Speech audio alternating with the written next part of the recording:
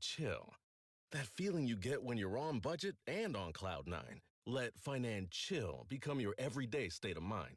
Tap to start your journey to a more chill.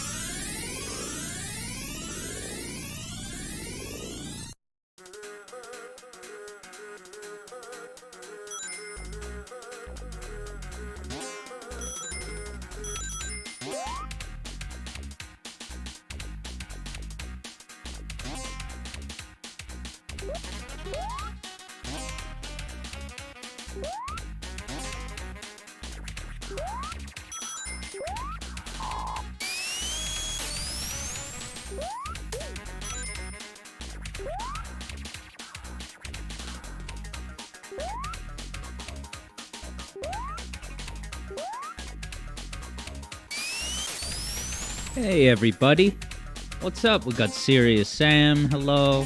Third Bruno's in the house. Ghost of Burbs lurking while working on a cosplay, very cool. And Eblo was here first chat of the day. Eblo had said it must be daylight savings time in the zone. Au contraire, mon G. It's kind of become a new convention for my discussion segment era, Alex Yard Next, that the weekend stream begins an hour early to do a discussion segment.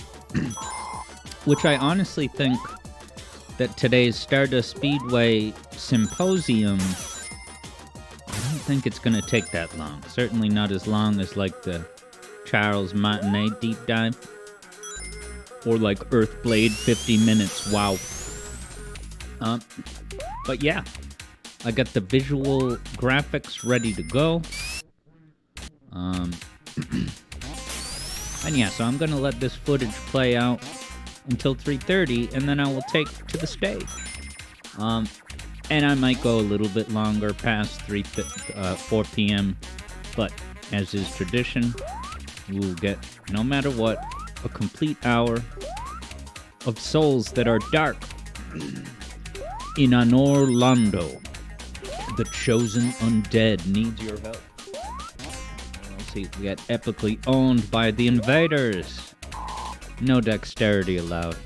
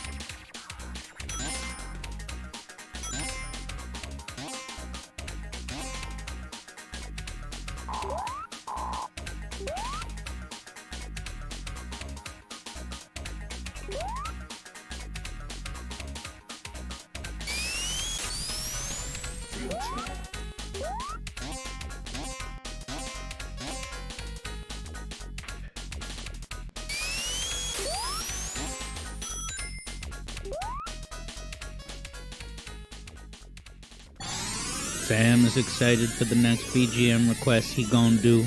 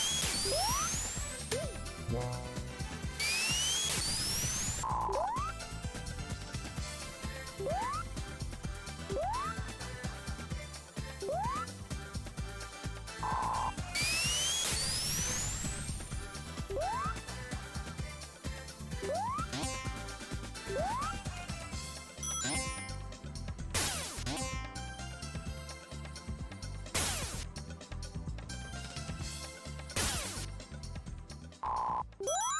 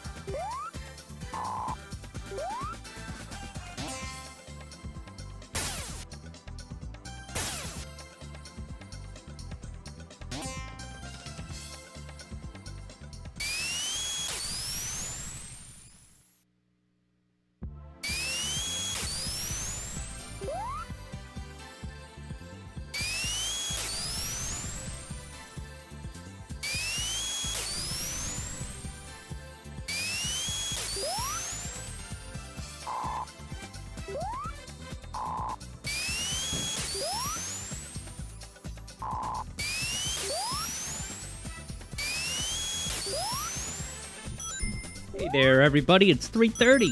It's showtime. Pop on camera here. Hope everyone's doing good. Shadow Ops is back in the house. So I'm going to close that window, which will reveal me. Wow, look what I got. Jumping the gun here. Okay. Hey, everybody. So, I have to do this segment here with the black background. And, well, I could even ask you guys.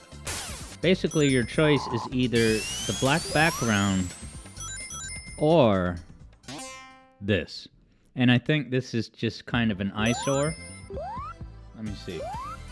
Like that, and I don't know. I could do it that way. It's not going to super matter because I'm not going to use this actual footage. I guess it's not too bad. I don't know. If anyone has a preference, let me know. Alright, yeah, Eblo says it's distracting. Alright, yeah, that's enough of a reason to ditch it. Yeah, so I can get rid of... Yeah, so guys, this is not going to be as long as some other discussion segments that I've done. Or so I anticipate. But hi, everybody. I'm going to jump right into the discussion. You know, we'll do the more traditional hellos and greetings once we get going with Dark Souls and whatnot. But I got my piano here in my composing lab, broadcasting live. Okay. You should be able to hear that when the time comes. All right. Hi, Sam. Welcome back to the zone. So let's jump right into it, people. And please let me know ASAP if there's any crackling or do-do-do-do-do. Actually, I'll do a micro test.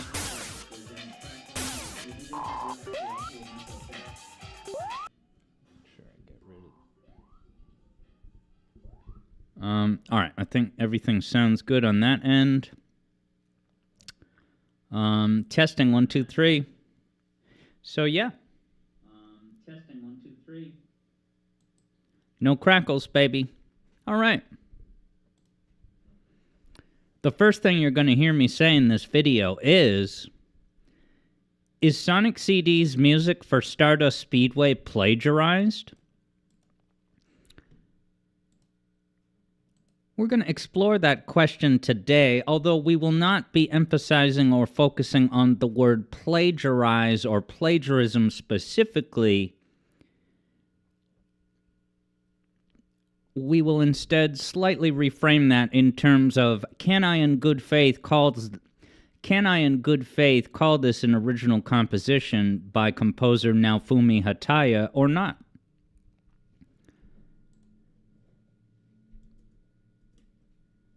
So this video will be arranged in 3 parts. In part 1, we're going to look at the melodic similarities overlapping between Stardust Speedway from Sonic CD and the song by the artist Shack Attack called Walk the Walk.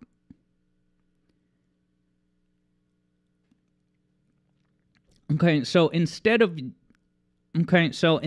using the term or concept of plagiarism, I'm instead going to show you these similarities and then apply the established criteria that I've developed of the rating system of frying pans. A green frying pan is an original composition, good to go.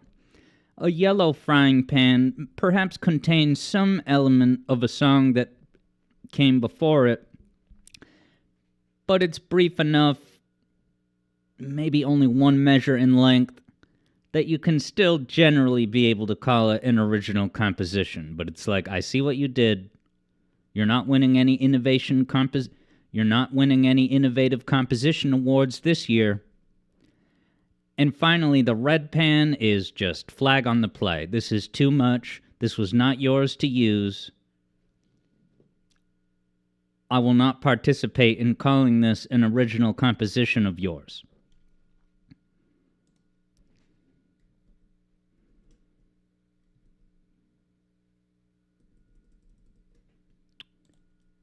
Close this window.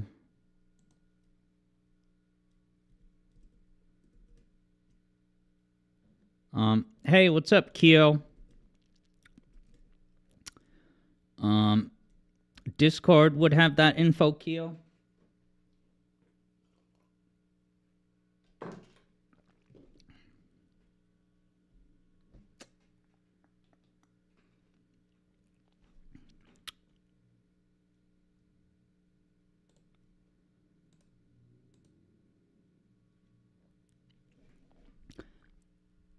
Okay, so in part 2 of this video,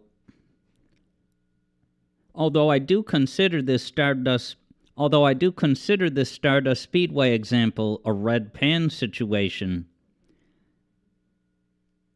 we will explore how, among red pans, this is not the most extreme, over-the-top example of taking way too much. In fact, you're going to see me describe how this is just barely qualifying as a red pan. It almost might have been yellow, but it is red. However, we will put this in context to illustrate that it's not the most egregious, extreme example of this kind of situation.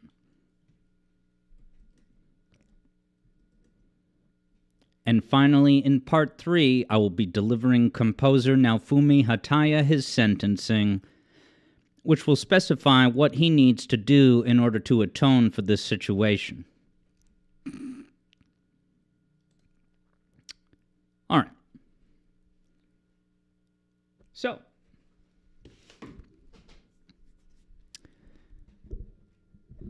let's jump into it, people. What we have here is a grid of notes, and I'm going to show you first the Shack Attack song, Walk the Walk.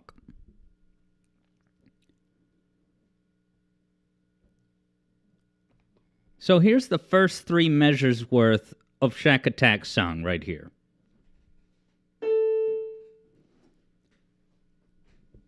All right, so if we look at measure 1,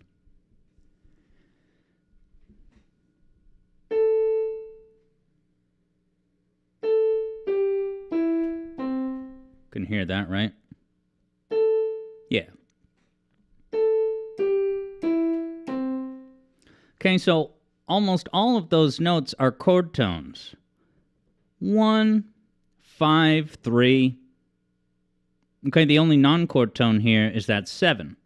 1, 7, 5, 3. Okay, and then in measure 2 we have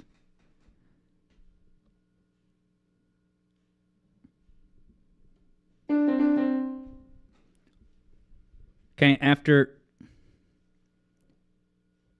opening with those quarter notes, we abruptly switch to 16th notes. For that. 4, 3, 4, 3. Okay? And finally, in measure 3, we arrive at resolution on the 1, which is approached from below. Even though the general arc of this has been moving down from above, when we arrive at the tonic ultimately at the bottom, we're coming at it from underneath. Like this.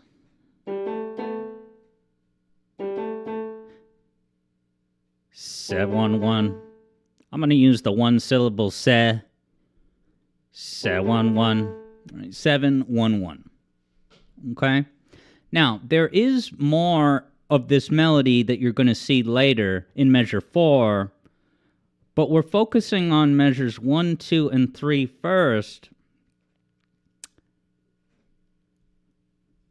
because that's where the crux of the overlap happens with Stardust Speedway. And it's like once you arrive at that momentous resolution at the start of measure 3, measure 4 is kind of just a victory lap. You're hanging out a bit with some accentuations upon the location that you've arrived at the tonic. Okay, so let me play that entire thing together.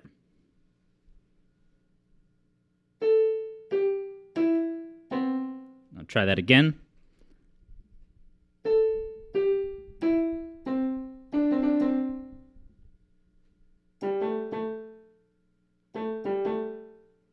Okay, Okay, and I added the other notes that are going to be shown later. Okay, so there's Shack Attack's Walk the Walk. What I'm going to show you next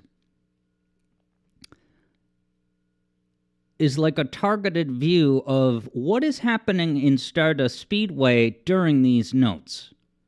So for this next part right here, I'm not going to yet show you all of Stardust Speedway's notes from these measures, but I am going to ask the direct question. For each note that's happening in Shack Attack's song, what is simultaneously happening at that exact moment in time in Stardust Speedway? So let's take a look. All right? So you can see, first of all, that most of the notes are overlapping. Most of the notes are overlapping, and that especially includes the beginning and end. Any circle you see that's half pink, half yellow, that's the note occurring simultaneously in the same spot in both songs. So both songs start out with those specific quarter notes. 1, 7, 5. Okay, and where Shack Attack goes to the 3 down here, Stardust Speedway goes to the tritone, the blues note, the augmented fourth. And so if we're just now looking at measure 1, we can say that they are just about the same except for that one note. And that one note is different. And that one note is not just a superficial difference because it's a tritone. It's like one of the least stable notes you could have is what we find in that moment of Stardust Speedway, whereas Shack Attack's song, you can see it's on the 3 at that spot. So going from one song to the other, that moment has a chord tone, but then in Stardust Speedway, not a chord tone. So that's a little bit more of a difference than just a simple chord tone substitution, because the chord tone status is totally different for that note. Okay, but then we get to measure 2, and you can see that they are functionally identical. Basically identical.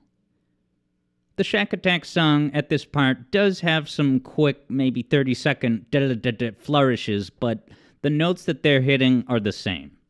4-3, 4-3.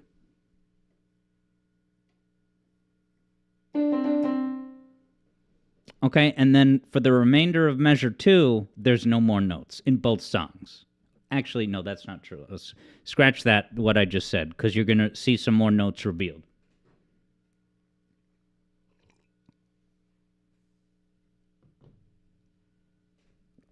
Okay, and then we get to measure 3, which is where both songs, not only do they both arrive at the tonic home base of 1, but they do so at the exact same spot with 2 syncopated notes.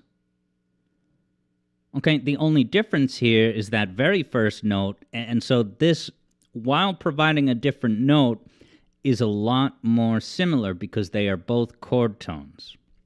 If you think of this in terms of the pentatonic scale, well, 7 is just one spot below the tonic, and the 3 is one spot above the tonic.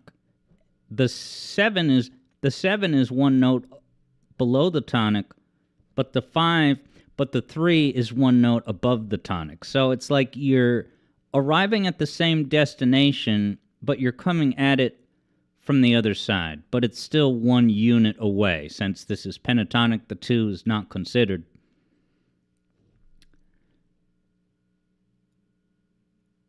Okay, so the heart of the issue here is that, yeah, you can look at that first difference over here and say, oh, it was originally a chord tone, and in Stardust Speedway it's a tritone, and then the last difference you see is much more similar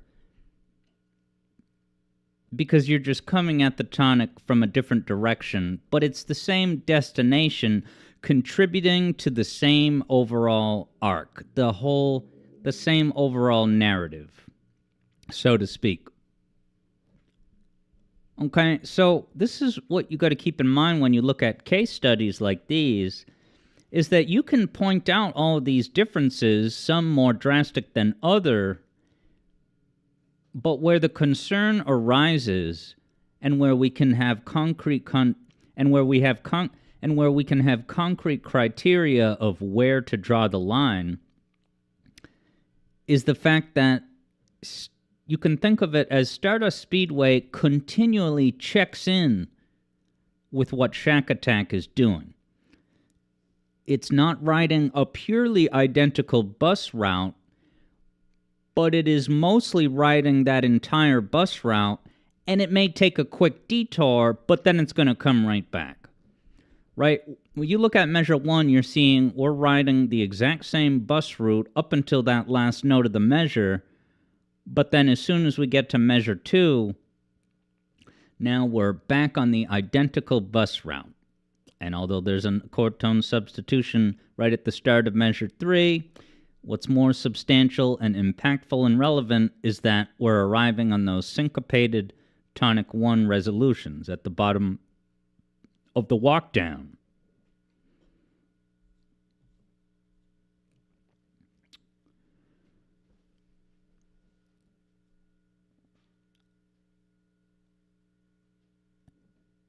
And so the issue here, and why a person cannot just brush it off as a coincidence right off the bat, is because it's one thing, that a walk down is kind of logical and it's not something you can copyright necessarily. But here we have a mix of quarter notes which abruptly switch to 16th notes upon the exact same pitch. 4-3, 4-3. And then that same resolution, using that syncopated method, to arrive at the tonic 1 right at the beginning of Measure 3.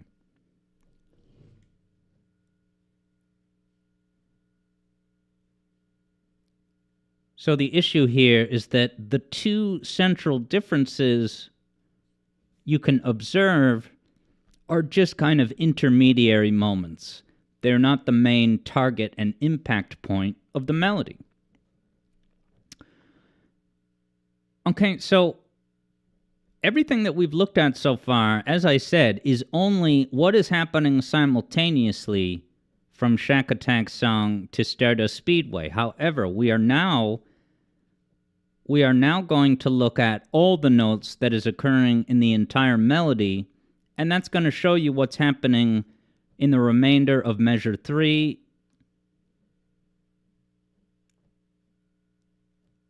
and the fourth of 4 measures, Measure 4. Here we go. Okay, so what do we observe?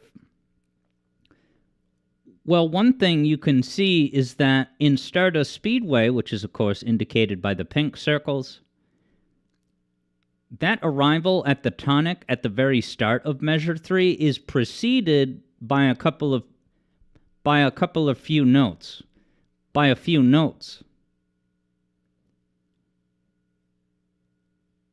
And so it's arriving at the same destination, but it's getting going a little bit earlier. With the point that once we get to Measure 3, now we're funneling back in alignment with Shack Attack's song resolution.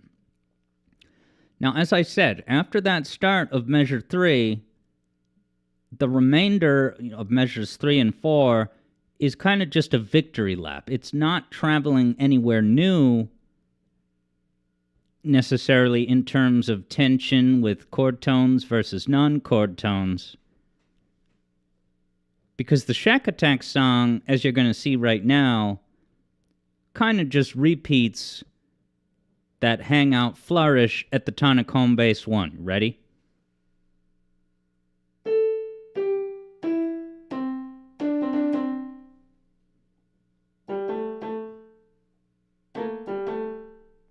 Try that last part.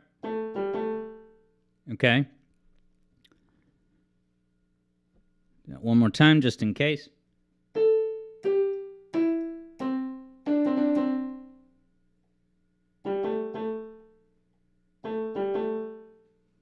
Okay?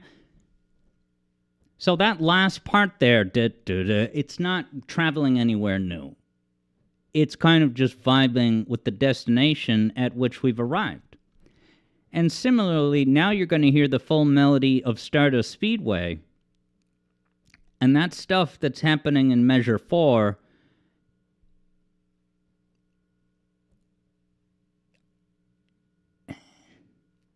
it's just kind of doing a bluesy walk down, starting on the tritone and going back down to 1. It's not really traveling to a new harmonic chord.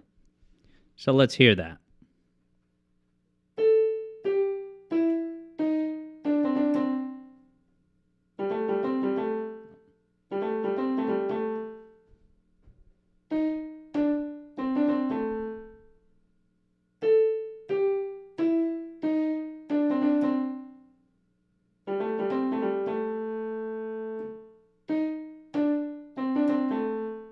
Okay? So that little extra thing at the end is just kind of a victory lap, hanging out now that we've arrived at the 1. The important point is that the significant events that defines the overall arc and contour of tension and release is that we're starting high up on the tonic and we're moving downward in pitch with those descending quarter notes that are mostly conforming to the pentatonic scale. And when what's important is that both are arriving at that tonic of 1, which is an octave below the tonic where we started up top, arriving there at the exact same time.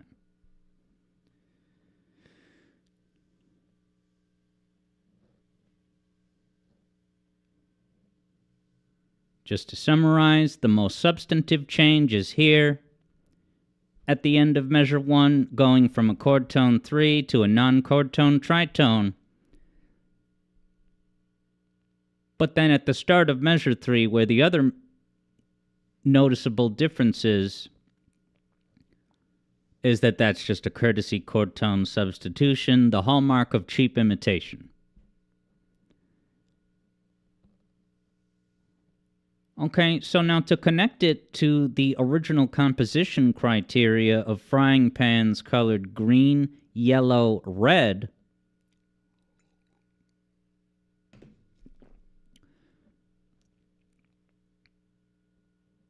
the principal reason why I'm going to put this in the red pan category, the principal reason why this would land in the red pan category, the principal reason why this would land in the red pan category is because the melodic content that's overlapping is stretching well beyond 1 measure into 2, and then the 3rd measure for the resolution.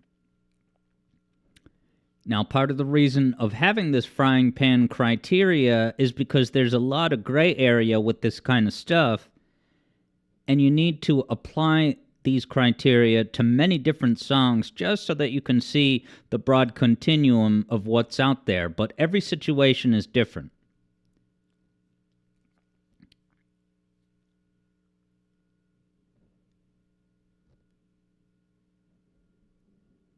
So if you're discussing this with your peers and you come up to the frying pan criteria, were you to come to me, my rationale for this song as a red pan status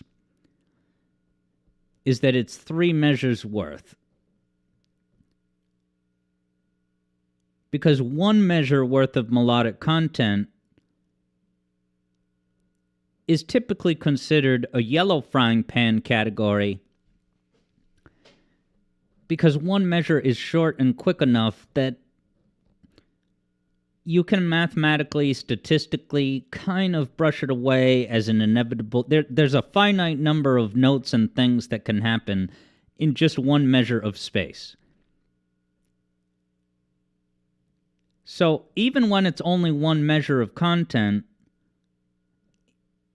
even if you know that this new composer definitely heard that previous song and it influenced their work today, you can say, even though I see what you did, but I guess we can still call this an original composition, albeit a yellow frying pan version. It's like, all right, you're pushing it. I see what you did,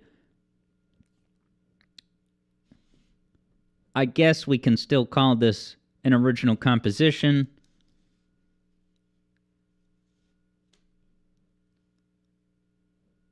But it's not winning any innovative composition awards.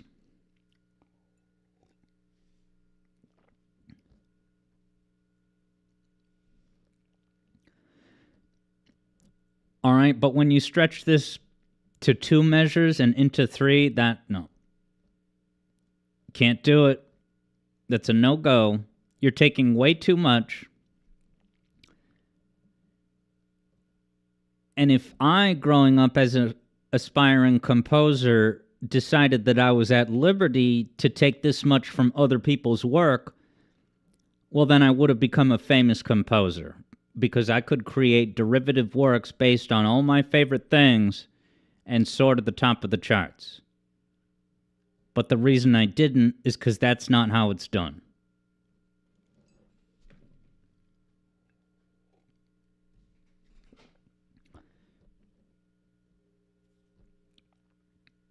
Okay, so now we've arrived at part 2 of this video, where I'm going to explain that despite the fact that this is a red pan composition, it's not the most obvious, egregious, over-the-top example of this kind of thing. Okay, and one thing to think about is that although this is three measures of melodic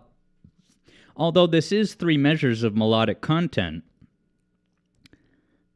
the fundamental structure of it is ultimately a walk down of a scale. Right? Right? That's an entire scale of downward motion. That's just a logical scale. That's not something that you could copyright or whatever. So because the general arc of this is a very logical starting point, it's not too specific of an IP. But the specifics that come in and what makes this a red pan example is the fact that we're doing measure 1 has all quarter notes, and then we're abruptly switching to 16th notes for 4-3-4-3. It's like there's so many different ways that you can accentuate a walk down like this, and what Stardust Speedway does is identical more or less up to that point. But the fact that the overall backbone of this is a very logical walk down that occurs naturally in nature, that's one reason why this is not the most extreme red pan that was ever made. Okay, the second factor that is a quasi-mitigating circumstance is that Sonic CD's entire soundtrack is very blatantly presenting itself as being directly inspired by New Jack Swing and other thriving musical movements of that era in the 90s. And so it's not like the Sonic CD composer found some random obscure death metal song and then remixed it into a new style of music for a Sonic game and hoped that nobody would find it. The song Walk the Walk by Shack Attack is very similar in a vibe, that it's far more plausible that Hataya did this and possibly thought, well, this is me doing Sonic's tribute to Shack Attack and other 90s New Jack Swing artists of the day. Now, that doesn't excuse a red pan example, but from a sociological standpoint, it's fair to observe that this example of taking someone's melody is not really something that he was trying to sneak it in and get away with it. It's more of a blatant homage or tribute. And listen, tributes and homages are not protected when it comes to these situations, but it's one of many factors that you weigh when it comes to this. But still, as a starting point, doing any kind of tribute or homage like this would start at step 1 with acquiring permission and or attributing credit in-game. And I know we're at 4 p.m., and there's really not much left to this, so we'll be getting going with Dark Souls soon.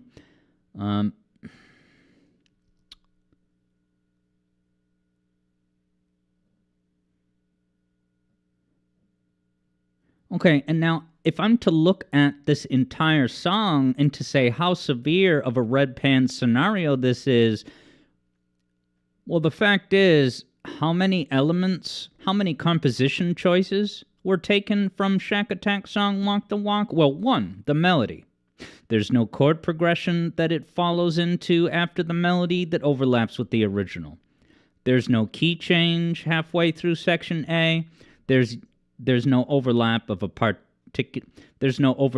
particular choice and event that ends the section.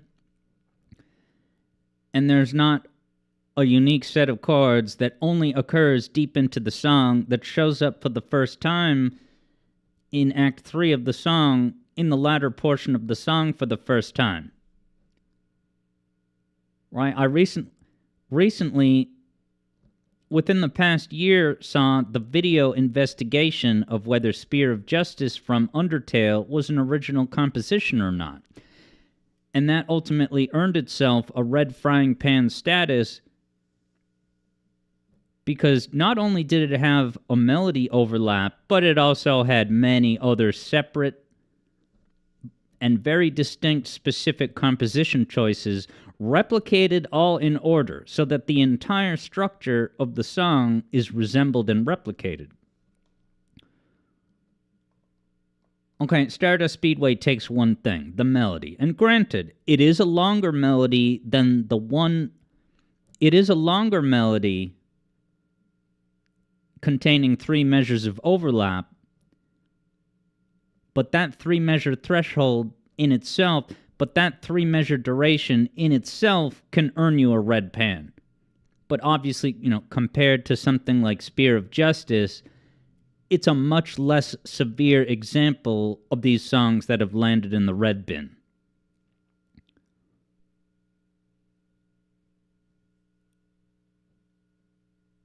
And so that's why I do not consider this to be super extreme of an example. But listen, as much as I love Sonic CD and Sonic, and I adore Hataya's music, and will continue to do so, 3 measures of distinct melodic data is too much, and I must put aside my preferences and biases and be objective about acknowledging that.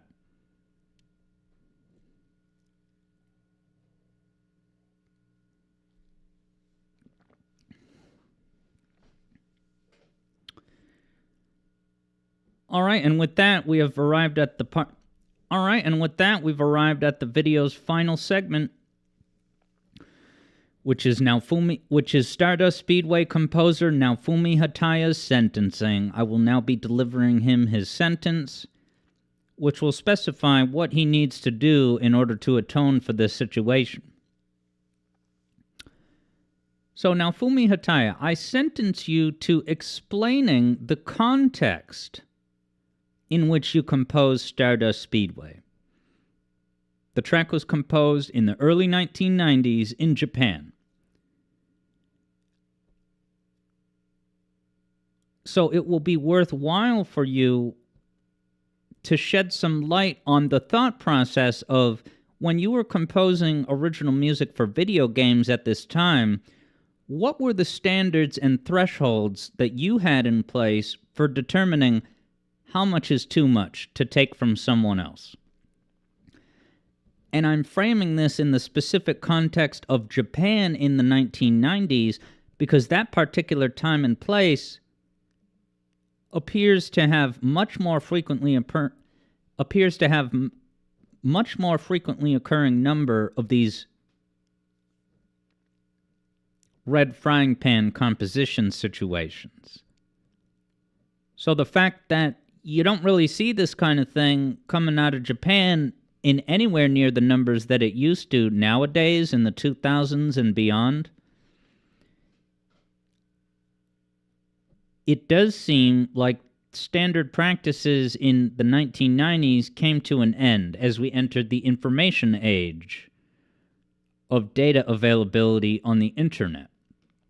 And so, in order to properly retrospect this situation surrounding Stardust Speedway specifically, it would be very useful to know, is or was there a certain cultural zeitgeist in Japan in the 1990s that logically led to a song like this? And if so, what was the threshold past which it's considered you're taking too much from someone else's song? And if so, when and how did that change as we all entered the 21st century and beyond? And I'm not asking Hataya to speak for an entire culture, only shedding light on his particular situation, but nonetheless as a composer in Japan, where there's ample precedent, where this is a thing that was done plenty in those days.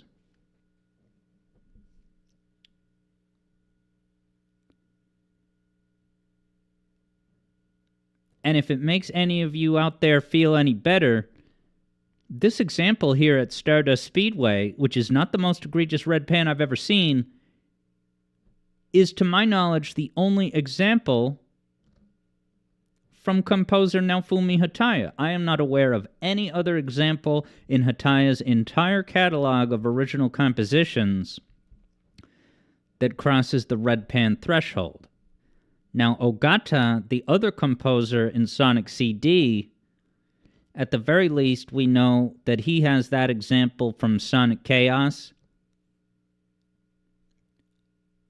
which lifts elements directly from the song Lift by 808 State. And no, this is not just a tin hat theory, because in the next version of the game that was published, because it came out both on the Game Gear and the Master System,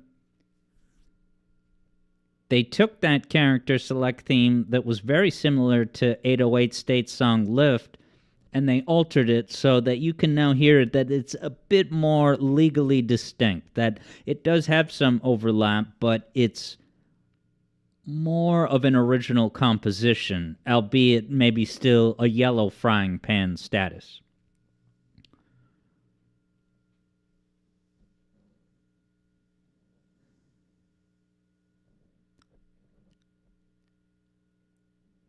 So yeah, being that this is such a sensitive subject, I want to thank everyone for listening here and being open-minded.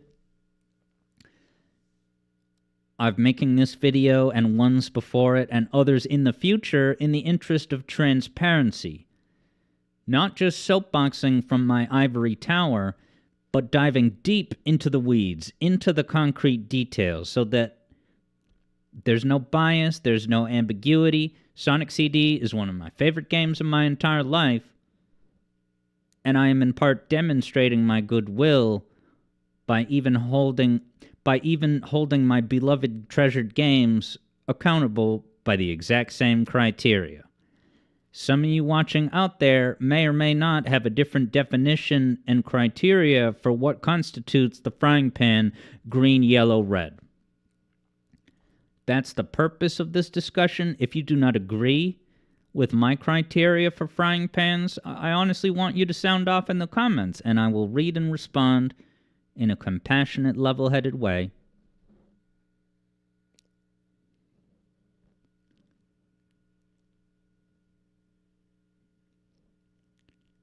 And so this has been Alex Yard here at 91.6 WAYZ, the Alex Yard Zone.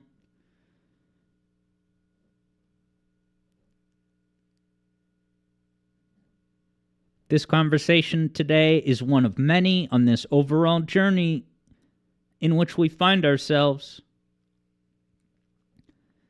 So I look forward to continued dialogues.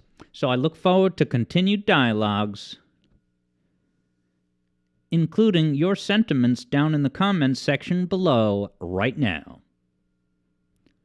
Good evening. All right, there we have it. Who's ready for some Dark Souls? There wasn't another... Nope, that was it. Sweet, dude. Cool. There's your Stardust Speedway falafel. All right. Let's play Dark Souls. Yes, let's play Dark Souls. Ooh, Ghost of Burb's got the really cool morphing color ghost. Is that Napster Bluke? Rocking out to some tunes. Stardust Speedway, Shack Attack, and more. So I'm here at the proper window. And if there's any moderator that's able to update the stream category to Dark Souls, that would just be so lovely. So I'm just going to go ahead and activate my Switch. And then at the end of the stream, you know, when we end at 7:30, I'm going to...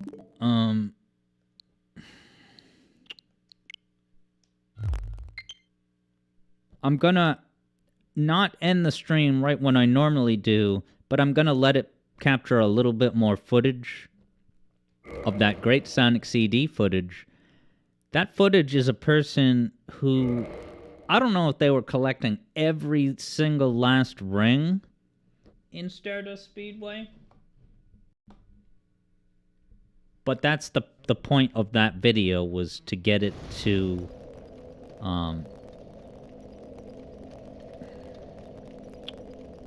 to get as many rings as possible. You know, ring attack. Eblo was trying to figure out what that footage aimed to do. Yeah, so usually during the discussion segments, the footage is playing simultaneously, but the reason why I didn't do it today was because I needed that visual aid on screen with the notes. So yeah, welcome back to Dark Souls, everyone. I got a big old knife, and I'm here at this much more important and cool area, which I'm not gonna lie, I'm proud of me, but I couldn't have done it without y'all.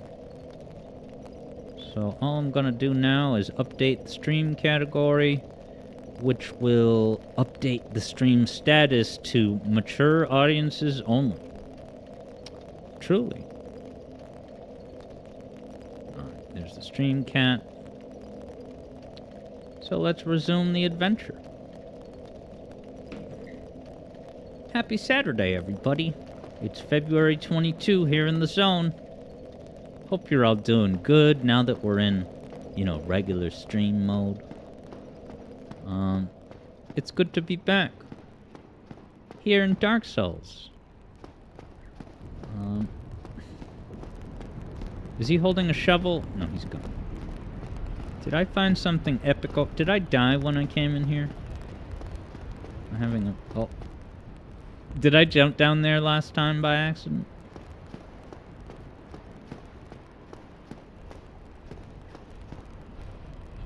Dude, Orlando is so big and sweeping, it's so cool. No wonder voiceover Pete chills here. Start a speedway.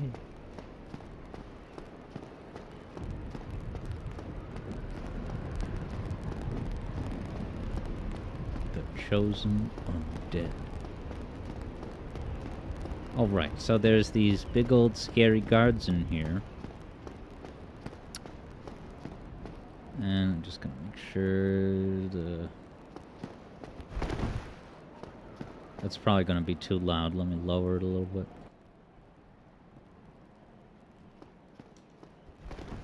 Once the noise gets going, you can tell me if it needs to be louder.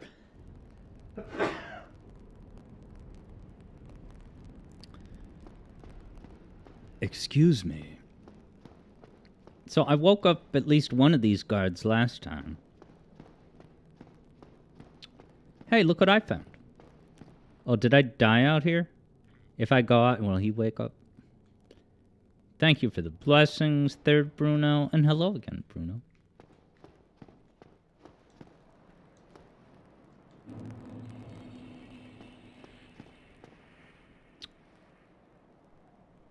So I can lock on.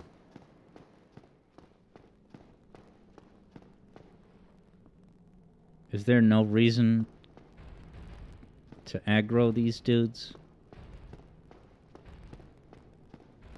And can I run past them?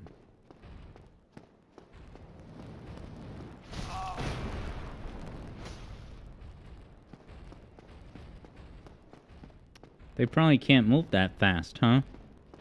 Is that a famous... Oh, there's a treasure chest back there? Now, will these guys leave their Roman column house?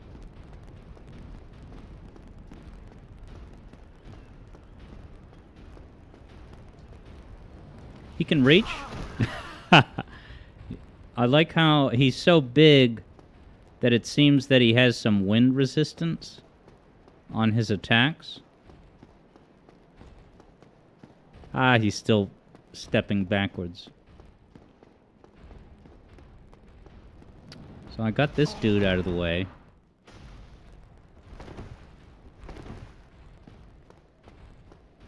Lured him out of position. I assume that's the canonical way to do it. Will he come up here? He let me by. Whoa, it's suddenly not architecture. Whoa, is that a traverse the yellow light? This is a first for me, I think. And I don't think they're going to follow me up here. So I might be in the clear.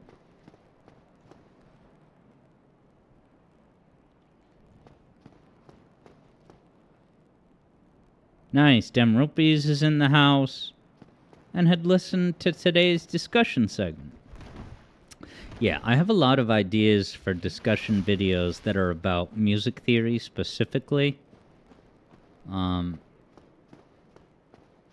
it's not like I'm switching to only music theory discussions, but I have a couple good ones on deck that I'm really excited for.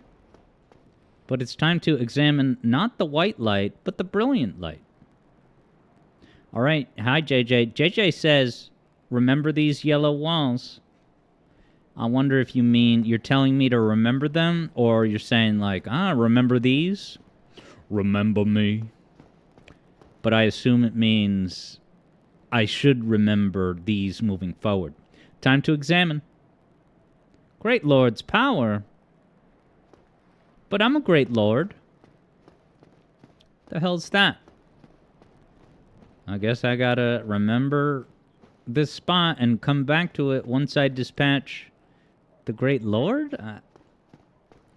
Is this like Metroid Prime? I gotta go find the thing that will let me through the door?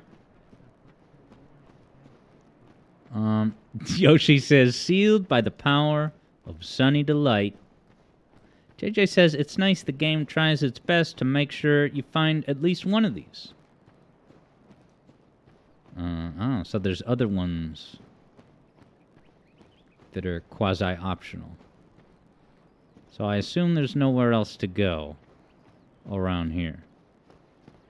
Demrupi spells it out. You must be saved by our great Lord Jesus to traverse. Where are you, Jesus? Follow the carpentry sounds. Wow, the AI is not smart enough to realize he can't get through. Am I stuck in here now for good, man?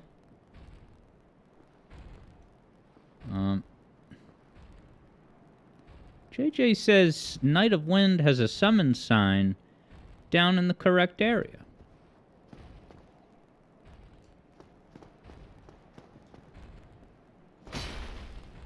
Wow, he doesn't even have that many hit points. I could, like, take him. Famous last words.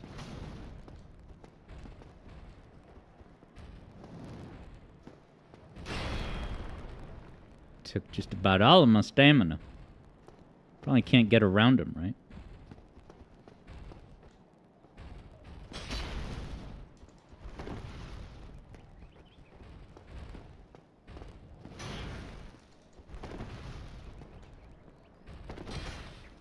He blocked it.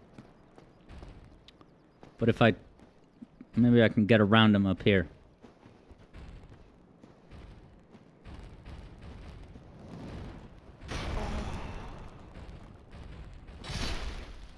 2 hits. Thank you, Big Blade. Yeah, JJ says I should practice on these homies. It's risk-free, since I am near a bonfire indeed. And then, are you able to do a backstab animation on these guys? And if so, have we figured out exactly what's the conditions for... alright, they're too big to backstab. I can't leg... What's it called? Leg stab them. The consensus is no. Now, what would be the best attack?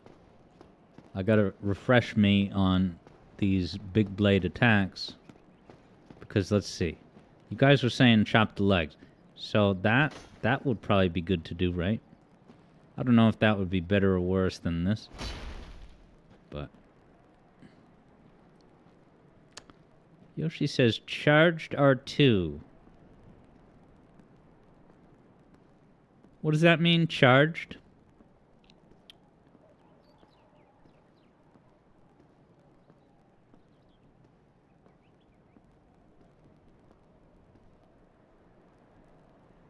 Alright, third Bruno says backstabbing. You gotta be in the right spot. And be walking toward the enemy. Okay, so you can't... You wouldn't do a backstab if you're not inputting on the joystick.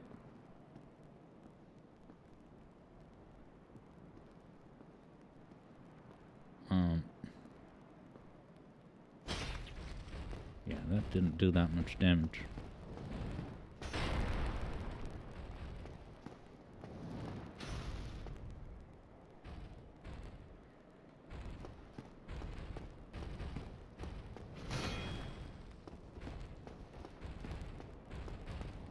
What's the matter, little guy? You're attacking the wrong way. Yoshi says...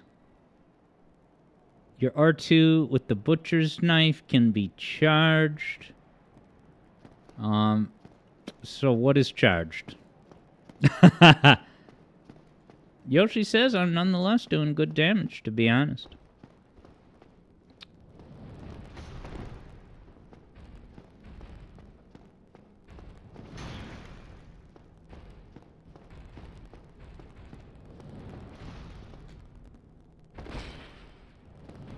He jumps.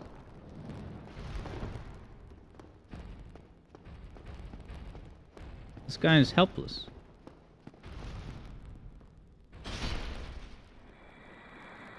Holding ZR, really?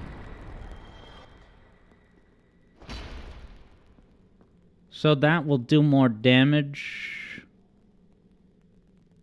So what? It'll do more damage if I hold it as opposed to just tapping it? Because if so, that is significant. Now, did someone say there was a summon sign? Is that what this is? Fatty. Enemy ahead? Is this an enemy in here? He wasn't kidding. Dude. Welcome to Dark Souls. What a way to go. Dude, the warning warned me. I don't know what I was thinking. Enemy inside? Well, you gotta open it to find out. Kyo is waiting for that to happen. You guys were all on the sidelines, giggling, watching the slow motion car crash. And what I have to say is, that's hilarious. Interesting, Kyo says somehow the one in Sen's fortress avoided me. So there was one in Sen's, isn't there? It's not surprising. It's Sen's. Third Bruno confirms that I avoided the one at Sen's. Well, I'm gonna go get my souls back, but...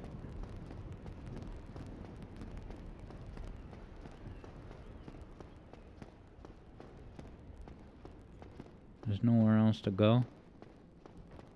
Is this a courtesy wall? I'll never know.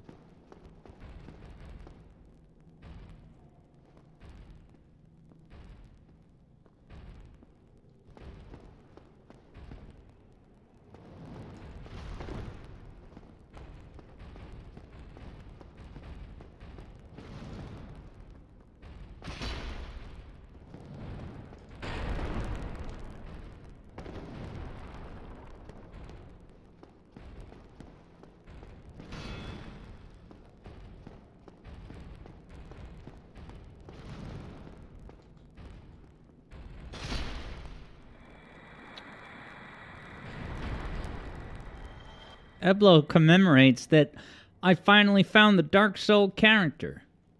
Giant dude in a suit of armor.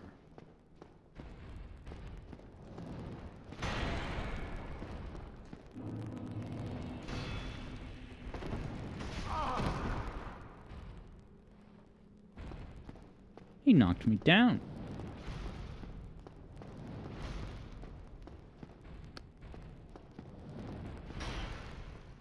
Now there's another treasure chest I noticed.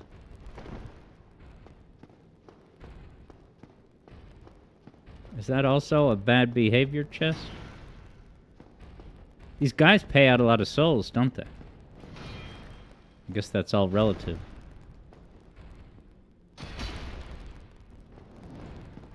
Guess they don't stagger. Wow, he missed. Keo says, mimics breathe slowly. Let me see if I can see the breath. Oh, yeah, you can see. Wow. That's funny. So, if I watch this for 20 seconds and it doesn't breathe. Oh, is there a message? Oh, no, there's not a message. Did it move? I wasn't looking.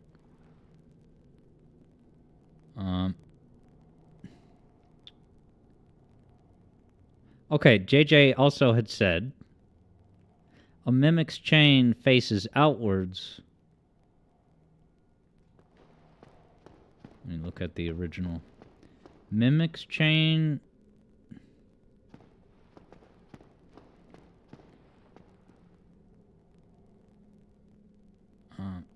Mimic's chain faces outwards, but a normal chest chain faces inwards.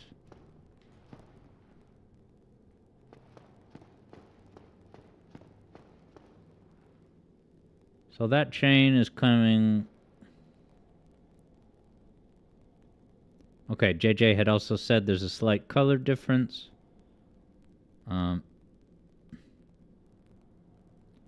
Okay, so the mimic chain is that chain is coming toward me, whereas that one is pointed back. Well, that's a big giveaway.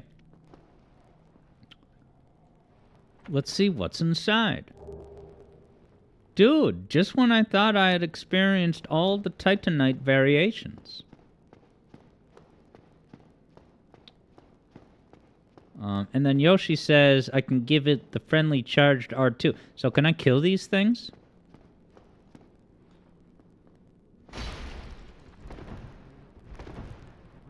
Ooh, it does more things? This is nuts.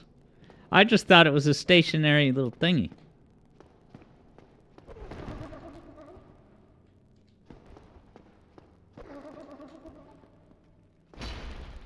Did I miss? Yeah, JJ says they're deadly and scary. Is it not even worth it to try and fight them? Did he try to kick me? Punk. 389 damage. That's what I'm talking about. Damn, Ruffy's like the kick. Kick the baby. Crystal halberd. That's a weapon. JJ says this weapon is immense.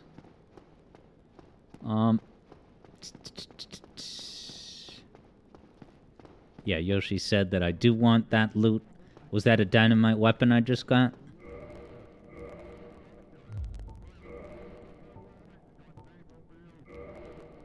I'm not going to use it, but I want to see its stats.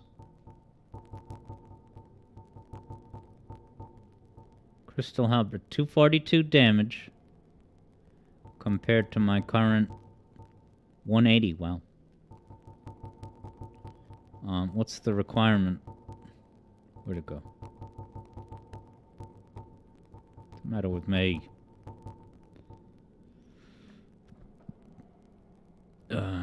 D and C, what do I not have enough strength? No, that's not. No, I have the parameters. It's just, that's the bonus. All right.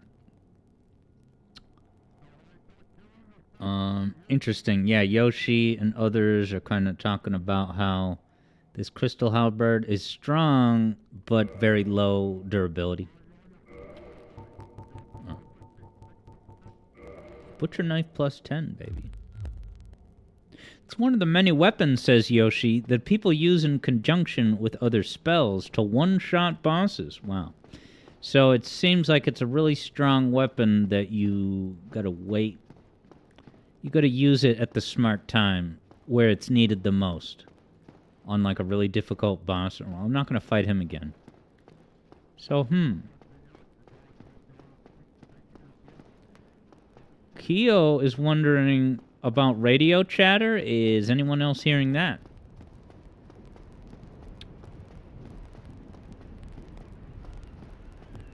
I mean, this is WAYZ 91.6 and all, but... now, this is just the dead end.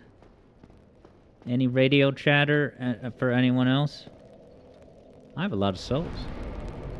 What should I level up? Vitality the Hedgehog?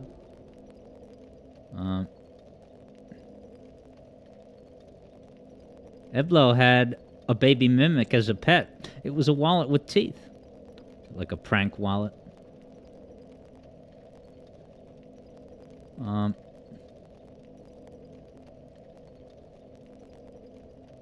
Third Bruno says, is the W just part of the joke? Or does it stand for something? So that is the, yeah, Yoshi says more HP. Yeah, vitality. All right, let's do it.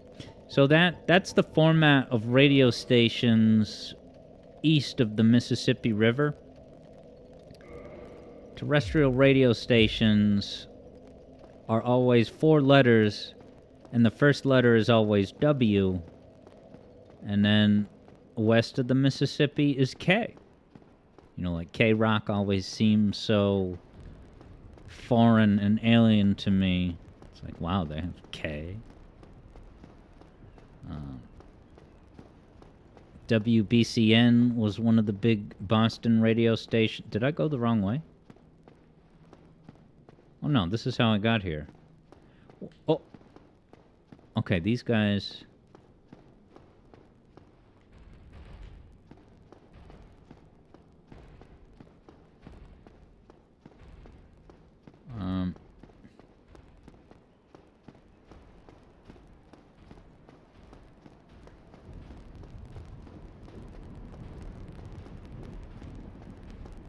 Yoshi says, head straight until I encounter an elevator. Is that this? Is this an elevator that I can call? Oh, wow. I fell down a little bit. Almost missed the bus. Third Bruno honestly forgot the correct path. Third Bruno truly has taken a shortcut for granted. Keo points out, you only experience Dark Souls level design once. Savor it. Yeah, it's like in your initial playthroughs of Sonic CD. The wonder of exploration and whatnot. Being surprised by troll attacks. Third Bruno had forgotten about that there elevator. Keo already regrets, you know, just telling me how to spot a mimic. Is that a gargoyle, like the boss? Yeah, he's just a regular enemy now. It's kind of based.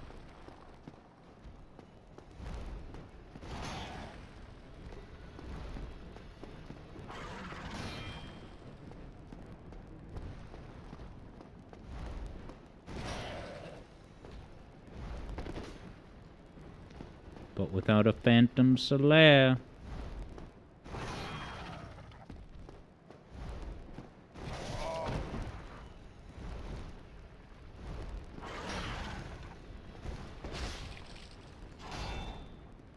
What the hell?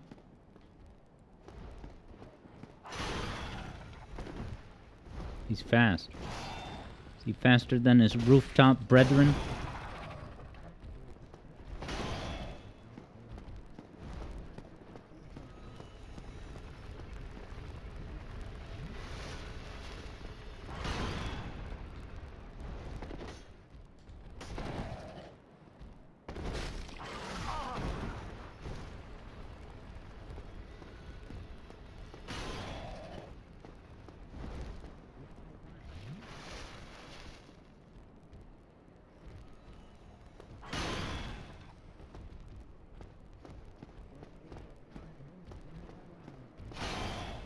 Yeah, Dem Rupees is wondering if Solaire's around.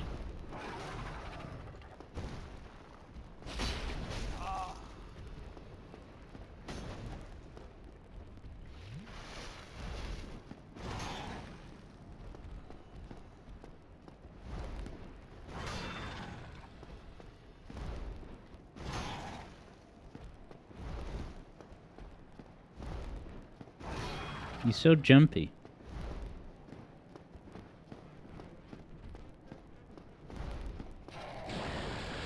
He's got other things? Ah. Oh, that was close.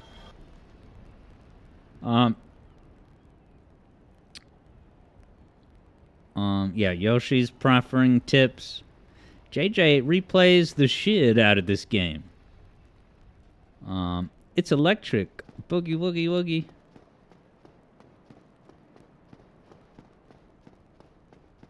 Look at this. I can almost see voiceover Pete. It's beautiful. Diddle-diddle-diddle.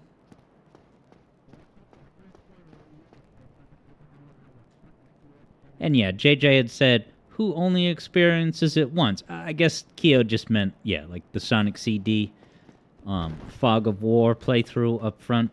Is that a staircase I can go to? Is that somewhere I've already been?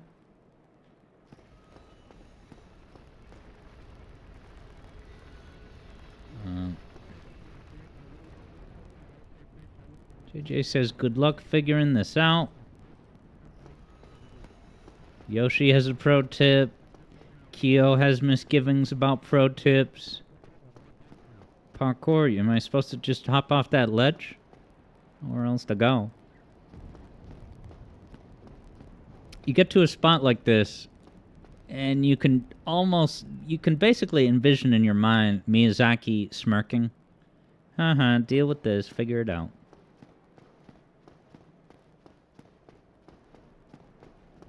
I mean, if I jumped onto that, I want to look at what's up here. Will it let me go over here?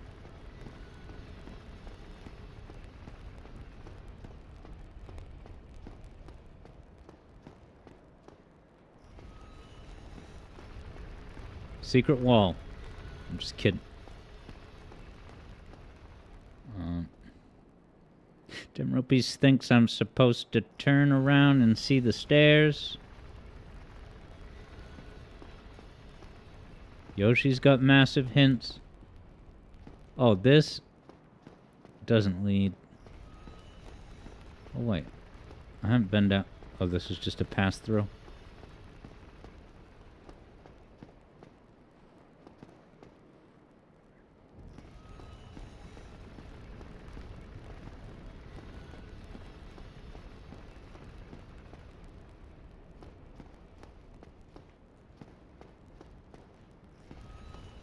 Oh, ladder? No.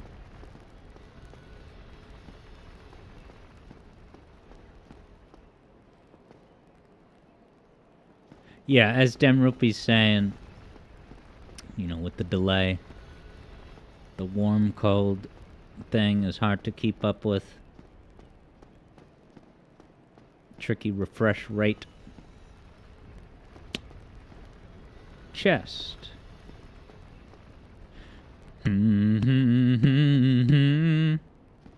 Wolf of Wall Street. Nothing.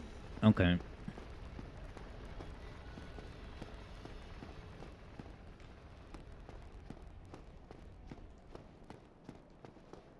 Chest.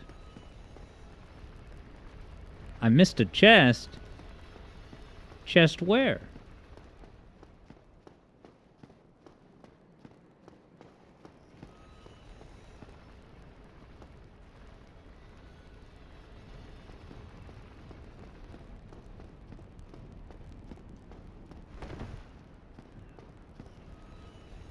Shadow Ops is back. Demropes beats chest. Anorlando is a one-way street.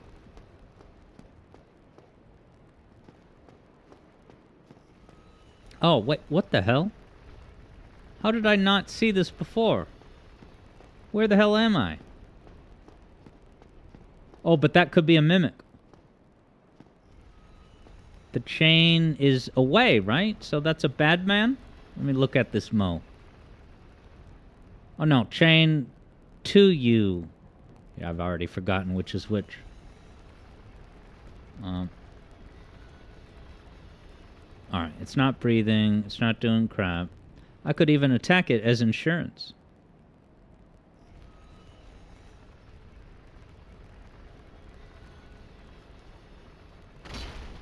It didn't wake up. More Titanite? I'm getting all the Titanite NFTs. Kyo's amazed. But that doesn't help me. Well, maybe it does, but there's no apparent benefit for that. Dun, dun, dun, dun. Stardust Speedway.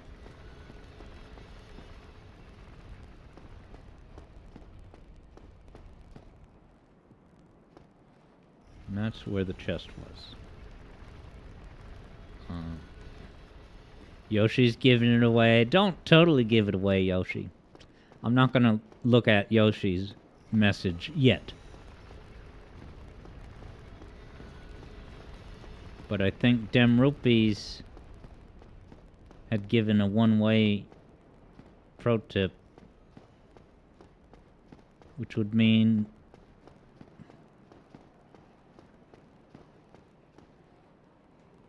Dark Souls.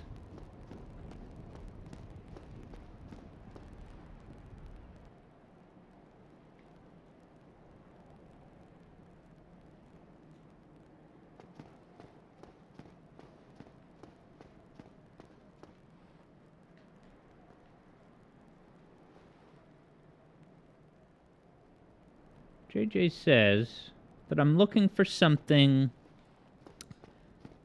connected. So it's connected to this structure, like not on that thing.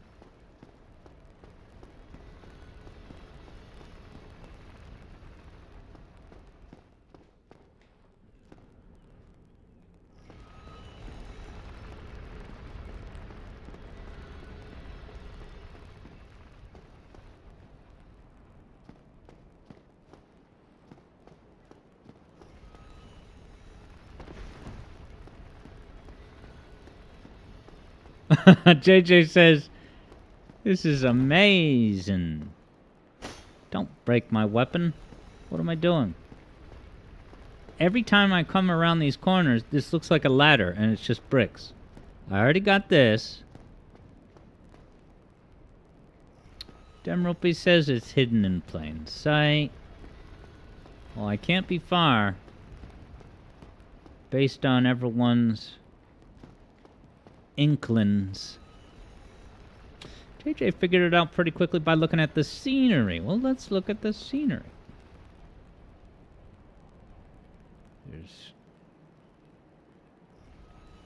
Is it those slanted structures? Let me get up a little higher. Took a long while for Kyo to figure it out. Go back up here.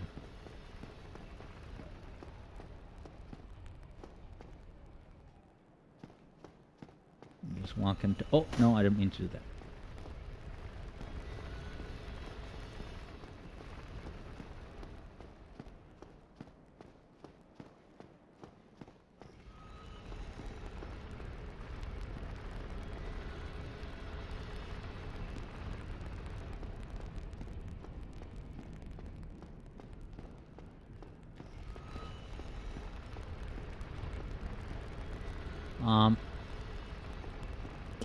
Let me go look at the... Now that I'm higher up, let me go look at the scenery.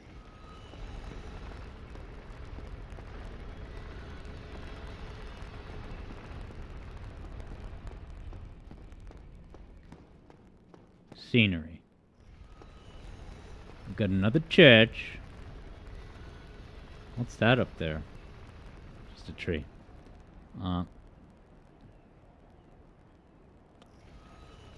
Yeah, Demropy says it's totally justified not knowing because it's kind of different from the rest of the game. So is this Dark Souls' Barrel of Doom moment?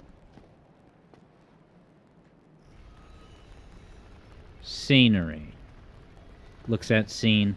We got Rail Canyon over here. Church over here. Notre Dame in the distance. And I see a soul up there, or some item, I mean.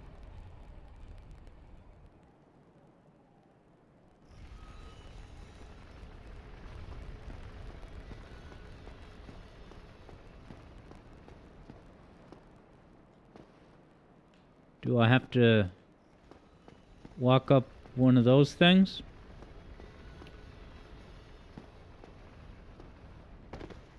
Will it let you? Oh my god. Here we go.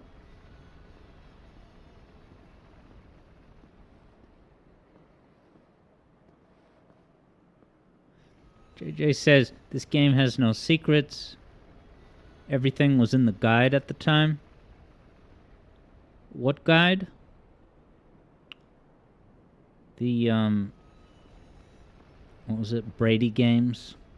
Brady Games, unofficial guide. Now, what is that?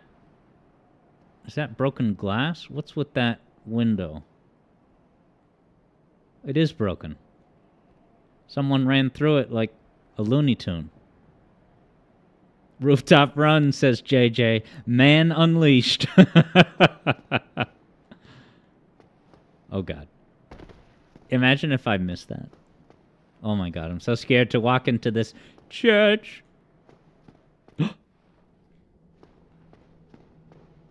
Oh, my God. Who are you? What the hell? It's a phantom falafel. Oh, darts now? Throwing knives?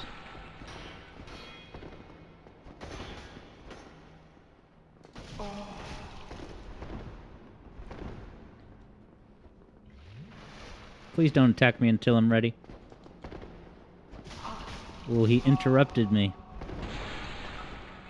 These guys don't go around.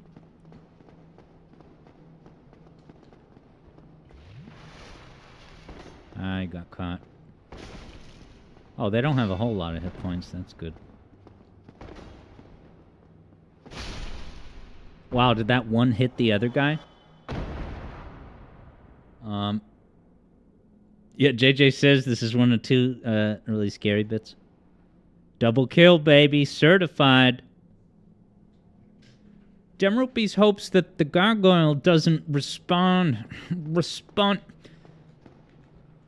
Synchronized death, baby.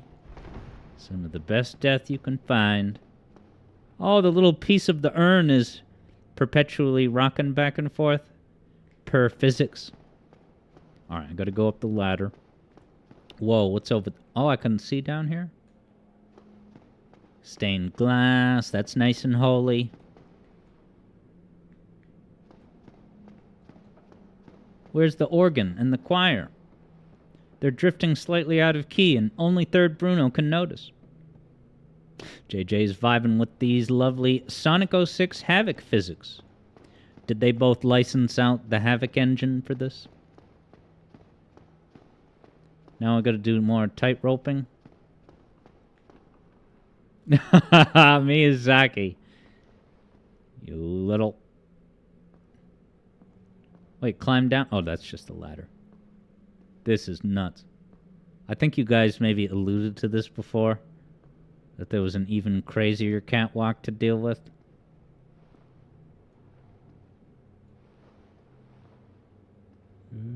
I'd love to see speedrunners zip through this. There's dudes up there? So what do I gotta evade them? Like lure them to one side and pass them on the other?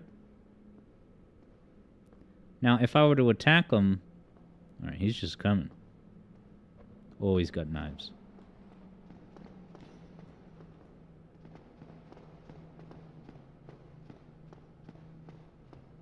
Be quick and come... He died. Oh, but there's no way past him if I gotta lure him around. This is a riot, dude. Which way are you gonna go, little guy? I'll even take a little bit of damage, but... But then the other one's gonna come? How the hell would I get past him? Well, he fell. They keep falling. Perhaps that's a thing. Don't panic, says Yoshi. Well, when you put it that way, it's also clear. Interesting tech, says Kyo. What, falling mechanics? So now I'm gonna lure this guy. Give him the run around and hope that he falls eventually. Oh my god. Wow, did you see my player model in that window? No, he's gonna throw it. But it's not that much damage.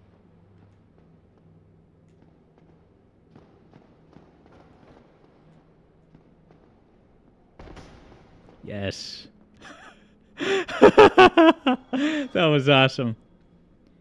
Yeah, Demruffy says, these guys think they're from Assassin's Creed. That'll teach them. Falling down a tremendous distance. Oh, I see a white light. I'm actually progressing past the halfway point of Dark Souls. I'm not a noob anymore. YOLO indeed, Yoshi. Demrupi says he should leave a souls pile. Do they give a lot of souls? I wonder if those souls will stay there. You know, maybe until I die.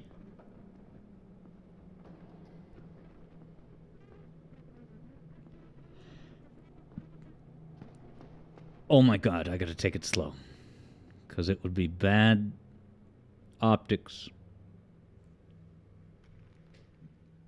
if I fell after all that skillful evasion.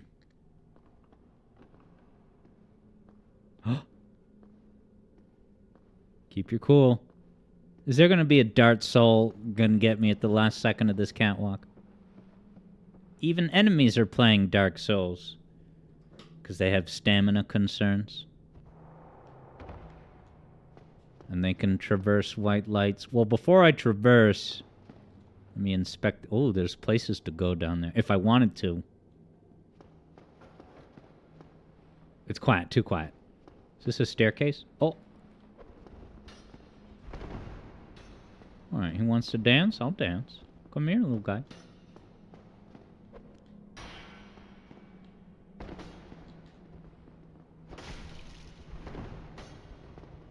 Ah, he did his little ninja move.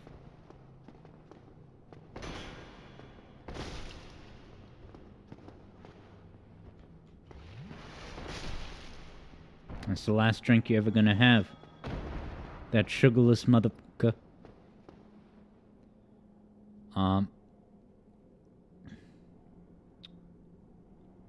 Okay, yeah, JJ says this is a one and done bit. Because you do it and then unlock a... This is such close quarters, I'm scared to turn around the corner. What the... You can't see crap. What's the catch? Is it just a staircase? Oh my god. Horror movie, Fear of the Unknown.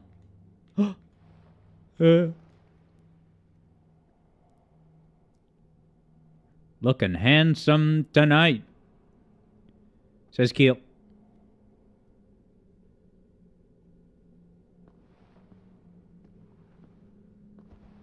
I'm blocking for potential darts.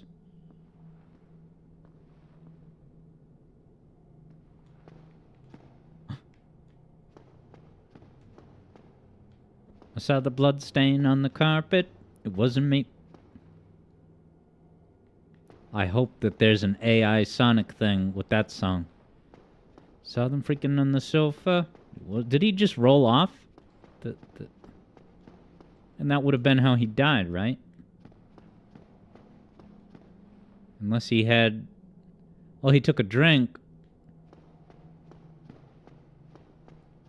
Keo says that shade was using Keo's weapon. Alright, I'm ready to Peter Travers. Traverse. Abandoned bit. Just traverse. Oh my god. Oh. Alright, there's a lever at my disposal. But I don't want to pull it yet until I've exhausted the area. Whoa, this looks important. It's another one of those things that you can change the direction of? Yeah. But...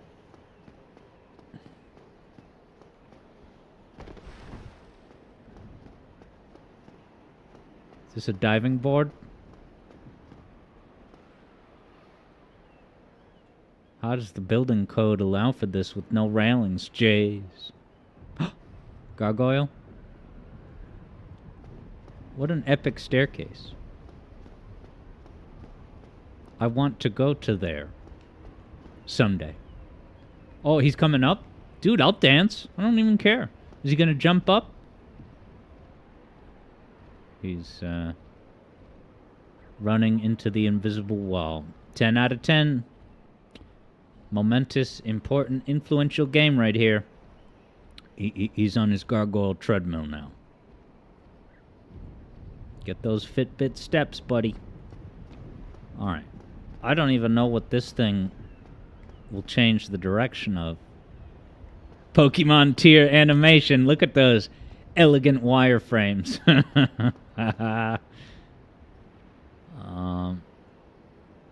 Yeah, JJ says you can kill him before you meant to if you have ranged attacks.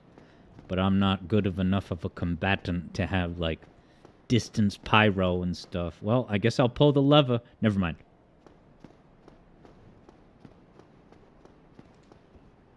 Shadow Ops has got death on the mind. I haven't died yet, except the one time I died before. So there's push. Can I push it both ways?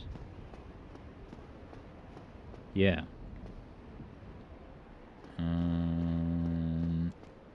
Kind of my first instinct is to not push it until there's nothing else I can do, nowhere else to go. Such a nice spiral staircase.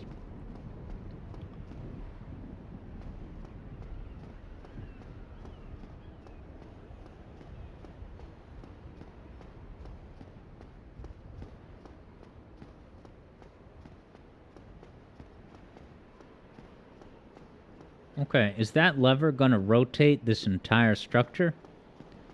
So this is now like a Legend of Zelda temple? Oh, he woke up. So maybe me turning this will like connect those bridges? Find out, says Shadow Ops. Isn't that intriguing? So let's see. If that thing is currently pointing this way, that's got to be this bridge. So I will rotate it, I guess, to where that gargoyle is. That looks like there's active content over there. Is it push or pull? Push. Hey!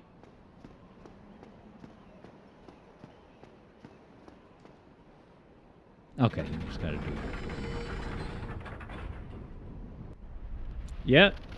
Looking at you, Zelda.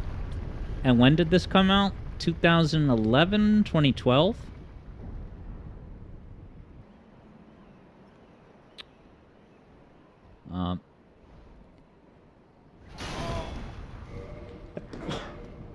Hell of a time to sneeze, bro. That's really disappointing, but I sneezed. It's not my fault. I sneezed. I will assume that that's one of that gargoyle's devious attacks. Alright, sweet. Shortcut unlocked. So I just made it. So now I'm not going to have to do that catwalk thing again. Oh, and well, let's see if I can organically find where I opened that shortcut.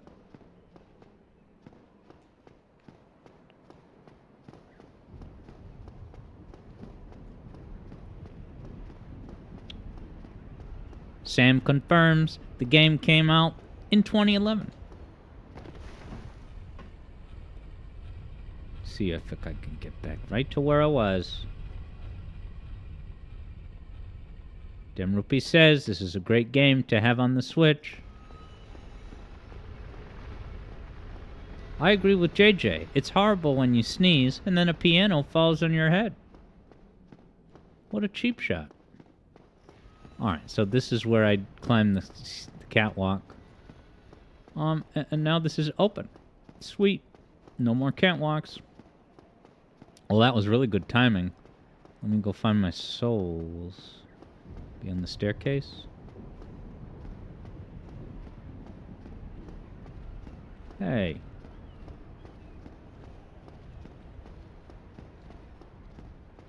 It's, it wouldn't be here.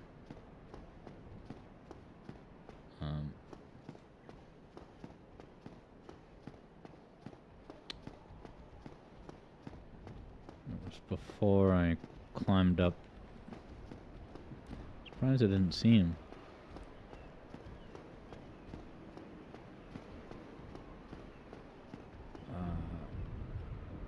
Where are the souls?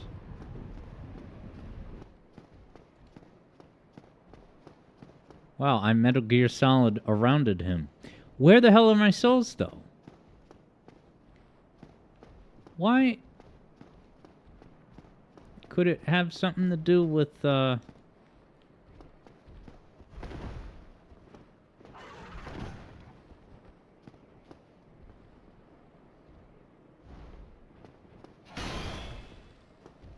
Anyone have a thought about where the souls could actually be?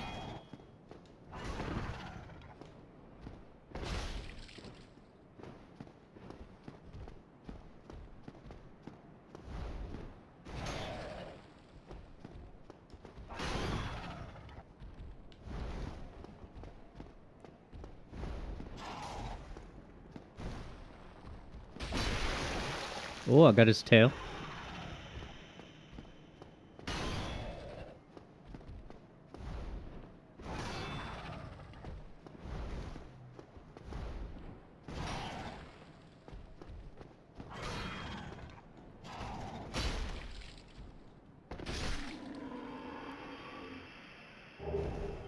Alright, JJ thinks they are where I pulled the lever. Why can't I see them emanating?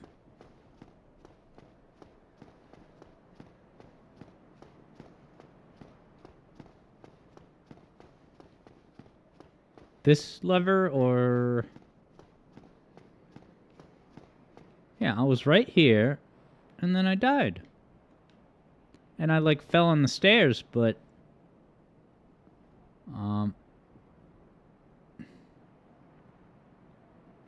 Turn the wheel back, and go to church exit. Alright.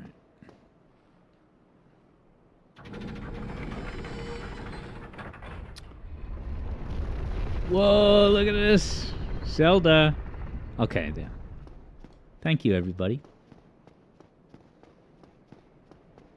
Well, now I know where they got the idea for Breath of the Wild's temples, Jays. I know it's not as simple as that, but...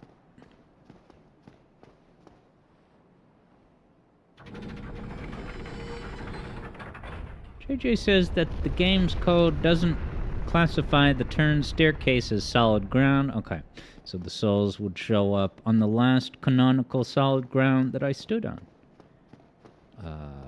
Makes sense. Alright, this is what I opened, I believe.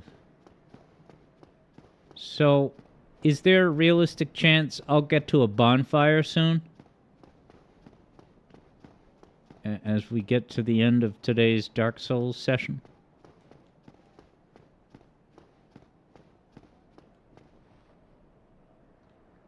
Alright, go for the guy's heel.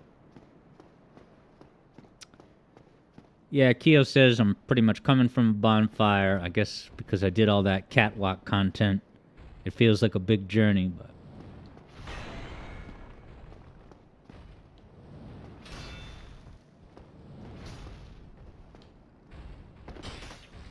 I didn't get him. Oh. Oh, I thought the other guy got aggravated. He didn't do that much damage on the first hit.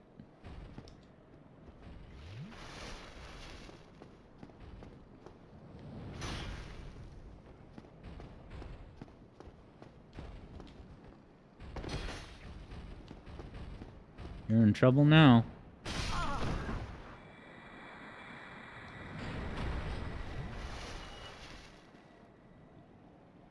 Yoshi says, depends on what I mean by a realistic chance. What's coming up separates the boys from the men. Boys to Men, the movie.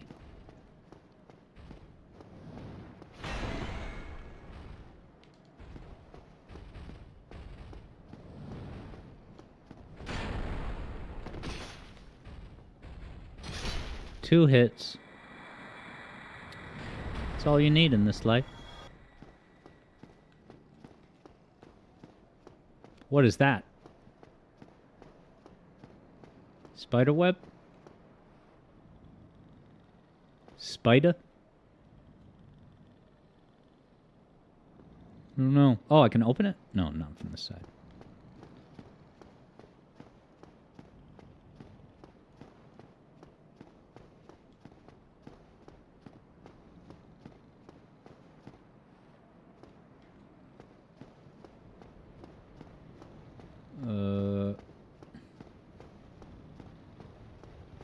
Oh my god.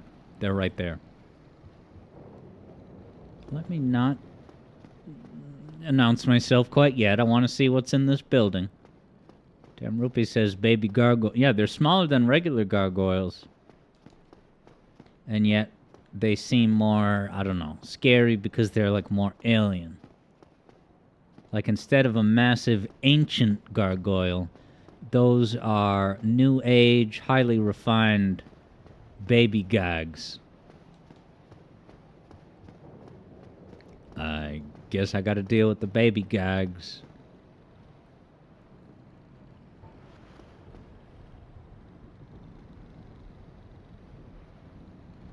See what the bloodstain do. What does the bloodstain do? Goodbye. Kyo thought that was a smart move. Come on up, little guy. Is he limping?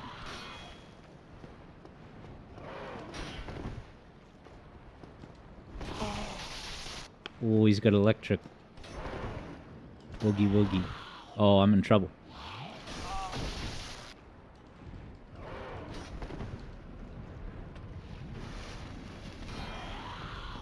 Yeah, I'm taking a little bit of damage even when blocking.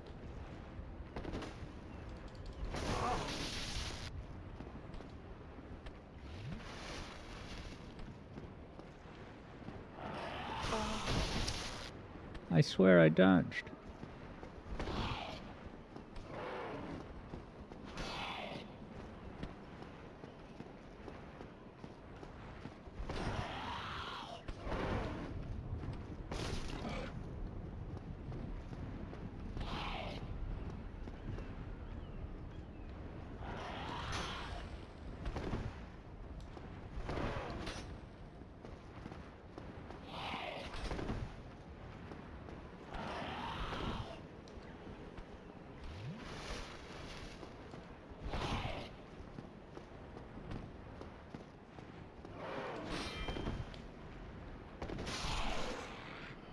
Nice. How many souls? 500, that's it? Alright.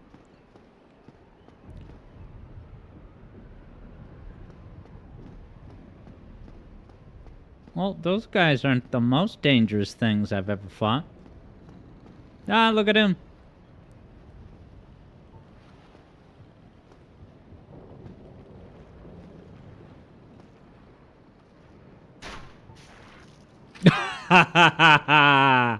I'm the man. I'm the man.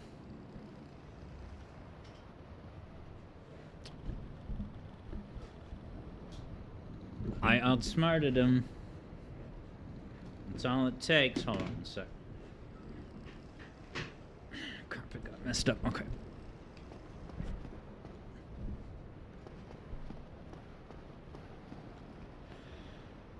Oh. Okay, I knock he off the edge.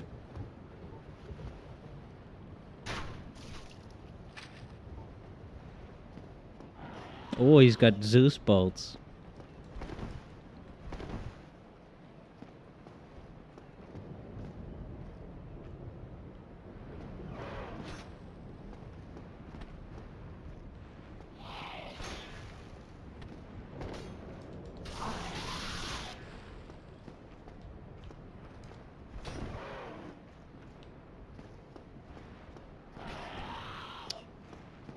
see.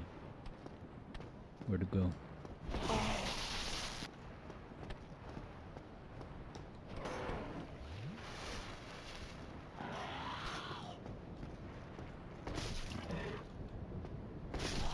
Okay, so doing a running attack is very useful on those. Look, if this is the Boys to Men trial, then I'm the man already. Is that a place to go?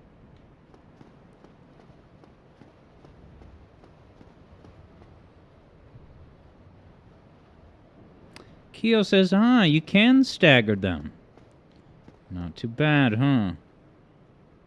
Well, I guess I could go down either of these.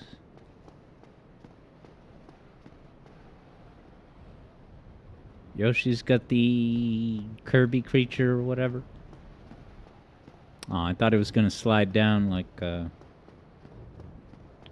think of the right game. Two of them, huh? What if I just aggro one of them?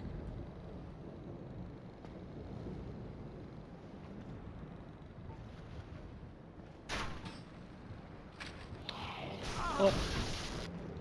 It hit the wall. He's attacking through the wall now. Can he climb up this thing? Why, yes. Oh, no.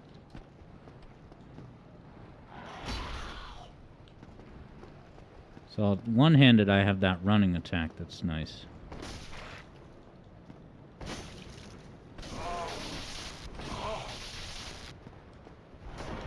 Running low on flasks, and now his buddy is awake.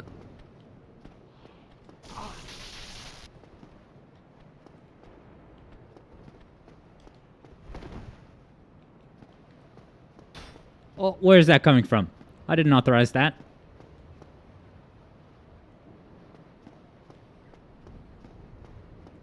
Yeah, Dem Rupees is saying, yeah, I was thinking I just need to get one more arrow shot.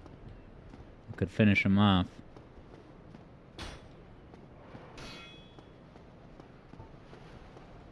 Did the other guy fall? That worked out. Boys to Men, first try. Oh.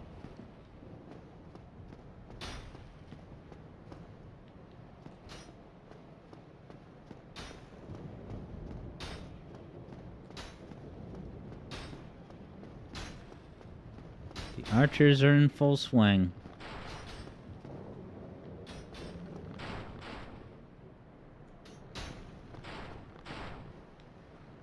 Are there electric arrows I gotta be worried about?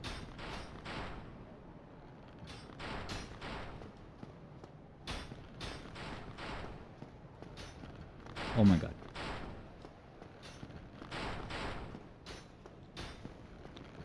Nice calves workout. Oh, that's a big arrow. Boys to men, there I go into the abyss.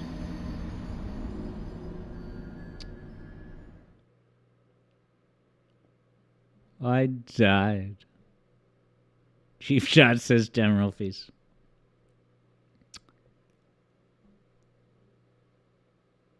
Alright, Yoshi's giving me credit. Not bad for a first attempt. Yeah, that's a logical place to, conclude. You've survived.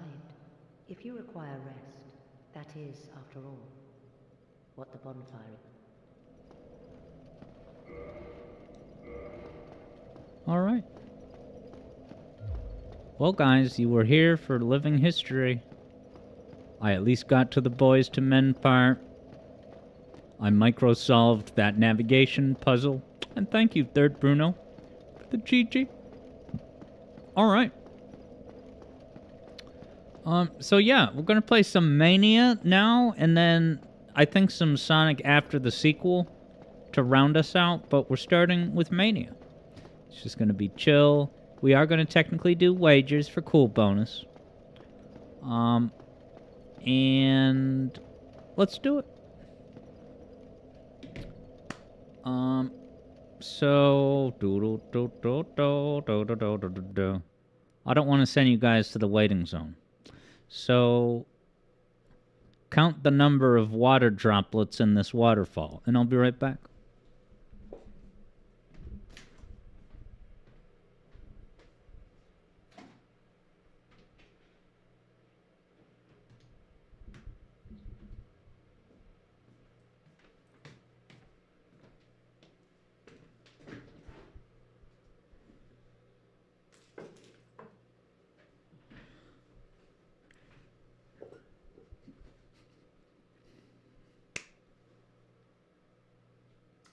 And I need the water.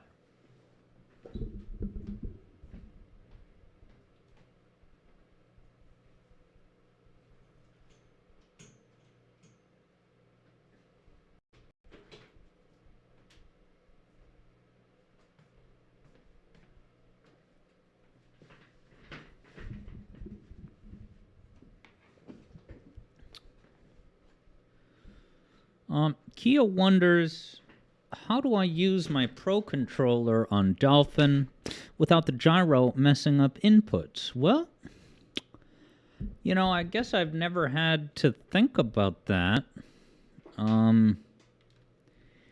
Yeah, it's never interfered with anything. Is that an issue you're having?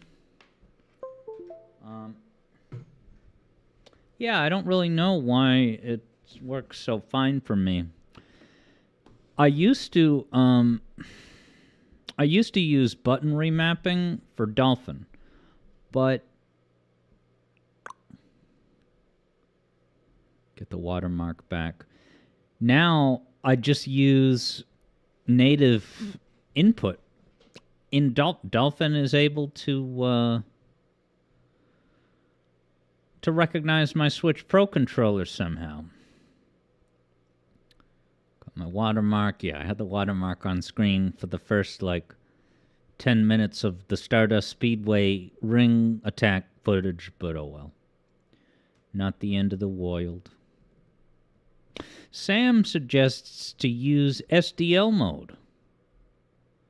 Wow, Sonic the Hedgehog franchise sale? Up to 75% off? What do we have here? Guys, Sonic Superstars is 70% off. And that's still, even with that discount, $17.99. That's a lot of dollars. I see Shadow Gens. I can wishlist Crossworlds. Have you guys been seeing ads on YouTube for Crossworlds? Because I have. Sonic Rumble also coming soon. It's so bizarre that it kind of feels like Sonic Crossworlds is closer. Let me go ahead and open Mania here. Do do do do do do do.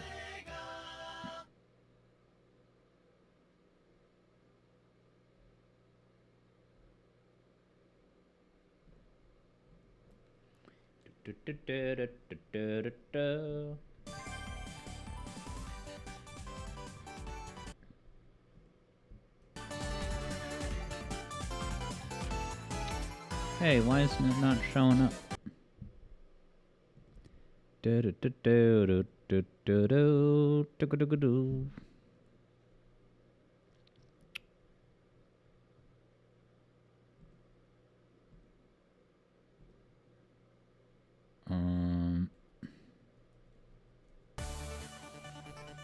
think I gotta go to what?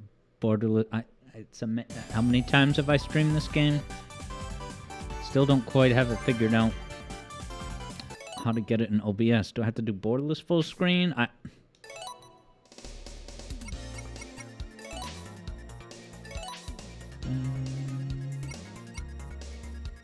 Window border off.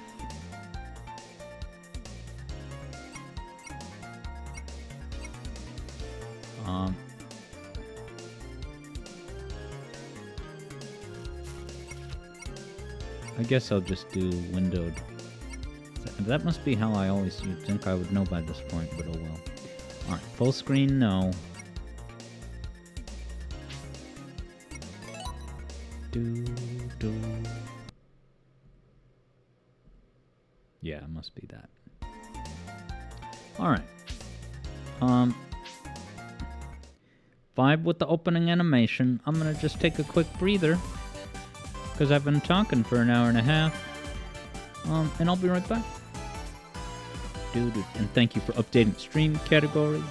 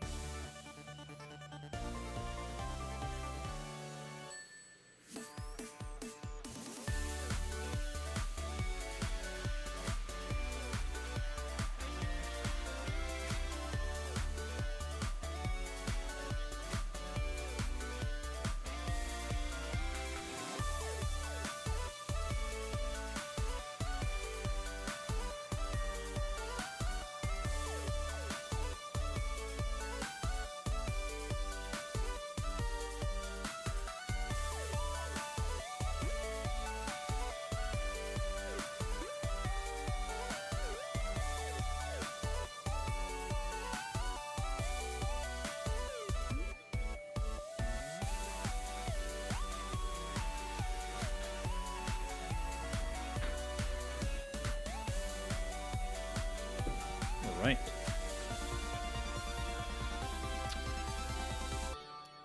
Yoshi can't wait until I get to Dunkenstein and Slammo.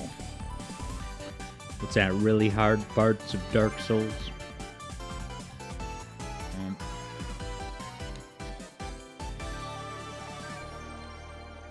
Kyo loves Hess Sonic. Why is there no audio? There it is. Yeah, so let's see which file I want to start on the deepest file I have, which is probably Hydrosity. That's got to be the farthest, yeah, because all these are mostly Ray files, and Hydro is after this.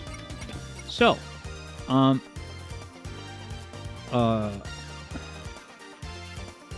just to give some context, well, I'll talk about the context after I set up the wager, and then I'll see what Demrupi said.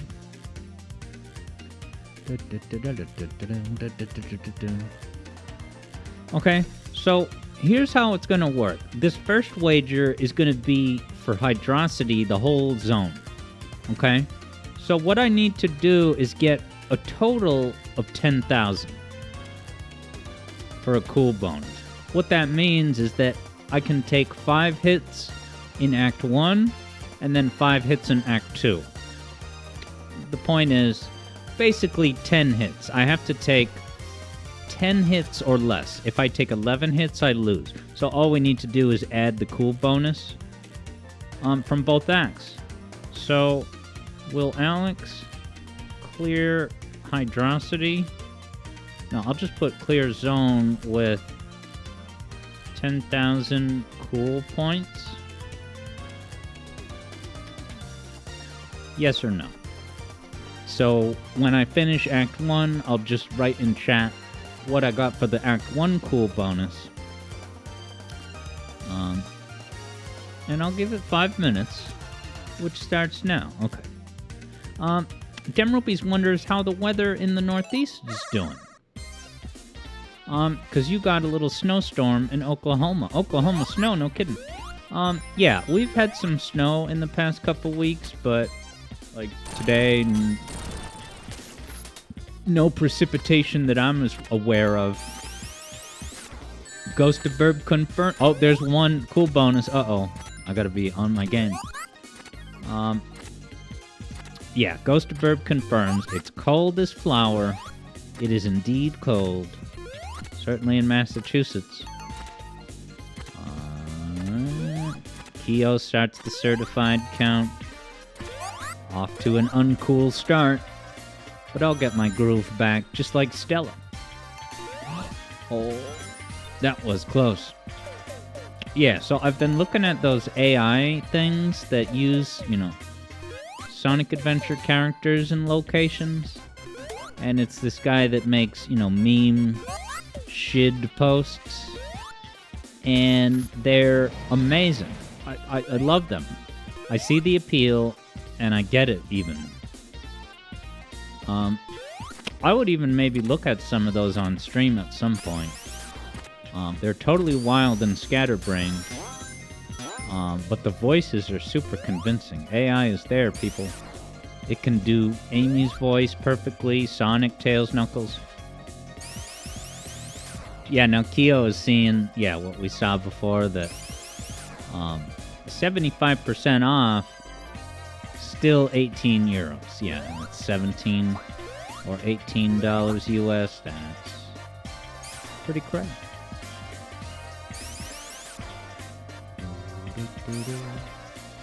Oh my flippin'. If only I could buy. Yeah, so that AI meme thing, I can't pretend that I fully get it. Half the time I have no idea what's going on. I assume that the guy who makes those memes fully understands all of it. Oh, I gotta get into a bubble, that's right. I've still only taken one hit. Remember when this Easter egg was a big deal on day one? Guys, look, Game Gear bubble. To just wait around on boats.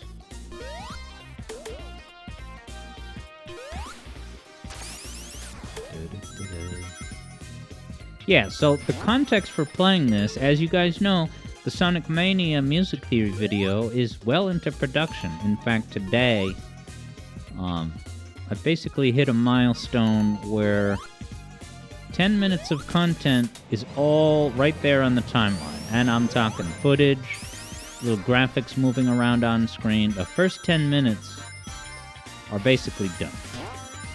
And I'm feeling good about it. I do need to kind of catch... I have to count... So I've been keeping track of my daily progress. I just haven't entered it into the spreadsheet lately to see how ahead of pace I am. And my prediction is that I'm a little bit behind pace. But that pace is calculated for March 11th. And so... First of all, I'm confident that I can catch up to pace in the next few days. But when I look at the video and I see how much is already done, I'm feeling good about it. Like, when I think about how much will be done, like, even by the end of the month, there's second hit, I'm feeling pretty good about it already. So I'm not jinxing nothing, but... Is this a route I don't usually go into? This is cool. But that was my second hit.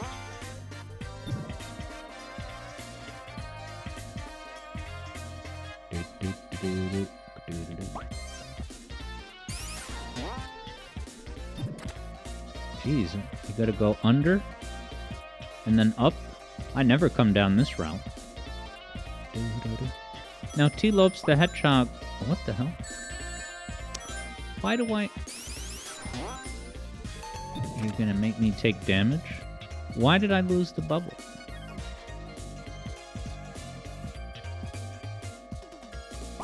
Okay, it's probably because I hit the wall. Taking 3 hits. It'll show how many hits I took at the end, but still.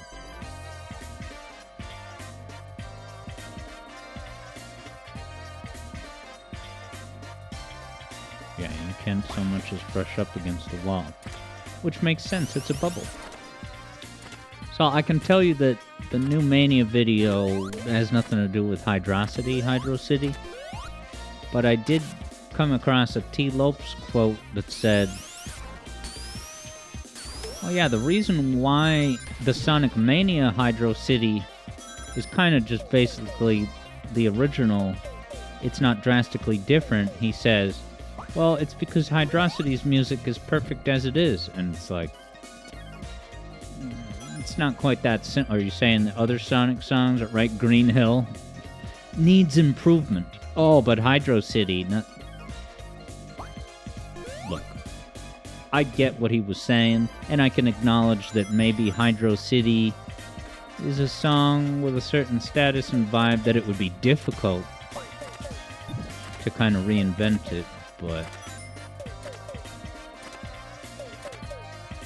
this downstairs underwater route is a bit of a slog. Now, Kyo says that these bubble physics make no sense. Why is that? Because in real life, you can't keep breathing inside of a bubble because you'd just be inhaling your own carbon dioxide. Wow, I'm already at the boss? Well, 6 minutes, but with the amount that I got slowed down.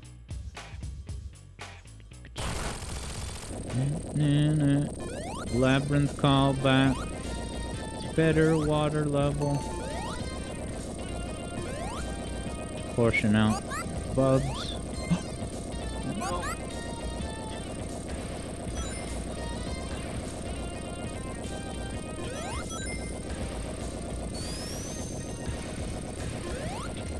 Oh, the water level itself goes down. Kyo says this is underwater and the bubble is a large pocket of air. Touching a wall shouldn't make the air disappear. Oh, right, because air bubbles, yeah, they don't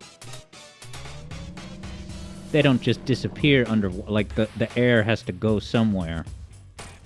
Yeah, I guess canonically, what's happening in real life, you know, this game is just a metaphorical representation, but what's truly happening is that bubble has air in it, and when it hits the wall, it breaks into, like, tiny, tiny air things, but they're too small for CW to decide to render them in real time.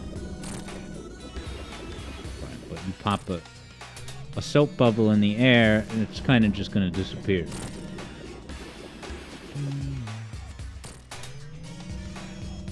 It's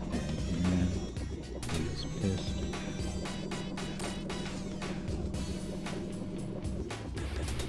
Almost. Oh. Come on up. Alright, so my cool bonus is at least 6,000. Maybe even 7.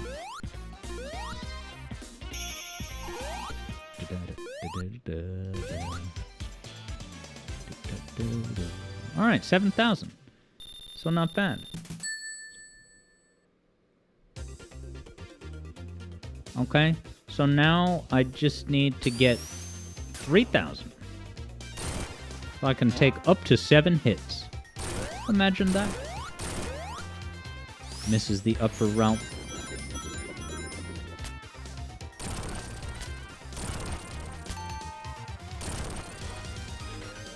So yeah, the context for playing this, and as I said, there's not really any... Oh, what have I done? There's my first hit. I'm too cocky. Uh-oh, I missed the bubble. Now...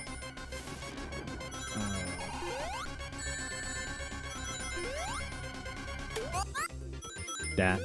See, that's the thing. If I die, right, then it's wager lost because I would lose the cool bonus. So this is high stakes in that way. I cannot afford to drown or die in any way. Wow, unlike Sonic 3 Air, the thing launches you high enough to collect those rings. So yes, I keep getting sidetracked. What I mean to say is that there's a reason why I need to play this for the music theory video, and I won't say why, but all I'll reveal is that, yeah, there's something I need footage for that requires a save file later in the game. And most of my save files kind of, I guess I erased them all when we were having that season of playing Sonic Mania as Ray to get as many emeralds as quickly as possible. So, like, all my save files almost are all Rays, so I needed a Sonic file. And I figured we'd just do some low-stakes, chill Saturday Sonicing. people are working on their cosplays at the moment, that's great. If you're developing a video game right now, that's great. If you're cleaning your room right now, it's long overdue. Get on that, but you can keep listening to the stream. But yeah, the second channel videos have been, coming along nicely. And let me just pose this question. You don't have to say anything in chat, but just think about it in your head. If you had to guess, how much money have I made from those second channel videos so far? And I've done about 8 or so of them. It started with Earthblade, Silksong, and then we went to AI music. And the most recent one was the Charles Martinet one. So if you were to guess, and you can guess in chat if you want, how much money have I made on that second channel since starting that? Ah, it took away the combi ring. How dare it. Yoshi's guess is that I've made $50 million.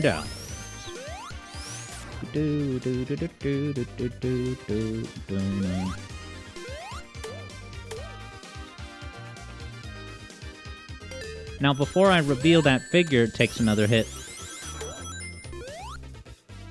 I will say that the most viewed video on my channel the entire time that I've been doing this second channel video output, the most viewed video is 25% of Sonic 3. But listen, I have, solid logical reason to believe that doing those smaller videos has a positive impact on the traffic of said cornerstone video, 25% of Sonic 3. So while that is the biggest earner, because the 48-hour report has been consistently at 1,000 views or more since I started doing those videos, so that's good. Just the 25%, pulling in 500 views a day, that's pretty good. Alright, so Kyo has an interesting follow-up question, and before I get to that, I'll say the amount of money. Since I've started doing the second channel videos a few weeks ago, I've gotten $40. Now, honestly, I think that's not bad. For just starting out with this format, right, finding my way in the algorithm, expanding the reach, $40 so far, I think is pretty... And granted, some of that came from 25% of Sonic 3, but that's just, cross-video synergy.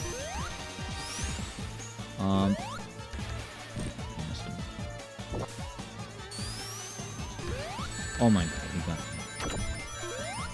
Okay, so $40. To start out, I'm encouraged. Yeah, Kyo says that's great. I'm encouraged. If I can get that much that fast, right? And it can, in some ways, theoretically... Oh no. Oh, I really can't take too many hits.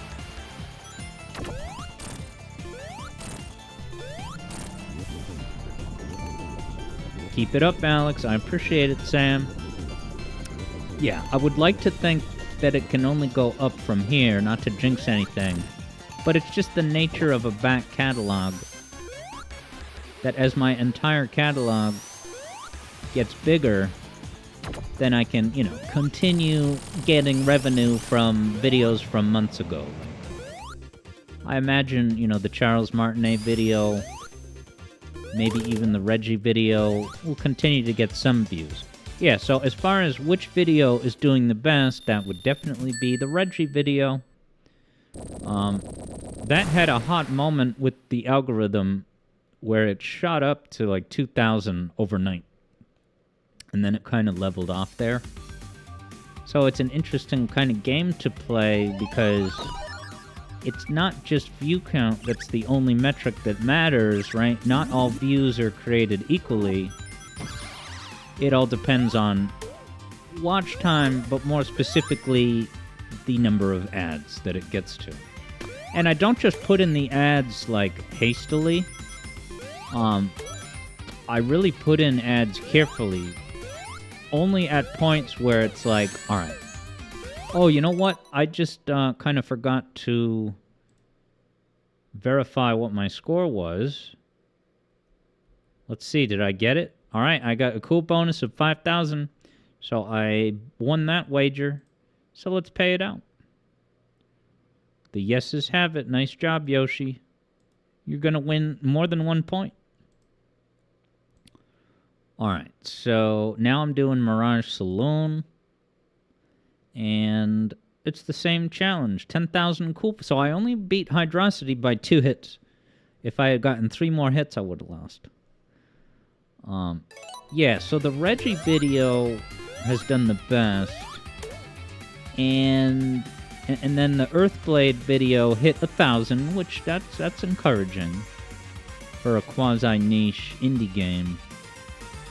And then it's so funny how you post a video, and, you know, in the first 24 hours, I hope to get 100 views, which I typically do get. But then there's that extra moment where the algorithm sees it and starts pushing it. So right now, the Charles Martinet video is having its kind of, you know, that second win. We'll see how far along it gets. Oh, God. But yeah, there's going to be multiple... Oh, I'm taking way too many hits.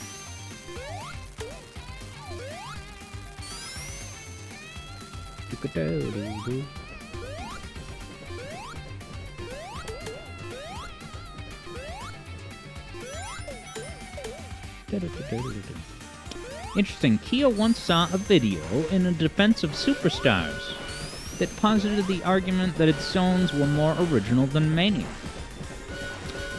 Well, I mean, I assume this person wasn't saying that, oh yeah, all the zones are original in the Superstars, this one only has 4. They were probably talking about the originality quotient in general. And although I do want to say something about the original zones in this game, I can't because it's a very... I don't want to use too many adjectives, but the music theory video coming up speaks to that, absolutely.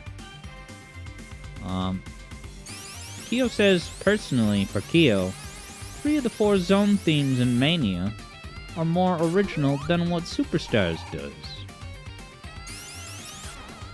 Yeah, you know, I can't say too much about Mania, but if I am to stop and think about Superstars at a passing glance, interesting that Titanic Monarch is the level that doesn't quite do it for Kyo. I mean, Superstars, Sky Temple is pretty dumb. It's just a $60 attempted version of that Sonic Advance level that we already all played. Oh god.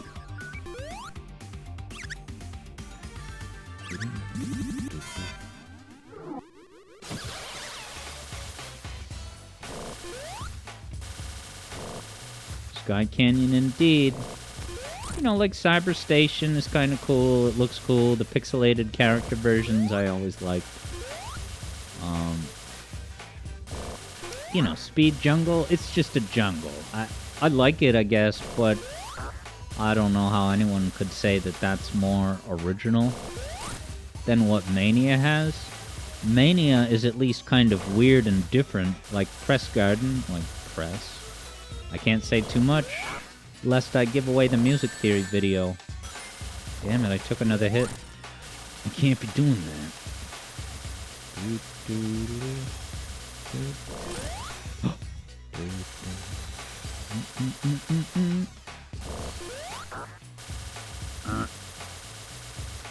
I love the heat streak effect on the canyons in the way background.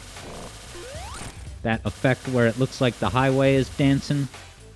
It looks like it's dancing, and it also looks like the highway up ahead is a mirror. If you look at it at one of those classical angles. Where you going, little guy? Gotcha. Alright. What's my cool bonus? 3,000? But yeah, Kyo confirms we've had a jungle zone since 8-bit Sonic 1. Kyo thinks all of these zones... Ooh, I got a 6K. That's not bad. So let me put that in chat. Kyo thinks all of these levels are derivative. Speed Jungle, Pinball Carnival, Sky Temple, Cyberstation. Yeah.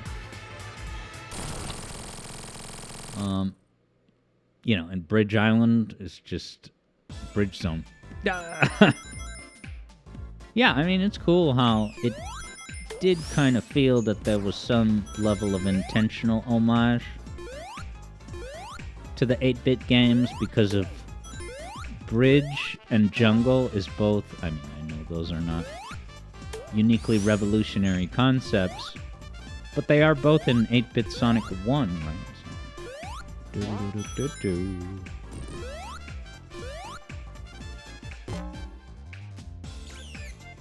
So yeah, I've probably mentioned it, but I'll just kind of reiterate that the Sonic Mania video definitely touches... There's one hit. Definitely touches upon all 4 original zones. But 2 zones get like a massive spotlight, and the other 2 get just a couple of observations each, I guess would be the best way to say it. So I'm not going to tell you whether Mirage Saloon is one of them, whether it's the deep dive or the check-in. But you're going to find out in less than a month, baby. Because I basically watched back the first 10 minutes are done. But it's going to be the longest video on the Music Theory channel by not a little. You know, it's longer than the Metallic Madness video, which was, I believe, just above 20 mins. So yeah, after that, I'm going to be working on 2 videos in tandem, both non-Sonic.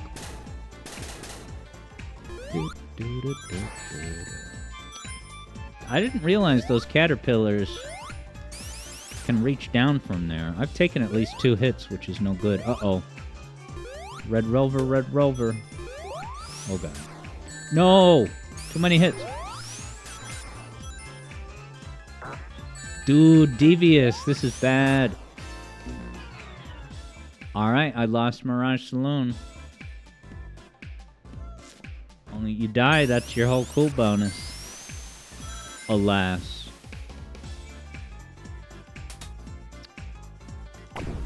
Yeah, but the next, maybe not the very next 2, but like I said, I have a fair amount of music theory related topics on deck for the second channel. Now, one of them will be responding to a video by the YouTube channel 12 Tone. I don't know if anyone here was aware of that channel, 12 Tone. It's a music theory channel.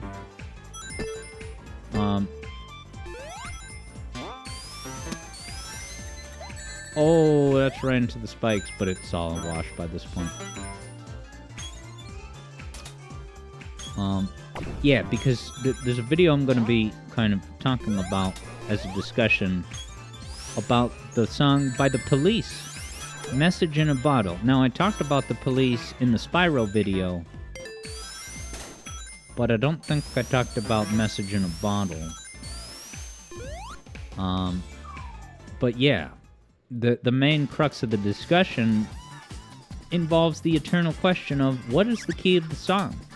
And by extension, what is the one? Which note on the piano, so to speak? Which note on the piano is the one? Maybe spin dashing this guy is the way to go. Now, if it's Bark, you can hit him in midair, right?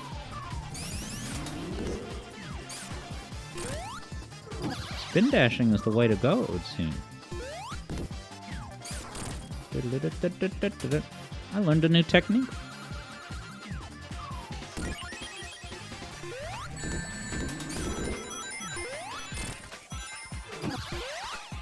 Now, Bark can be hit, I think, when he's in mid-jump, right? It's so specific, but... Yeah, I missed the bus.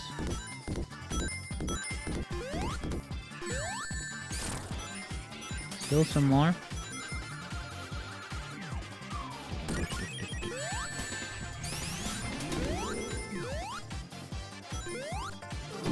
And then the synesthesia video is going to be really interesting. And that's going to be a great warm-up to the ultimate Adam Neely kind of recontextualization. Forget everything you think you know about Adam Neely the Hedgehog. Because, yeah, it's kind of going to build upon that mixed media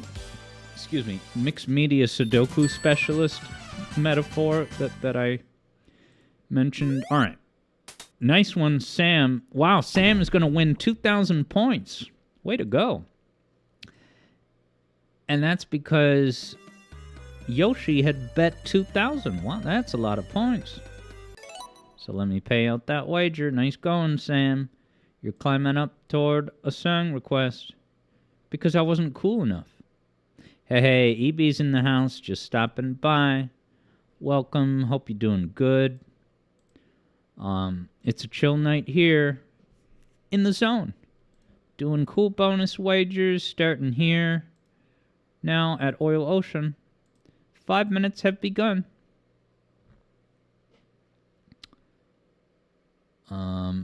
Sam thanks Yoshi for all of them points. Okay, so I can't just plow ahead because I got a cool bonus to protect. Yoshi says, enjoy the points. For now. Yoshi's looking to win big in the next wager, question mark.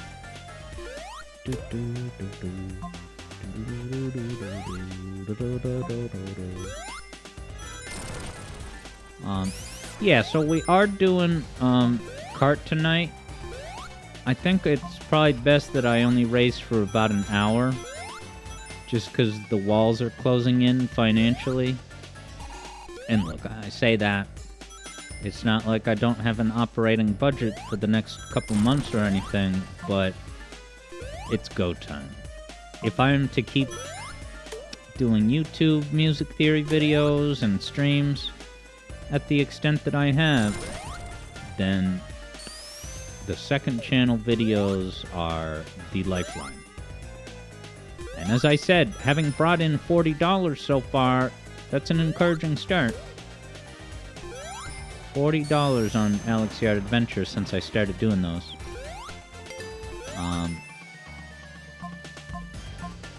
But we will certainly race for an hour at the very least. And I'll leave the lobby open and everything. But now that's...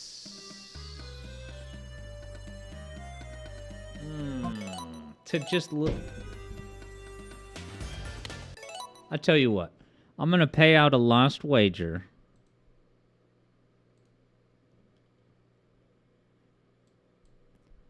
Please don't place any bets, guys. Why is this locking up? Don't place a bet, please, guys. This is locking up. The Twitch dashboard.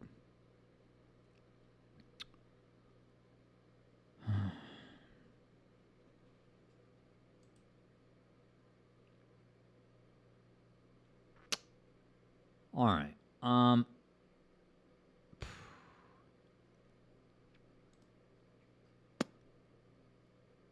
Yeah, I mean, fair is fair. So let me pay out the lost wager, and then I'm just going to restart it. Because dying, I would have to get a perfect Act 2, which is not happening. So let's just call that a loss. Choose outcome, no. Sam's picking up more points. Hot dog. Another 2,500 from Yoshi? Damn. All right. Let's try Oil Ocean again. I'm going to restart from the super beginning.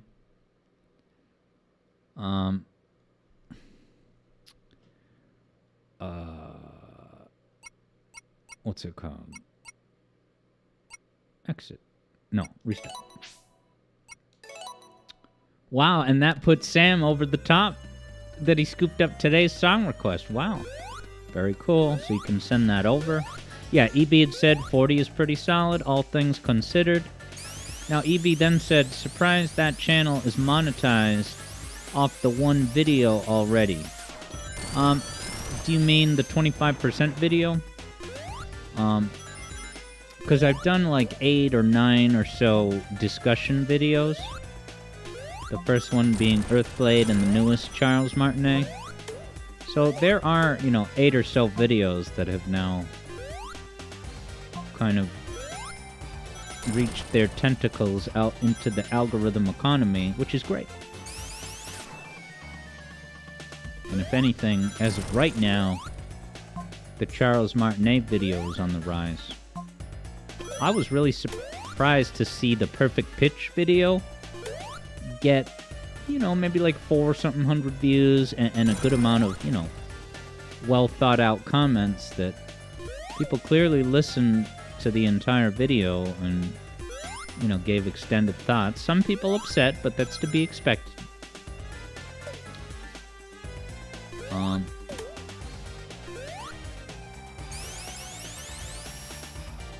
Yeah, EB said, I said that's what I've gotten since I started the Discuss video. Yeah, so when I started doing the Discuss segments as a part of every stream, I've done about 8 of those. And so since that first of the 8 to now, the first hit, it's at $40. Oh, I see, yeah. EB says, oh, so did you have monetization at the start, or did I get it halfway through? Yeah, so I already had it monetized, because the 25% video came out, a few years ago, and just that video in itself was enough to get monetization. Although when I first posted 25%, it was not monetized yet.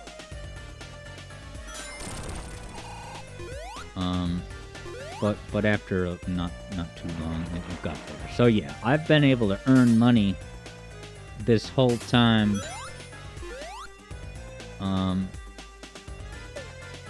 After the first, yeah, EB says impressive off the 25% alone.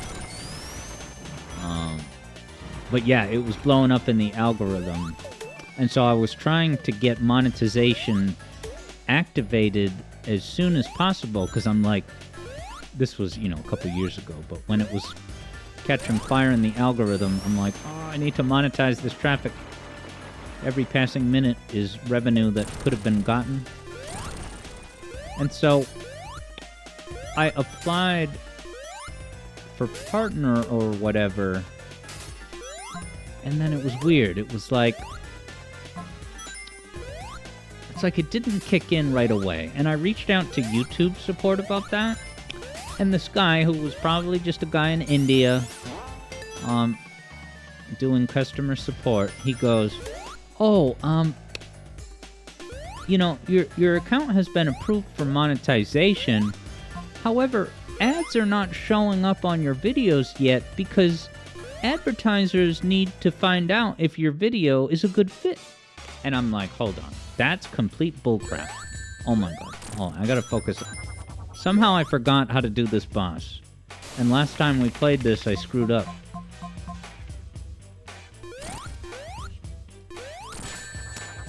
No, I can't be losing my cool bonus to this piece of crap boss.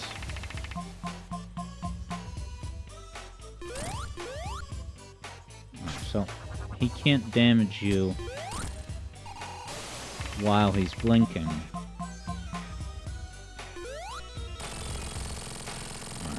Tell me I got at least 5,000.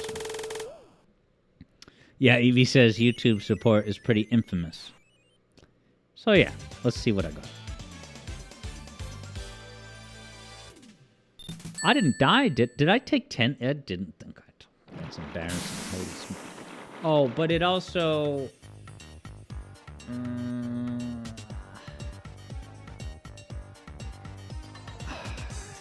I shouldn't get worked up. It may be set up so that even though I restarted the level, that didn't... That's a buzzkill, but there's nothing I can do about it, so I'm sorry. Except that I could beat this level taking no hits. Alright, let me beat the level not taking any hits.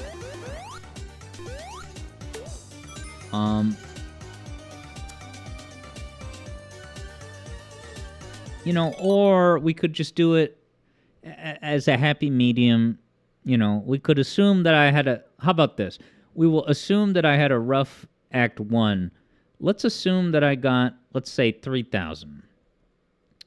So I need to get a 7,000 on this, just to kind of salvage the wager. Sorry about that. I probably got a better score than 3,000 on Act 1, but just to underestimate it, I'll just peg it at 3. So yeah, the YouTube support, which I'm hearing is infamous for its bullcrap factor. He goes, yeah, ads aren't showing up quite yet because advertisers need to see your content to figure out if it's a good fit. And I'm like, you are just spitting total bullcrap. That is never how this works. It's all automated.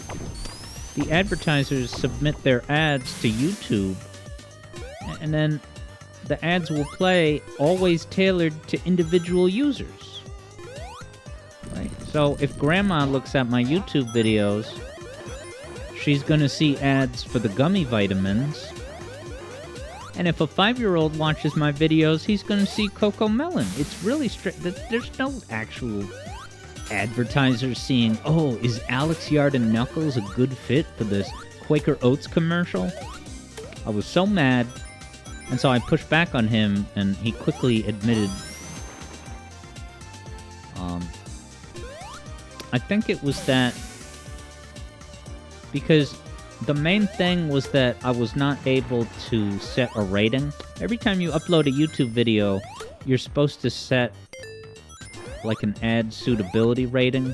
So there's, like, 10 or so categories of, like, sensitive content, either drugs or bad language or violence, all that kind of stuff. You have to select the box for each of the things that apply. But that's YouTube showing a little bit of trust. You have to get to that point. And I've had that on YouTube for a while. So I don't know how it works before that, if it's just AI that analyzes your video to find any controversial content, but anyway, I eventually got it. Yeah, EB says that with those YouTube support agents, you reach out to somebody else, and you get a whole different answer. Nice. Sam never sees those ads because he has the paid version of YouTube. YouTube Premium. And I think that I maybe get a cut of, like, revenue somehow. It's not that I get nothing if a YouTube Premium user watches. I think maybe I get a share of that, but I don't know how it works for sure. Yeah, EB says that it'll automatically flag the video if it finds something firearm sensitive content. Wow, Sam says, in fact, I get more revenue for a YouTube Premium tier watching it. Well, that's great. Thank you, as always, for watching. Oh, premium users, including Serious Sam. Dun, dun, dun, dun. I feel like I've taken at least 2 hits, but I could still manage this. Oh, God. Not if I drown in the oil, dog. I mean, I could go into the sub as a respite, but I don't want to. I feel like we're just about at the end of the level. Alright, I just need to be patient with this boss.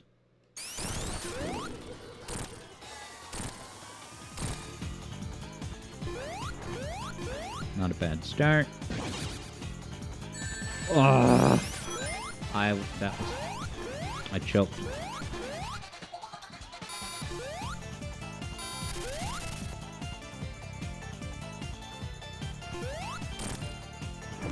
Oh, that's bad.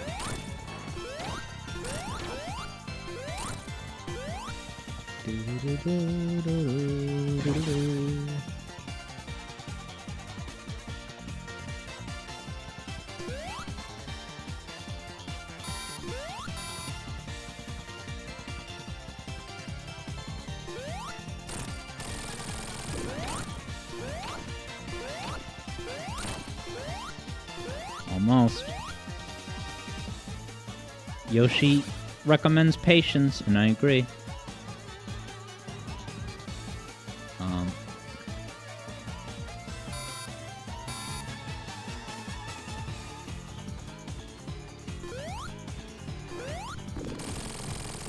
Right when he popped out of the oil. Alright, so I need a 7,000 to win. I either just barely got it, or I lost.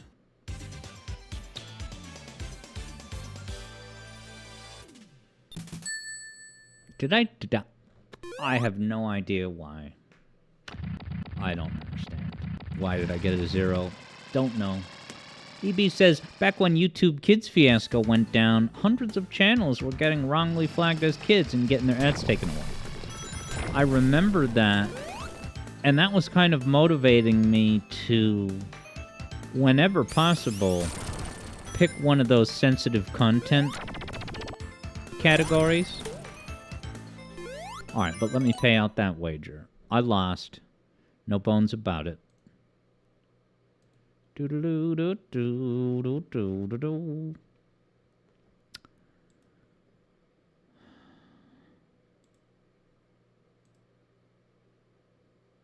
Alright. There was nothing to win, but Sam won. Alright, folks, Lava Reef. 10,000 cool bonus, here comes. Do-do-do-do-do. But yeah, I would intentionally pick sensitive content.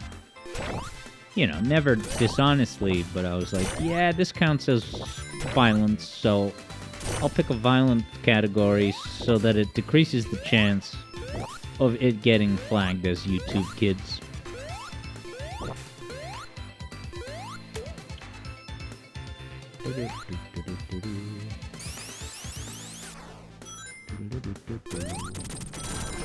So yeah, maybe what I'll do is play this zone Lava Reef and then check in with Sonic after the sequel. EB says if you ever see a shorts video that's just clipping a scene from TMNT or Justice League, wow, they'll add in profanity to the subtitles, even though there isn't any. There's a safeguard against it getting YouTube Kids-ified. That's hilarious.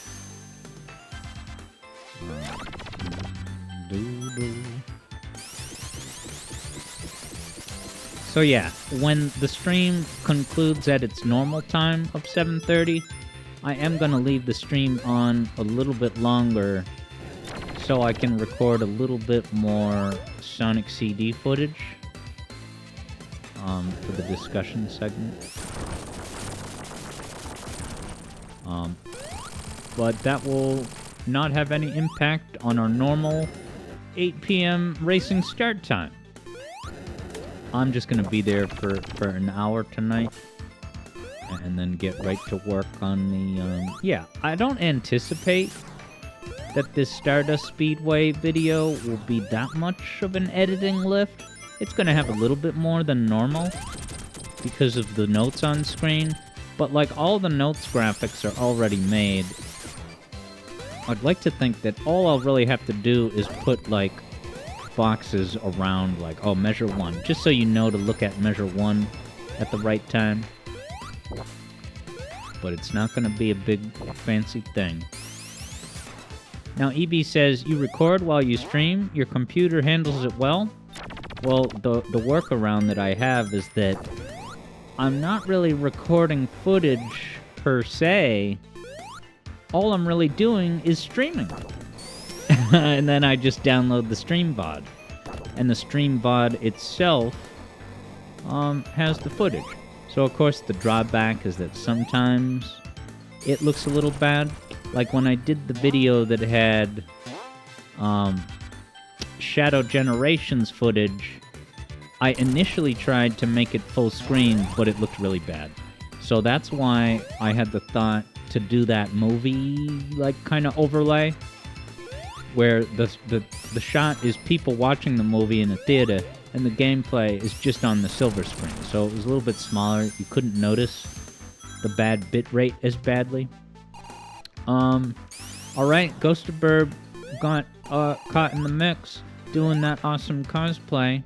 The Ghosty didn't realize it was late, and now it's this time. So I'll see you later, Ghosty. Look forward to seeing that cosplay, if we should be so lucky and privileged to see it. See you later. Yeah, so normally I'm recording the footage while talking. So like that Mario Generations, that was playing during the Martinet discussion.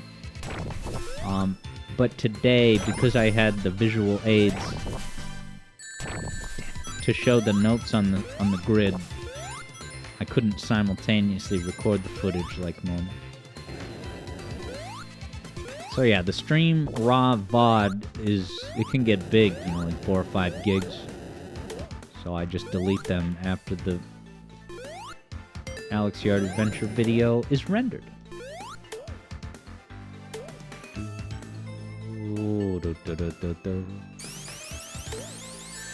Oops. There's 2 hits.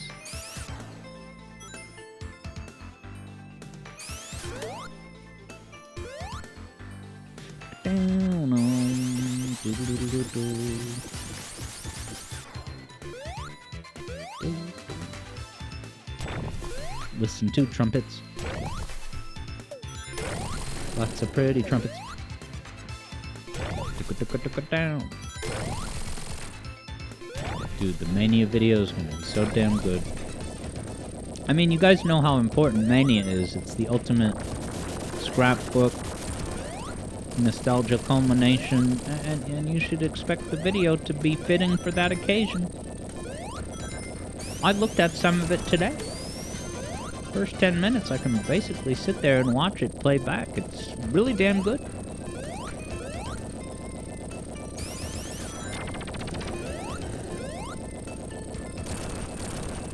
Oh, I don't remember this room much.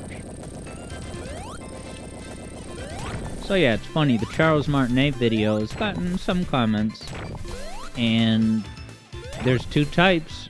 There's people who totally get what I'm saying, and then there are others that said, no, you don't understand, Charles put his heart and soul into it. So yeah, that's about what we expected.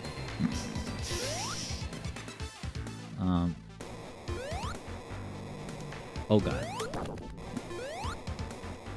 Yeah, EB says, a casual's dream. I forgot what we were talking about. Ray, casuals.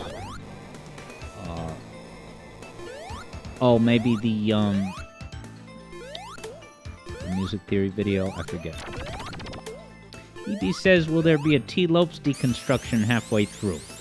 Well, I don't want to give too much away, but I will absolutely say that I will comment on, T. Lopes' composition techniques.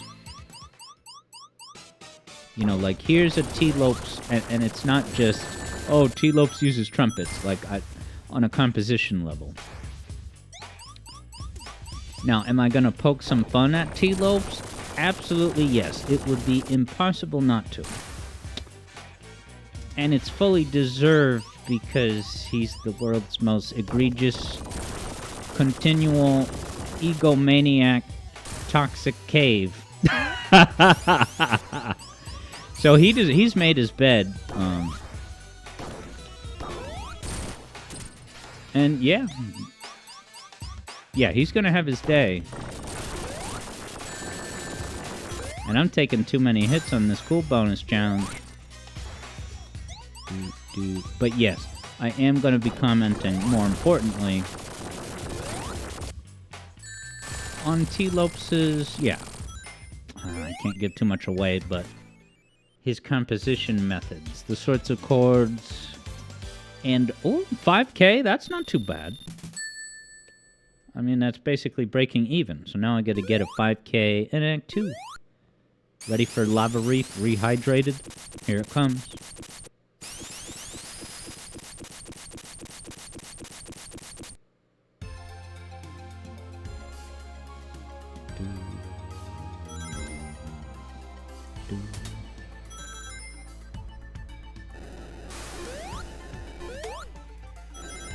But yeah, there's gonna be so many cool surprises in that video, I tell you.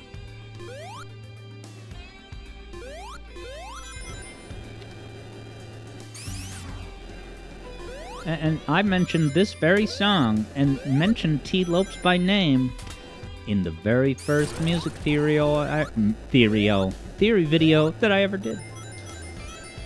Lava Reef. I name-dropped Joe Satriani in that micro-treatise on T. Lopes' Lava Reef. It has these gorgeous guitar bends that sounds like Joe Satriani played them. And it's true, but at the time, I did not know that the guitars here in Act 2 of Lava Reef are totally just synthesized. It's not T. Lopes or even a guitarist playing it. It's just notes that he clicked and dragged on his quad-core Pentium laptop. Whoa, you can go up there? Cool. Is there a special stage? No, it's just a little nook of rings. That's cute.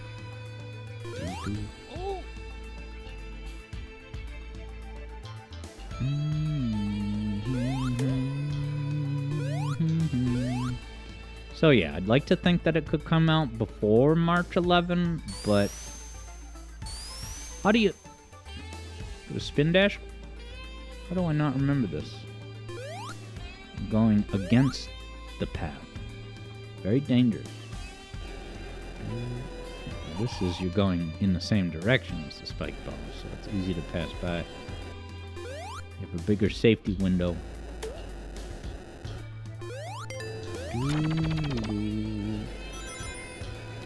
Now, those of you who have heard of Doge and or the... Damn it, 2 hits. The government Doge, their logo is made by AI. The Doge logo.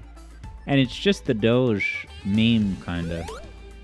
I think it's the Doge dog, like holding an American flag. But yeah, you look up the Doge logo, you know, Elon Musk's Doge, and it has a disclaimer that, you know, this logo is not under any kind of specific license because it may or copyright. It may contain, you know, derivative elements from a pre-existing work. Damn it, I'm taking too many.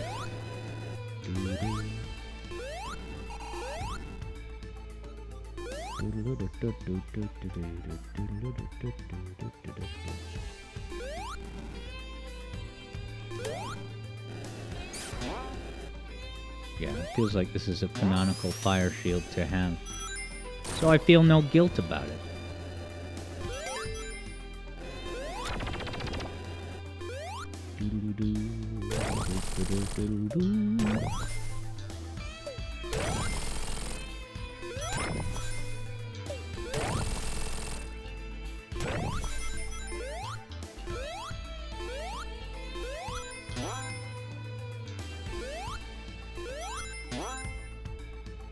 Close quarters.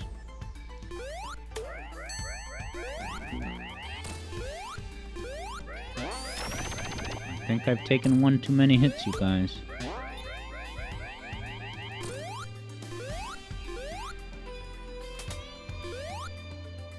And then I finally played Sonic CD. Oh, that's where the conveyor belts came from. Quartz Quadrant. What a treasure. Quartz Quadrant, the birthplace of T. Lopes' trumpets. I shouldn't say too much, though. Of course, people already kind of surmised as much from the Quartz Quadrant video. Bravia commented on the Quartz Quadrant video, flat out goes, "Oh, I always thought trumpets were T. Lopes' thing, but they were Hataya's all along." And it's not quite as simple as that, but it is fair to say that, you know, the trumpets were not... Using trumpets in that way was not purely T's innovation, but it was I can absolutely give T. Lopes credit for being able to make that work across an entire soundtrack. And it even made it into Sonic Superstars. Alright, let's see if I can... I might still be able to win with a 5k cool bonus in Act 2 here. So next is Metallic Madness. Oh my god. Off to a horrible start.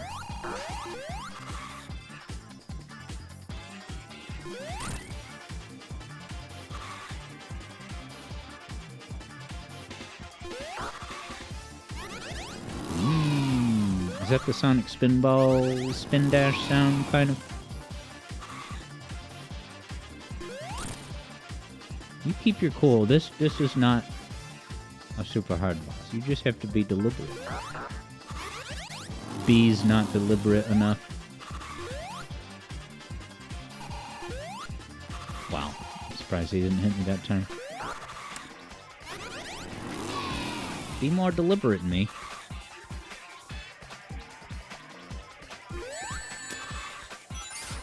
Oh, stick a fork in me. I think I've taken too many hits. Oh, he goes up the ramp. I gotta remember that. You gotta hit him in the middle. I jumped too high.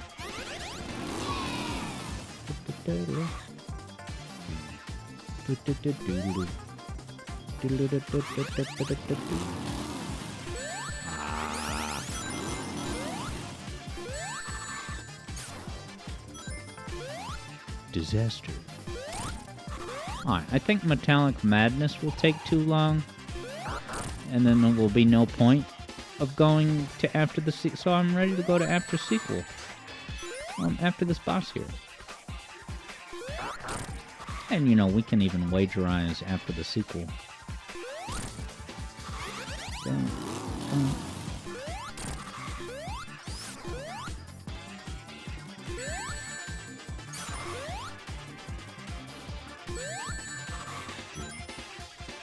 Any cool points I had have evaporated. I love the way it kind of convulses when you get that final hit. It just works.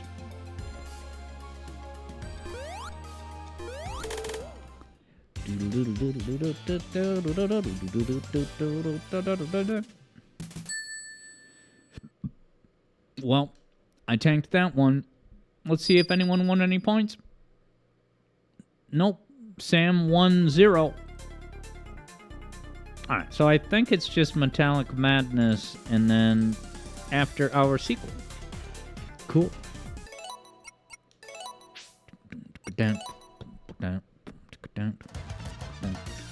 Alright. Cool. So let me open after the sequel. I got to talk about that there song. Oh no, it wasn't that song. It was the main menu in the Shadow video.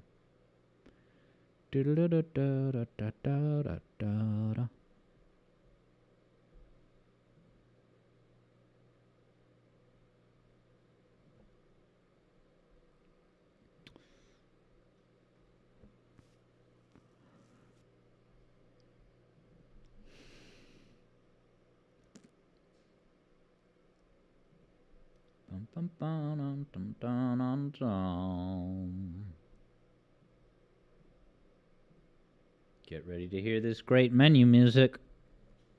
I don't know if it was folk or not.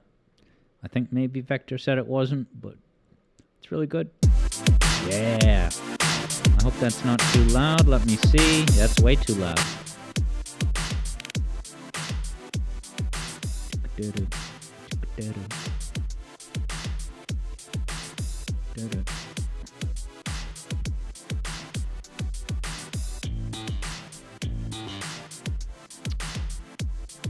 Just get an overlay here.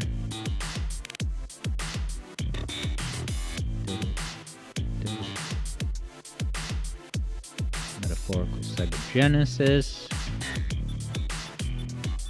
Alright. We're in biz, baby. Yoshi said that baseline is illegal. It's that good. As Cybershell said in his Sonic Mania long play live stream, it's not allowed. Kia wonders, is this before or after the sequel? This is after the sequel. I may return to after the sequel. Sorry, before. But I remember liking, like, I tried out both of these games a good while ago, and I just remember liking this one more. So this was the one that I kind of was motivated to return to. Oh, I didn't notice the Azure Lake Mountains in the back. That's cool. Azure Lake Mountains, and pseudo-chemical plant tubes. Not quite, but kind of. Oh yeah, no drop dash. We get the Dust Hill trees, though. And thank you, Kyo, for updating the stream category. We are canonically after the sequel.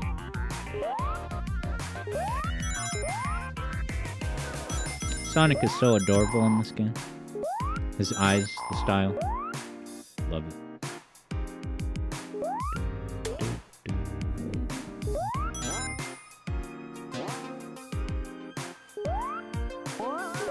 Oh, that sound. What is that sound from? Wait, don't tell me. Wow. What the hell is that from? I'm blanking. Wow. Is that like Sonic 3? But I can't remember what. I know. Alright, I give up. What is that sound effect from? Wow. It's so familiar. Of course I recognize it, but... And then how does this gimmick work? Do I need good speed? Nice. Oh, that's cool. Look at that. I love that. There it is. What is that sound effect? I'm embarrassed I can't place it.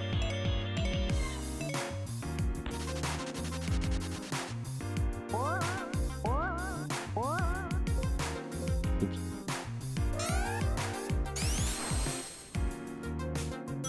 This is a great tune. Wonder if this is fault. Vector Sater seems to have all the composers of this game down pat.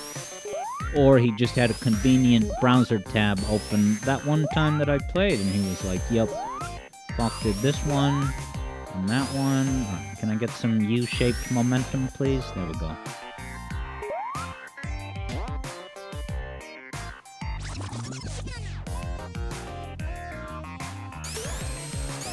I can help myself to the shields in this game because it's a game that I don't know up and down. So I'm more amenable to using such power-up, loses the power-up.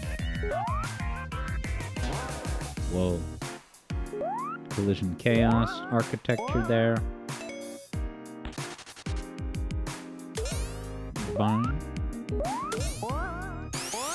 Huh, those things are not taking my rings?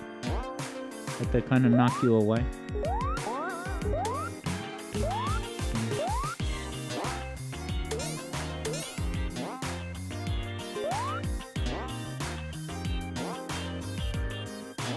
Weird vertical momentum. Oh god. Yeah, they don't take your rings, but they hinder your life. Oh god. Interesting. Sam says Rystar sound. Oh, I just remembered. It's from Super Mario World. And I don't even remember exactly what makes that noise. I don't know if it's the football players, but I'm 90% sure that it is from Super Mario World. Maybe it's some kind of Yoshi sound effect.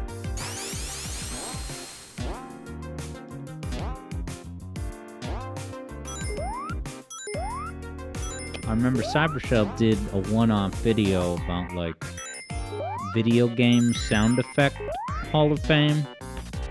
And it might have been that sound effect, but I'm not sure. It was definitely a Yoshi-related Mario World sound effect. But I'm blanking. Hey, I advanced. The Green Spring from Super Mario World, Yoshi confirms. And I hadn't noticed until now that that end of level jingle is a lot like teleportation, yeah?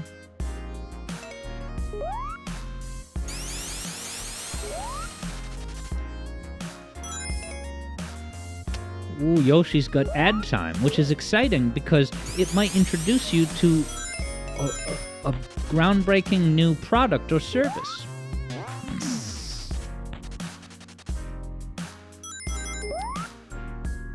said like a true advertising agent at the YouTube conference. Ooh, a new gimmick to deal with?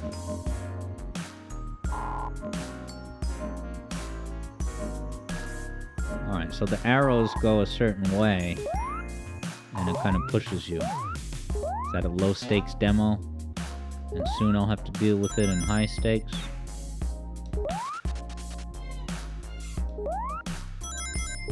I keep freaking out about these projectiles, but they're just decoration. Yoshi's back. 5 viewers, going out of business, but that's okay. Look, I know Alex Yard Next is a new era. It's not necessarily edge-of-your-seat gaming, but it is genuine gaming.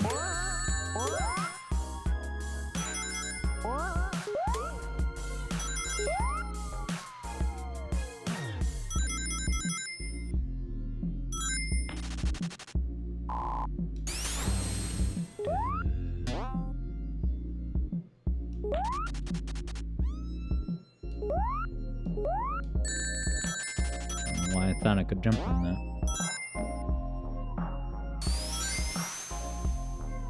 This reminds me of Assure the Glitch. Doesn't there a part?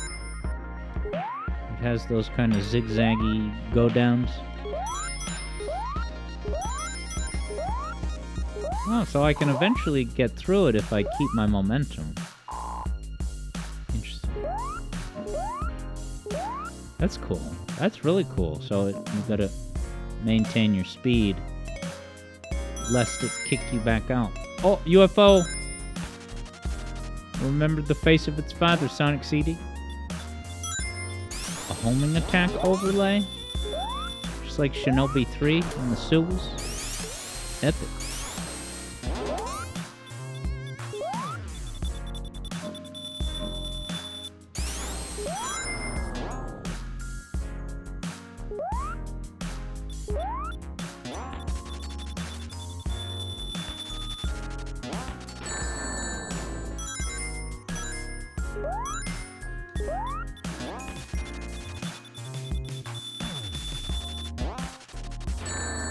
I keep...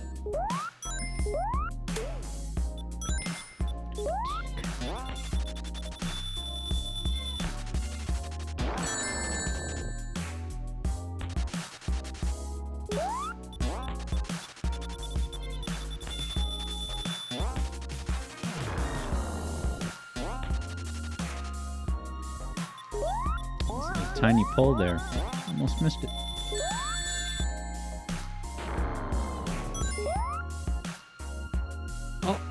Badnik keeps going off the edge. Wow.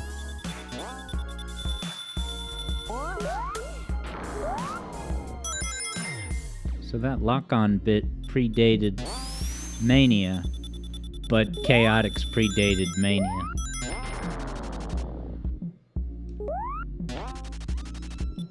Whoa, that was some torque.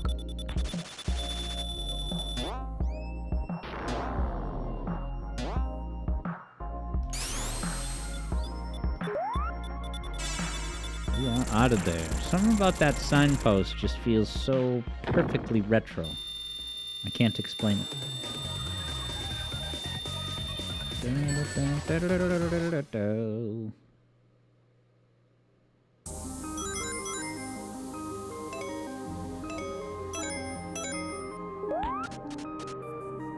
Dun, dun, dun, what is this reminding me of?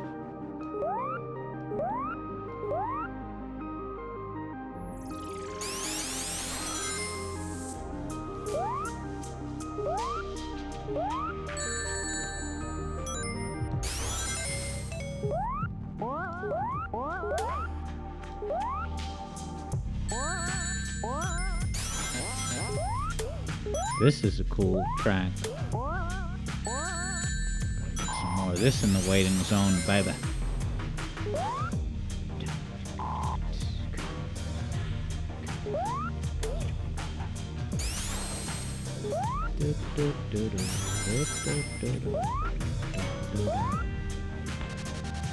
So yeah, I'm not going to be able to open the SRB2 cart lobby, like, you know, right after the stream ends. It'll be closer to 8 p.m. Just gotta record a little bit more footage starting at 7:30, but it shouldn't be too much later.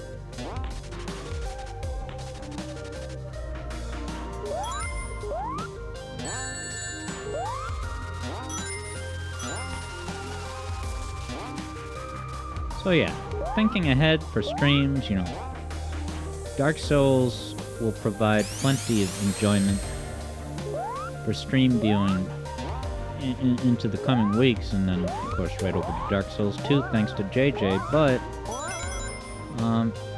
yeah, I'm kind of wondering, I would really love to get Metal Gear Solid 2, and so I'm gonna look at the Steam sale chart to see, because that's long overdue, especially having streamed the entirety of MGS1 here in the zone.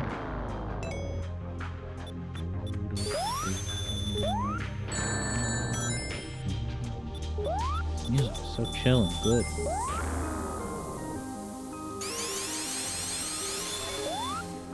Yeah, wow. Sam says MGS2 is also on Switch. That's so funny. Now on Switch, I wonder if it's part of the Master Collection Volume 1 or whatever it's called, because I at least know that on Steam PC you can buy individual games. I would only want to buy 2.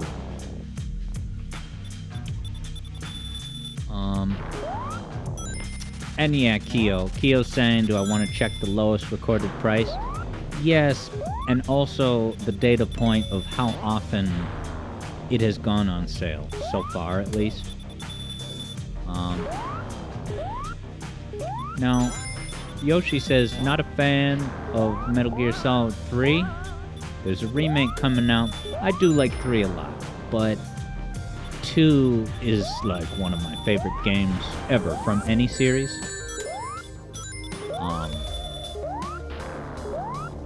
And yeah, if someday that remake Delta comes down in price, I would be interested in it. It would be a cool experience, but I'm in no rush.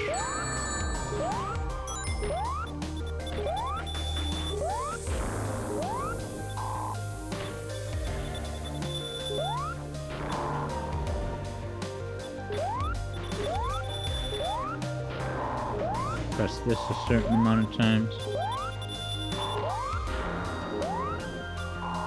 Ah! That was kind of cool. Third Bruno's back. His phone had died, but now he's back at home. Electricity restored.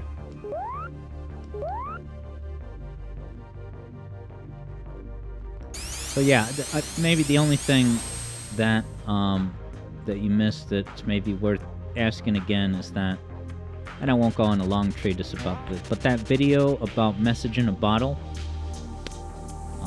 as far as what the tonic is, yeah, I think it's, an age-old quandary of he's got the right key signature, which is what? I don't know how many sharps or flats, but it's whatever key signature that C# minor uses. But he's getting duped by the relative major key. It's pretty adorable. And I'm gonna call him out on it. I can forgive Third Bruno, because I think Third Bruno has, at different times, said that, yeah, you've struggled to differentiate between, a minor key versus its relative major, or vice versa. So that's totally, understandable for Bruno, but not for a YouTube channel with hundreds of thousands of subscribers and a many years-long archive of videos. This boss is kind of giving me Sonic Heroes vibes. I love it.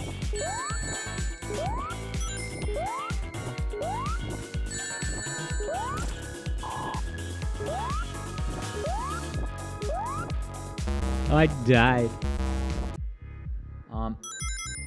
Alright. Keo says lowest recorded price is $14, and it's gone on sale each of the 4 big seasonal sales. Okay.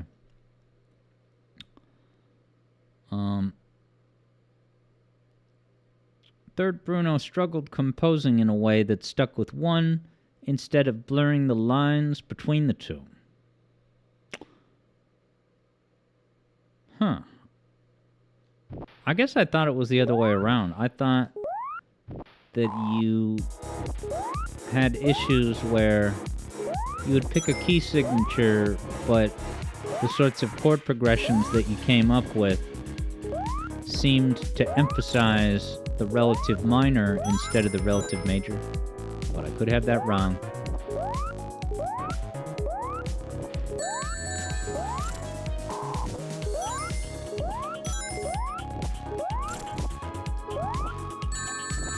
Just hitting him, clear all the little attacks on screen. Uh-oh, 2 lives? Alright, third Bruno can usually determine the key of someone else's key, like if you listen to someone else's song. Yeah, I'm really... Part of my reaction to those music theory analysis errors, it's frustrating with the same frustration muscles that get frustrated if I were to hear someone talk about, like, a flat earth theory. You know, like, just an unacceptable lapse in critical thinking. And it's going to come to that with synesthesia, too. Because I found an hour-long podcast with Adam Neely focusing on synesthesia, and it was a goldmine of whoa statements. Whoa, slow down, Tiger. Stop with the fanfic. Stop with the pseudoscience. Your time has come. Oh, God. Alright, I gotta take little crappy jumps. Ah, I didn't have it.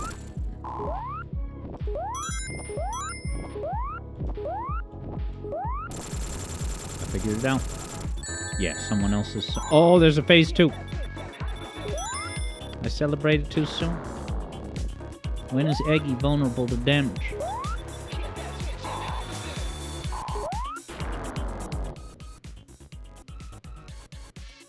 Eblo says, they put Wing Fortress in Eblo's flying battery. Imagine that. Does it want me to reach up and hit that thing?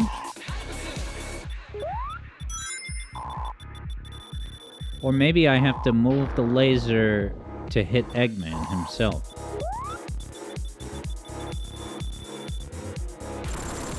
Nice. Just one hit? No.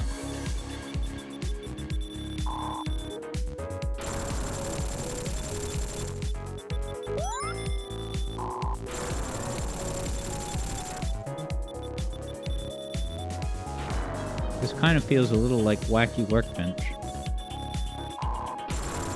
No, sorry, the Quartz Quadrant boss.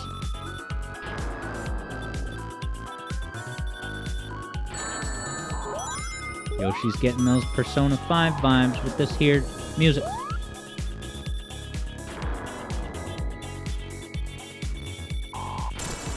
Ah, he just instantly leaves this Neo flying battery. Alright, I cleared the zone, baby. Teleportation. Whoa, Moon Mansion? Is this where Moon Facility was micro-inspired? I don't know. Whoa, look at these Radiohead plushie bears. So I started to listen to the 4-hour LS Mark video about Fairly Odd Parents, but I kind of gave up. I listened to a few different slices of content about Fairly Odd Parents, trying to find some explanation or like a plot summary relating to an episode where the Fairly Odd Parents were trying to make the point like, you know, hey, you think your life is bad, but look how much worse it could be. But I didn't last long on the content slices that I found, so I'm giving up on Fairly Odd Parents. No plans in the cards for a Fairly Odd Parents morality symposium. Much more likely to do an Undertale morality symposium. And I promise you, it will not really be about giving Toby Fox a hard time at all. It will more be about just legit the plot of Undertale and the moral dilemmas that it poses of, like, what's that ethical dilemma where there's people that are going to die on the train tracks, but you could prevent them dying by pushing a fat man onto the train tracks to block the train, so it would sacrifice the one fat guy in exchange for the 5 lives on the track. And, you know, is it morally right to push the fat man, sacrifice his 1 life to save the 5?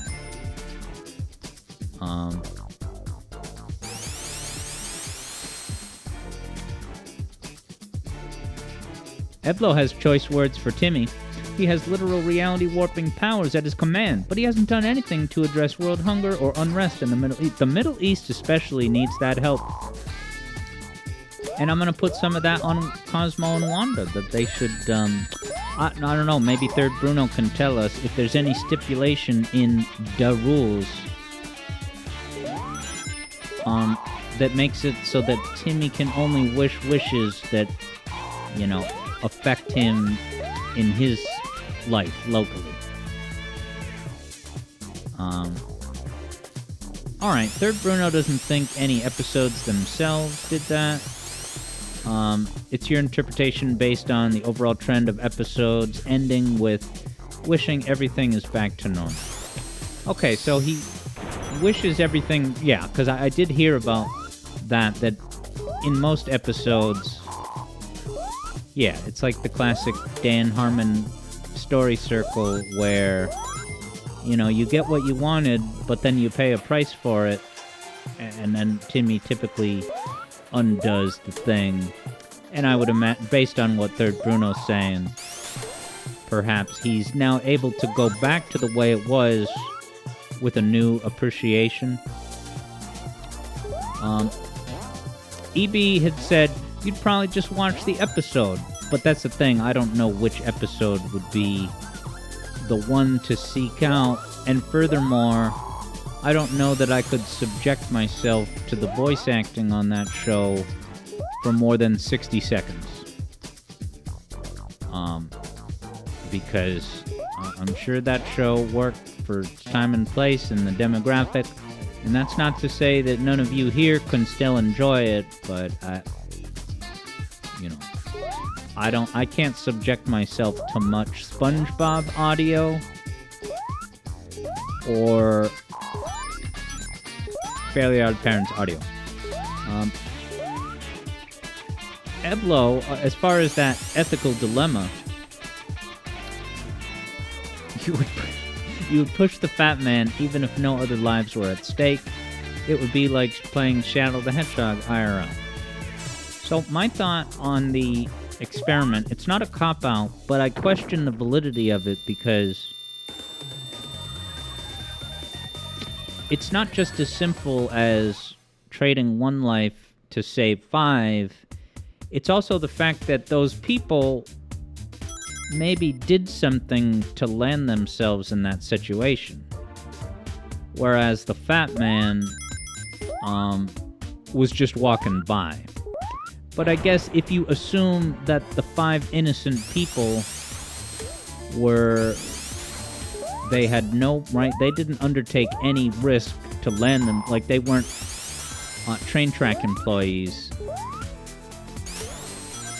but that they were just, innocent civilians that were abducted.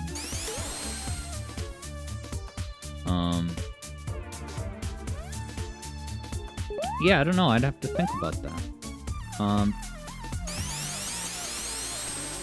Interesting. Third Bruno knows, as far as the rules, all he knows for sure is that you can't end a romance, you can't cause death, or cheating in contests. So that sounds to be pretty much in alignment with the genie from Aladdin's rules, because he flat out says, I can't make anybody fall in love with anyone else. And I think he also says no killing. So that does, yeah, that checks out.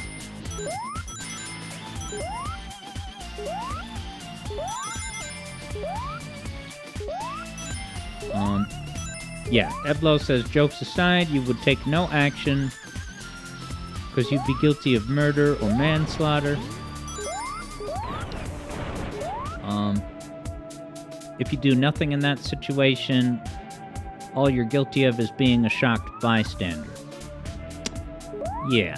So what if we altered the scenario to be like the movie Saw, where you're not just an additional random bystander, but the Jigsaw villain has locked you in a room and explicitly given you the dilemma. Say, listen, these 5 people are going to get chomped up by piranhas unless you shove this one fat man, and the fact that he's fat doesn't, just forget about the fat. I think people only say fat because it will stop the train because he's fat enough, which is kind of an unnecessary detail. But if you just say it as, all right, these 3 people will die in the piranhas unless you push this one other man into the piranha. So now it's going to happen either way, and so that like kind of puts the onus on the person. Sam wonders, when is the song request? Well, that's in a brisk 5 minutes, and I'm looking forward to it.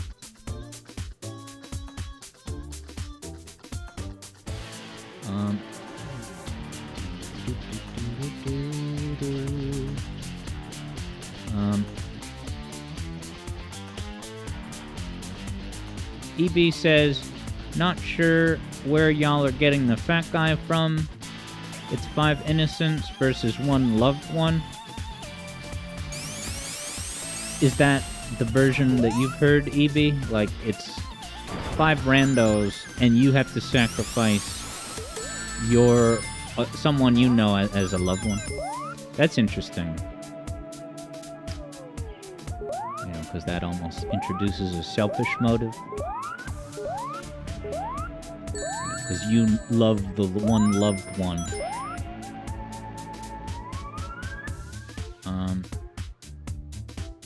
Yeah, Eblo confirms that the classical problem does indeed specify a fat man, because with all of his cellulite, he can stop the train.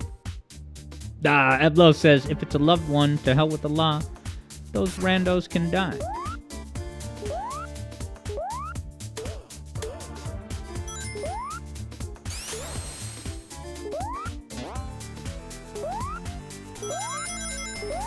Yeah, now certainly the fat man could elect to sacrifice himself and jump in. Oh, hydrosity colors. But that would only be his choice to make, I guess.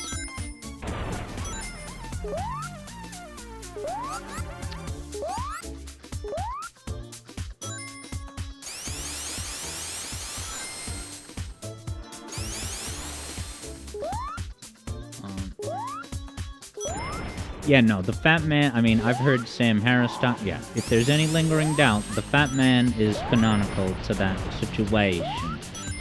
I wonder what the canonical name of that is. It the train dilemma?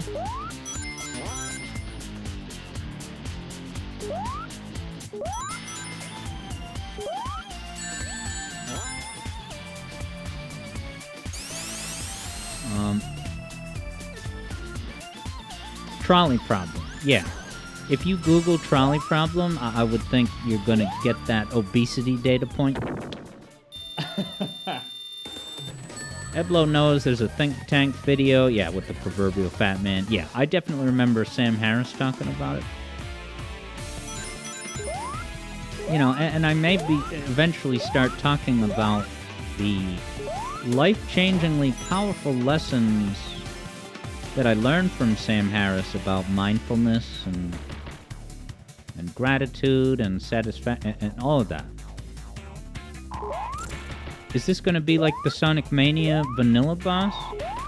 Before they patched it? Is that Spike Wall going to start advancing?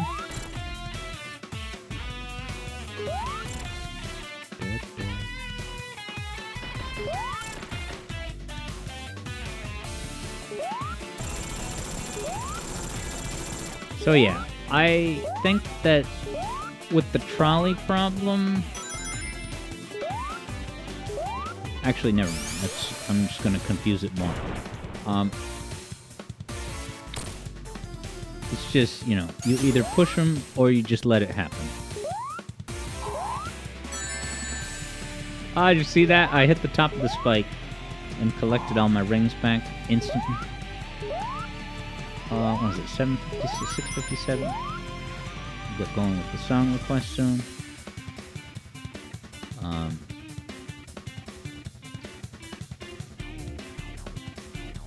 EB says, if it's one dude versus 5, where's the choice? Well, you have to choose to either let the people on the train die or push the fat man on. And so through your agency, you are transferring death from one person to another.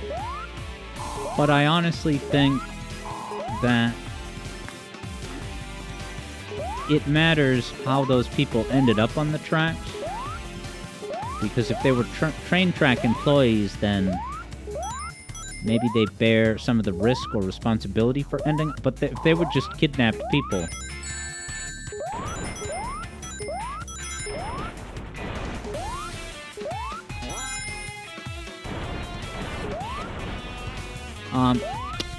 I don't know that I would push the fat man because that's only his choice to make.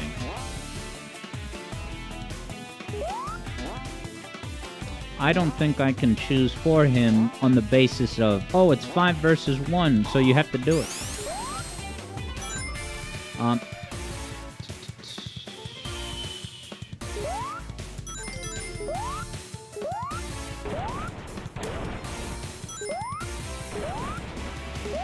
So the one thing that the trolley problem gets me to think about, though, is self-driving cars, okay? Now, self-driving cars,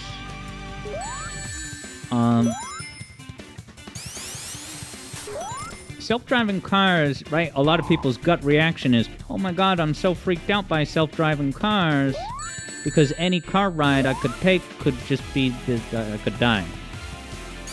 And then people will initially respond to that and say, well, it's going to make the total amount of traffic crashes and fatalities go down. Okay? So on the surface, you'd be like, oh, good, that's good to do. If traffic accidents go down in volume, then that's a win. Okay? Now, the only thing that I would push back on that is to say, well, the total number of deaths is going down, statistically, but you are now transferring those deaths that now it's just a totally random lottery of who will die. Whereas in the past, many of the deaths were the result of people driving badly, so they bear some responsibilities for their car crash. Right? And look, people can die in car crashes with no fault because of a drunk driver, but many of the deaths in car crashes result from someone's irresponsible driving.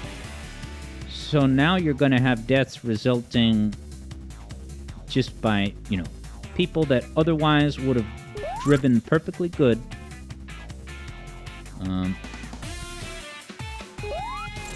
Yeah, EB says that, this may be an example of, things morphing through internet lingo and stuff. Yes, and for that reason, I would expect that anyone positing that, oh no, the real version of it is X or Y. If the only place you've heard it is, random internet discussions, then it's not a good source to default to. Sam Harris being a prominent speaker on moral and ethical dilemmas. Don't know if I probably heard it in a philosophy class too, the trolley dilemma.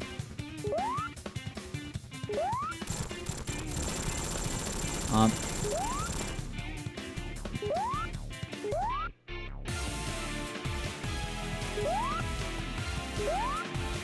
yeah, Eblo found the online quiz to say, are you a psychopath? Take the quiz. Take the test.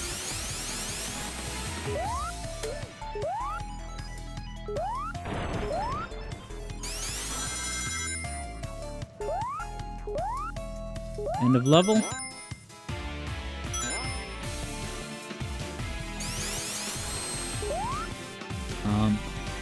Wow, King Moly's PhD is in ethics, and you hate the trolley problem. Is that true about the PhD, or is that a bit? If it's true, that's wicked interesting.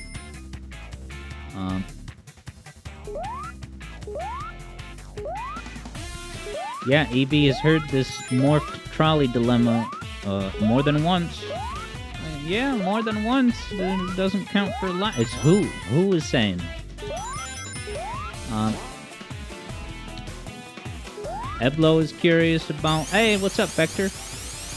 Nice. Vector's got the stat that all the songs in this zone up by one Andy Turnstile. Shout out to Andy.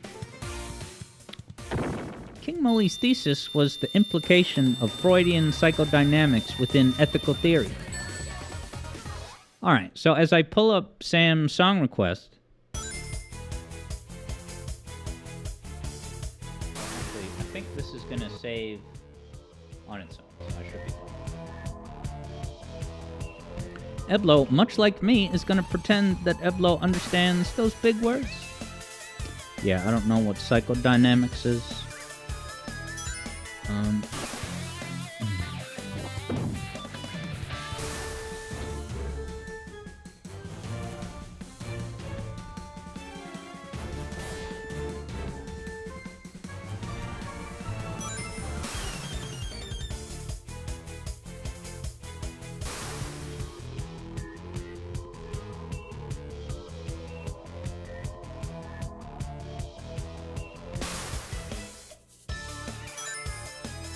EB says literally every time the meme is shared. That wasn't the question. It's not frequency, it's who. Eblo wonders if, or maybe knows, that Freudian psychodynamics is what they call wanting to... that. Your own mama. Or get your dad out of the equation. Have a slice of edible pie. Edible, sorry. Alright,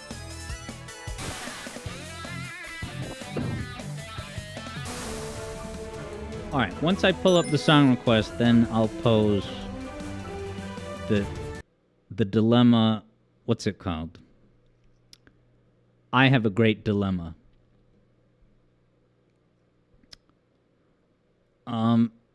Yeah, so EB says, who? Do you want names of internet users? No. Or someone speaking on it. In other words, each of those examples, numerous as they might be, seem to be from internet randos, right? Whereas Eblo and I have encountered the canonical Fat Man OG dilemma in college classes or podcasts by prominent moral philosophers, etc. Let me find the request here. So it doesn't matter how many people said it in a different way on Reddit if they are just echoing waves in the ocean of morphed misinformation.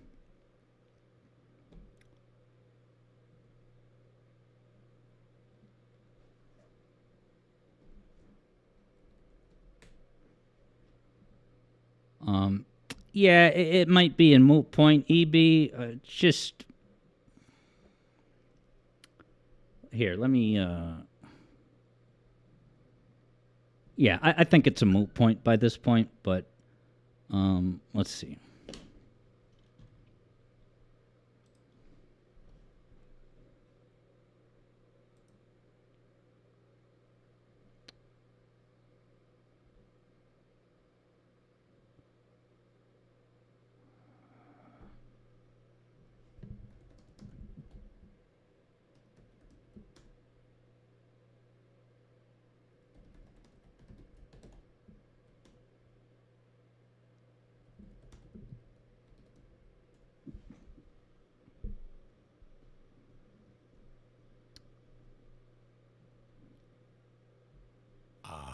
Jamaica. It has beaches. Right, Sam sent over gameplay as well. It's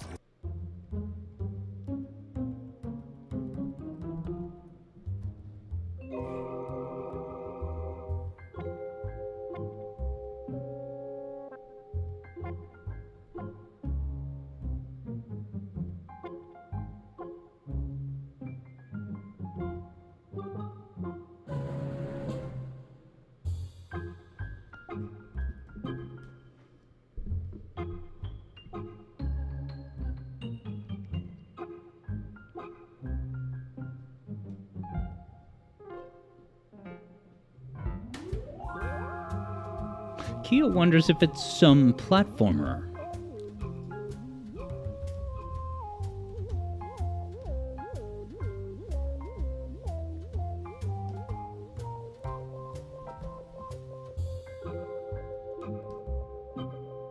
It's not Cow. Vector guesses Sly Cooper, and I can see why. It's not, but it has kind of that sneaking around vibe. A film noir bar.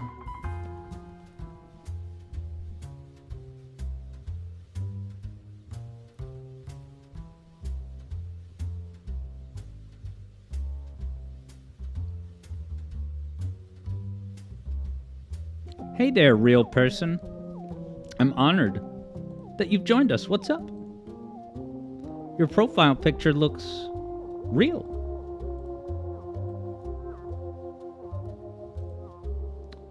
Why is the VOD all the way back to hydrosity? That's weird.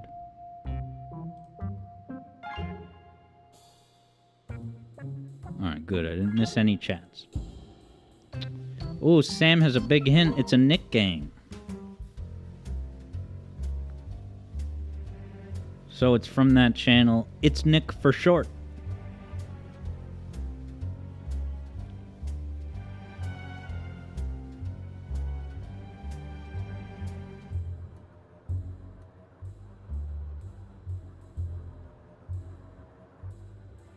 Vector has a guess. Nicktoons Unite, says Eblo. Nice. Real person loves Sonic and has been playing lately.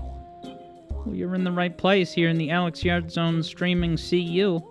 Not this second, but I was streaming Sonic moments ago. Alright, so Sam confirms it is indeed Fairly Odd Parents.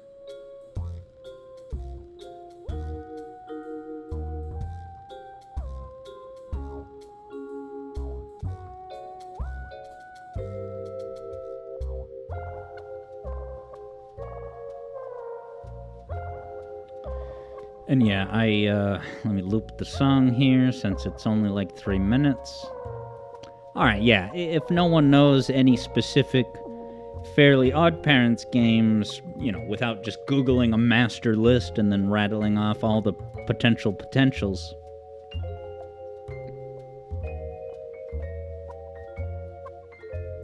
Third Bruno is guessing the second one, and I wonder which one that would be.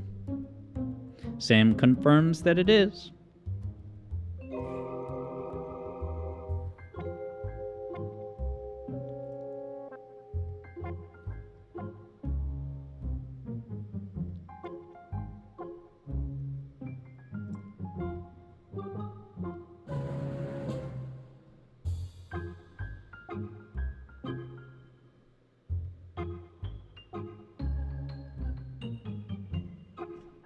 Alright, might as well bring up the gameplay, which might not necessarily reveal the name of the game on screen.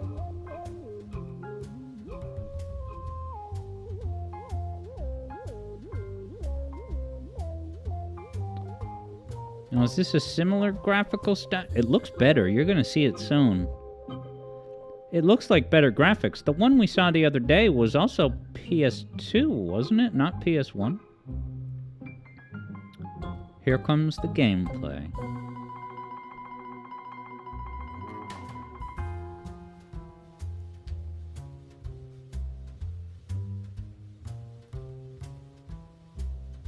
Eblo's mind was blown when Eblo learned that Crocker's voice actor was one of the cops on Reno 911. Whoops. Where's my footage attribution?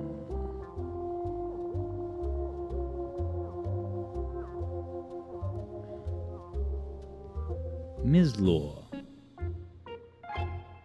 Wow, EB is at a wedding. Not sure you'll make cart. Well, that's an understandable reason. Yeah, enjoy the wedding, of course. Kia wonders if EB is the groom. That would be a cool twist.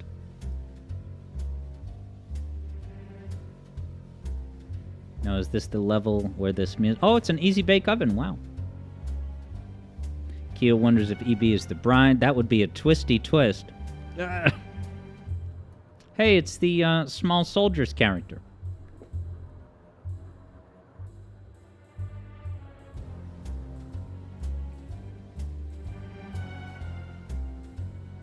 Sam wonders, is this the right one?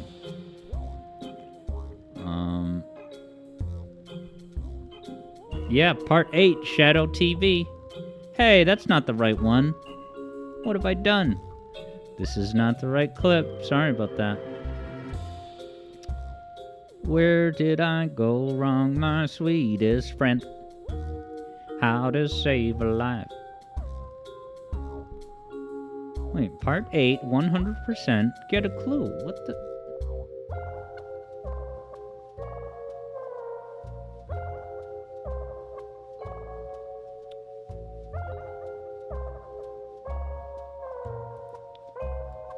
Alright, I think I found it. Wait, it's gotta have PS2, GameCube. Wait, PS2... Alright, it's gotta be this. Wishing to Cal. Absolutely, have a ball, EB. Make sure that when... Because inevitably, Bruno Mars' Uptown Funk will come on. You have to replicate the entire dance from movie 2 and post it to YouTube before midnight tonight. Yeah. This is that white gold Michelle Pfeiffer. Is that a hot white woman? Is that what that song is about in my Sonic movie? Alright. Let me know if this is the right one. Footage by Wishing to Cal.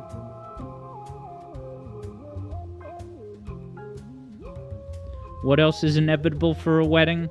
Where did you come from? Where did you go? Where did you come from? Cotton Eye Joe.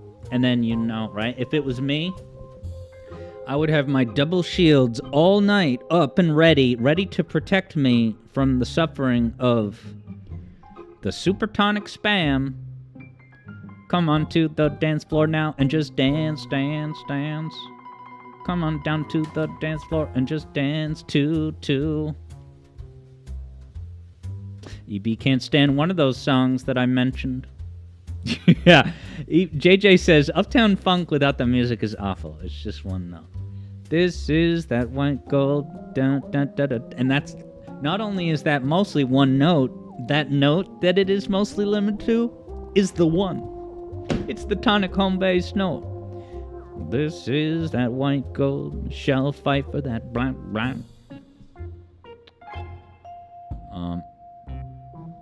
Alright. I think this... Alright, Sam said yes, so I must be in the right spot. Now we got the, So you got a Crocodile Dundee outfit doing stealth? I'm all about it. Heblo said, if you drank to that song, it would be gin and tonic. Okay, EB can't stand Uptown. Alright, so at least I wasn't totally alone in my hyper-suffering. I know I'm blocked myself by the gameplay. I'm gonna fix that soon. I'm caught in limbo. Dude, I'm part of the game. Fairly Odd Parents DLC with AYZ himself. Here we go. Nice. JJ keeps on saying, spamming the tonic when you hear one note like that. Alright, EB likes Cotton Eye Joe. And I can take Cotton Eye Joe, but I can't take Got This Feeling in My Body. Thumbs down to Justin. Got this feeling in my body. Mass-produced pop music leans on the supertonic like a hypercrutch. And Andrew Wong has a video montage exposing how overused it's become. Spamming that supertonic like it's... what did I say? 2012? That was probably the year that song came out. Interesting that JJ says spamming the tonic when you hear one note. So if it's just one note, it might not always actually be the tonic, but JJ says spamming the tonic regardless of its tonic status. But the point is, the note is getting spammed.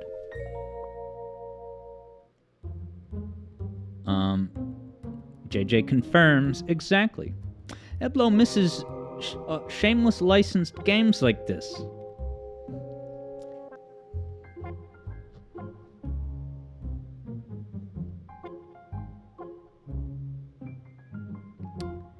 Is this just basically a Sly Cooper reskin?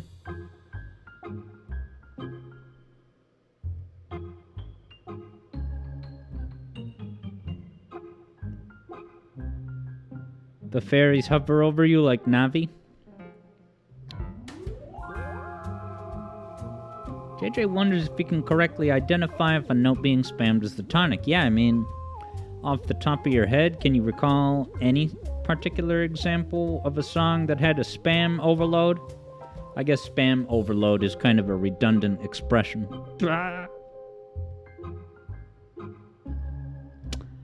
I think I used the word spam early on. Like, I did use it in that Mario video. Spam that supertonic like a hypercrutch. But I think there was a video early on where... Is that the Alison Brie sweetheart? No. Knockoff. Cheap imitation. Oh, it's Reggie's Puppet. Remember Reggie's Puppet, guys?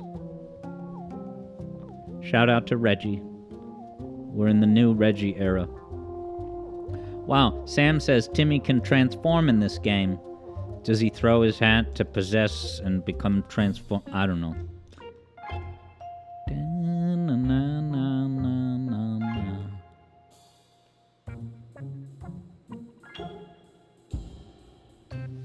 Sam has this to say. 3 wishes. Sounds like Robin Williams to me.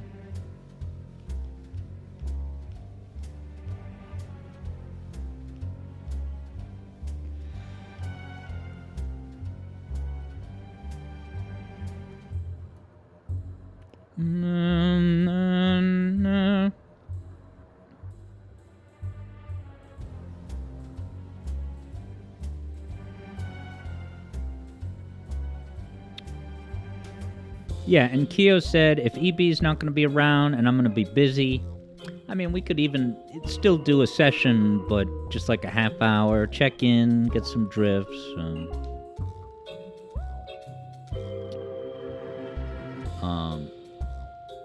Alright, EB will join upon getting home. So yeah, I'm happy to open the lobby regardless. And I'll race for an hour, but...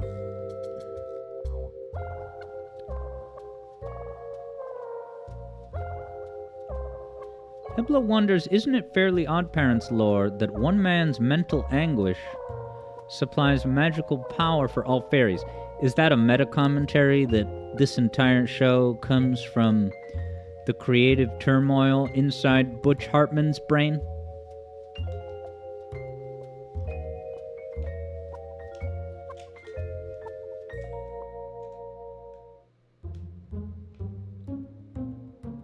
One video I saw, I think I added it to my watch later, is that they were... It was a video documenting, like, the very carefully crafted lore and world building of Fairly Oddparents. EB says Alex would eat up the Butch Hartman saga. You mean the real-life Butch Hartman saga? Because we talked about him a little bit recently, about his... kind of bogus streaming service that he launched semi-deceptively.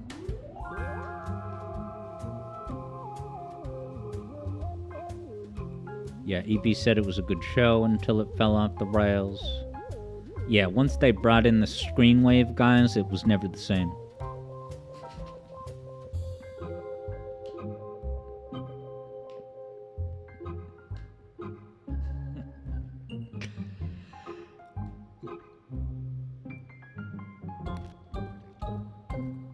Yeah, I've certainly listened to a little bit of L.S. Mark's mental anguish regarding the concept of Butchie Butch.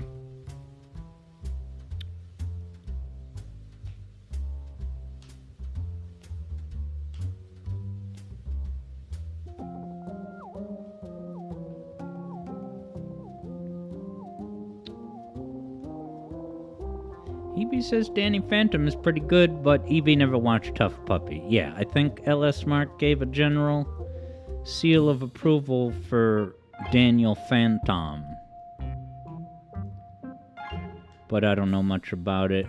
I've seen at least one thumbnail that's like a tin hat theory that Danny Phantom and Timmy are interconnected or somehow. I don't know. JJ wonders if Clone High is another Butch Hartman flick. No, but I had a friend in college who was particularly obsessed with that show.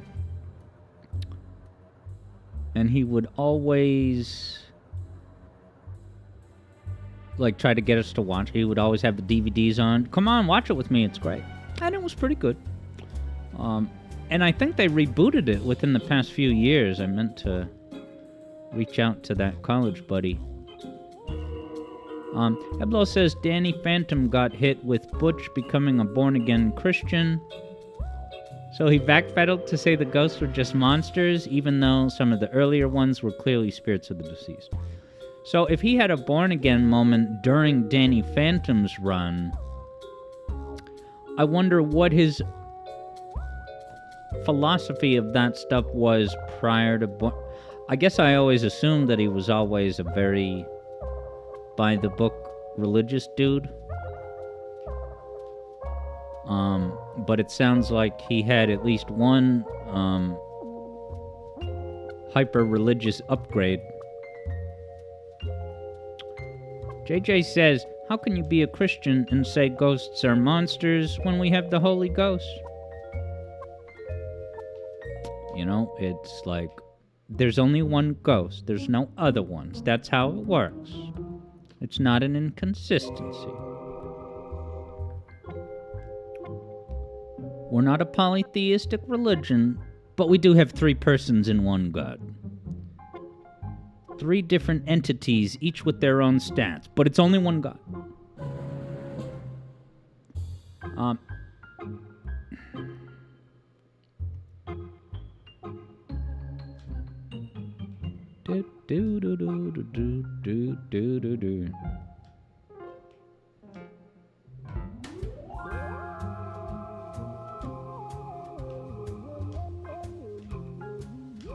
Hebe probably watched more Jimmy Neutron.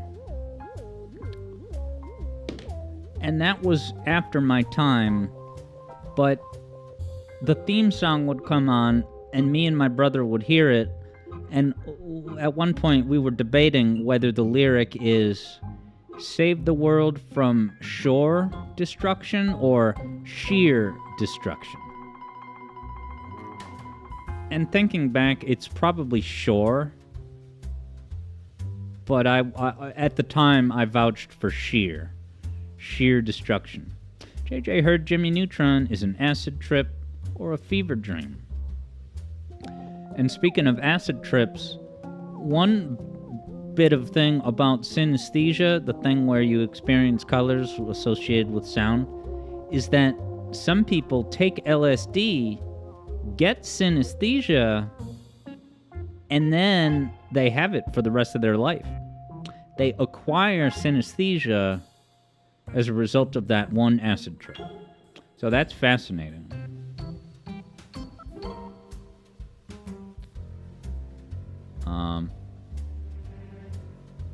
Yeah, EB says no one knows. EB also thought sure. Yeah, I think that's common enough of an expression. Sure destruction.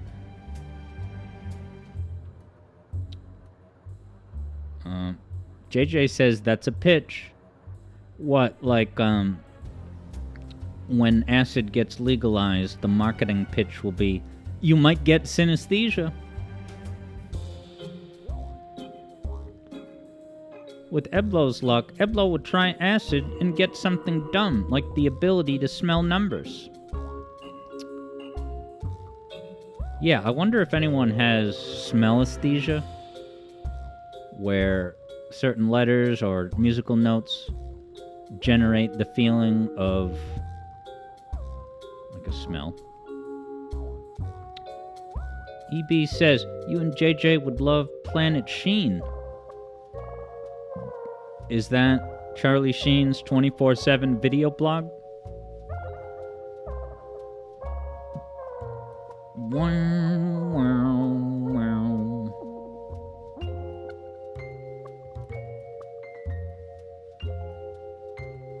Wow, Planet Sheen was made by Mr. Kung Pao, Steve Odekirk. Were we just talk? I think me and Dem Rupees maybe brought it up when we were at Gaming Hangout with JJ and Serious Sam 64 the other day. Dem Rupees had asked, like, yeah, did that Kung Pao guy do any other, like, what's he up to these days? Let me see, Planet Sheen. Oh, it's a Nickelodeon show. Wow, yeah, some guy and Steve Odekirk, no kidding. So he got work on Nickelodeon, great.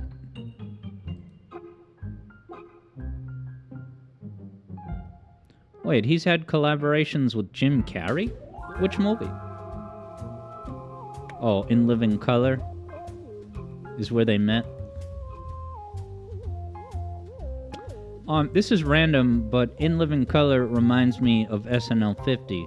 I'm not going to go through a bunch of remember whens of the SNL 50, but for any music fans out there, did you see the Nirvana reunion? All living members of Nirvana with Post Malone of all, but he did an amazing, he sang Smells Like Teen. It was, I couldn't believe it. It was mind-blowing that they'd be willing to do that, but it sounded amazing. So shout out to that SNL performance by them. Yeah, EB says that Planet Sheen is a genuine acid trip spin-off of Jimmy Neutron.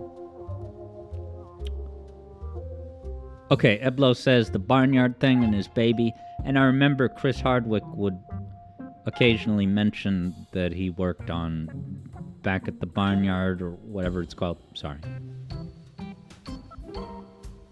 JJ is now replacing the cow in Kung Pao with the barnyard cow.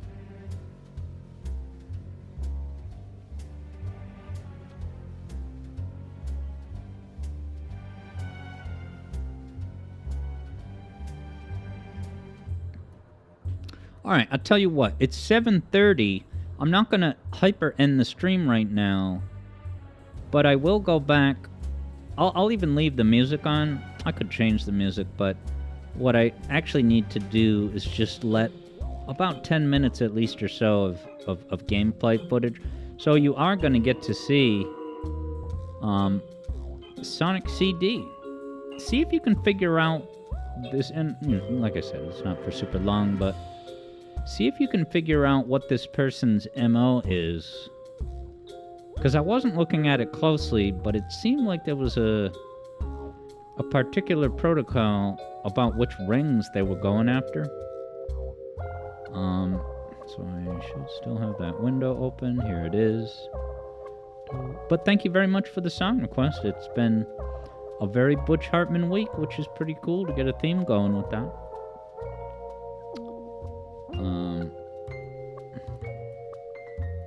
Sam confirms.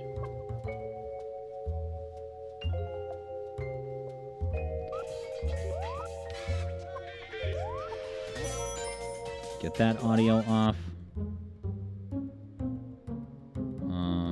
There's my YouTube window.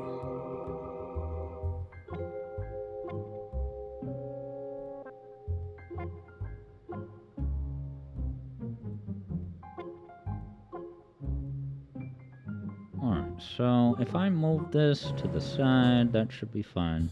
I've got no watermarks covering the proceedings. Cool. So yeah, I'm just gonna start it from the beginning and let it record at least 10 minutes.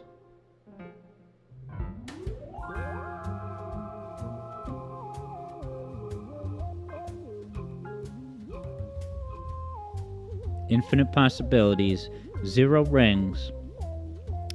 Now, this is kind of refreshing my memory of how time travel works in this gameplay footage is from OG Sonic CD 93. And I think maybe when you travel, does it reset the timer to 5 minutes? Perhaps we shall see. Okay, yeah, Shadow Ops is saying you think it was to notice how the time would reset back to 5. Yeah. So that he couldn't run out of time. Alright, so yeah. Spacing out his travels makes it so that he doesn't die to a time over. That makes sense.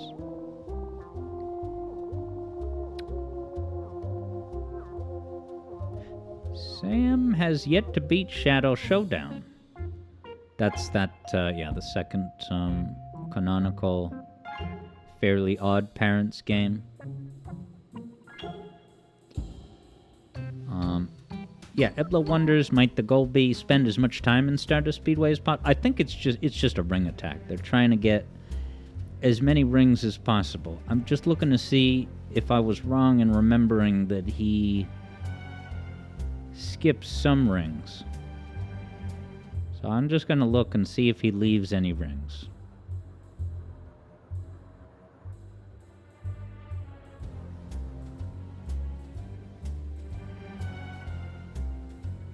So far, all rings.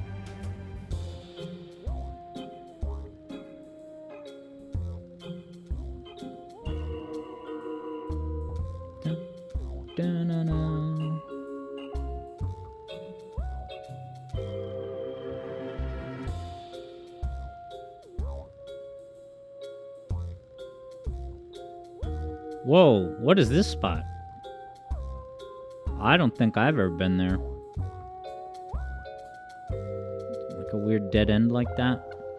Is this person pause buffering?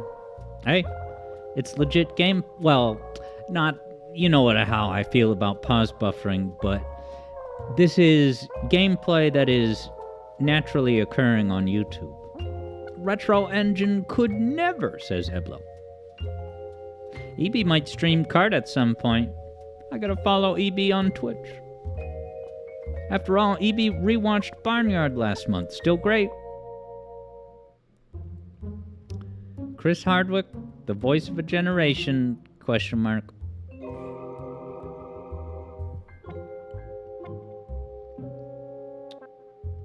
Okay, Shadow Ops says he was playing around, letting the clock get up to 9 minutes, and then warping.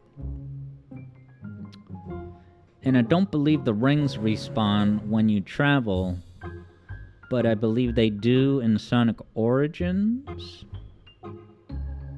Because it's Origins.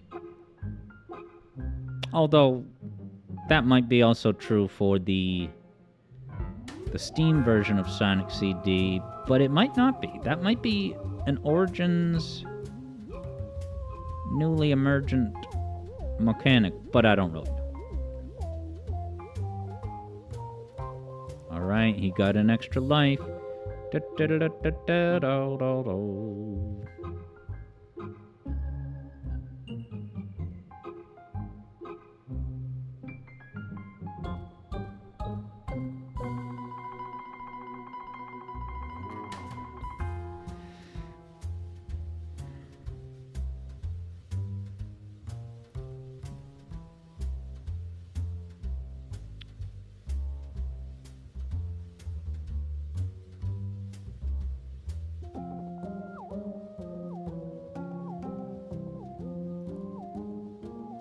Eblo says CD has 4 different versions?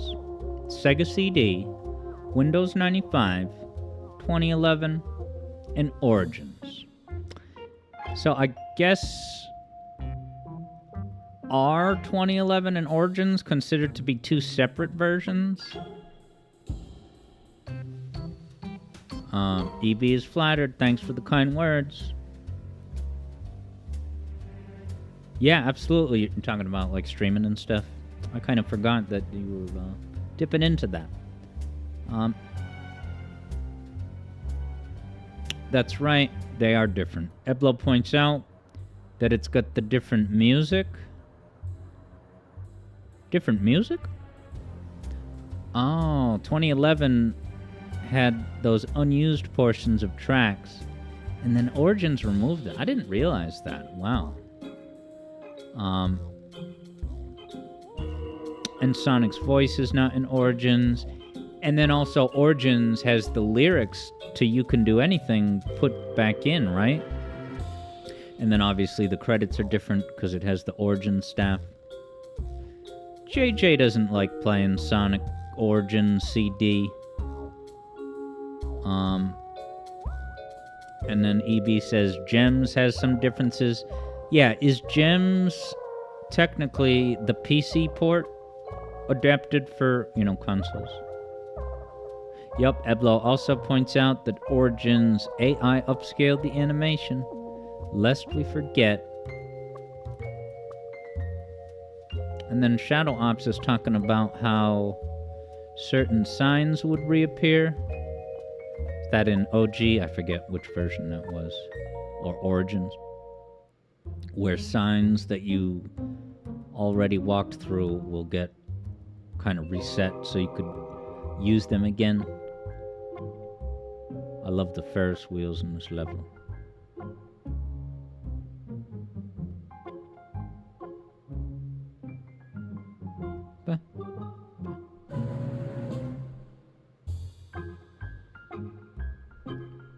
Kyo had said for what's supposed to be a good future, the light pollution in the zone from before is crazy. The sky was green.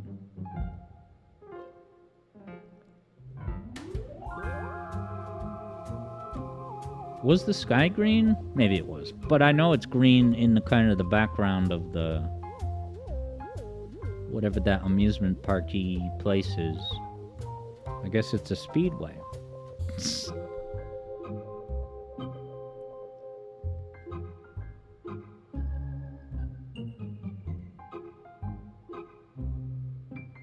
EB wonders if anyone has Genesis game recommendations. Yes.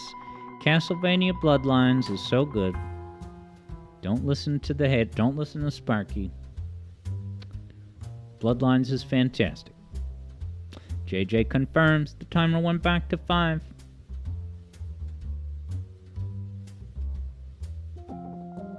Shadow Ops prefers OG release games. Shadow Ops is adding that Sonic CD on Windows 94 5 was legitimate. JJ recommends Tiny Toon Adventures on Genesis. Also, Kid Chameleon is a must-play, says JJ. McDonald's Treasureland Adventure, I'm telling you, it's kind of a cool game. It's the more accessible, chill version of Treasure games, which is, as much as I respect and admire Treasure, I can't get into some of their games because Dynamite Heady, Rocket Knight Adventures, things are constantly changing. New mechanics, new gimmicks. I see the value of it, I'm just seldom in the mood.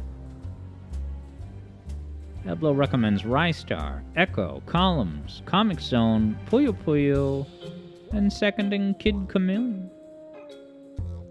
Good picks. Yeah, Rystar is essential.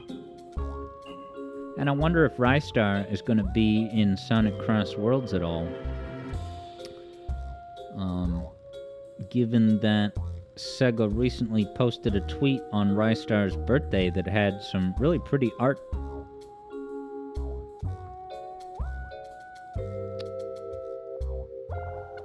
Justice for Rystar, says Eblo. They barely let him in to transform to wave the flag.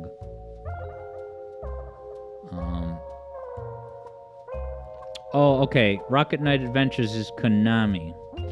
So maybe that was the Treasure people before they left Konami to make their own studio, Treasure. EB may have joined the Genesis train today. Very nice. Did you pick up an original hardware Genesis at a retro store, having left the wedding early? Nice. My man. Priorities. EB understands what's important. Ah!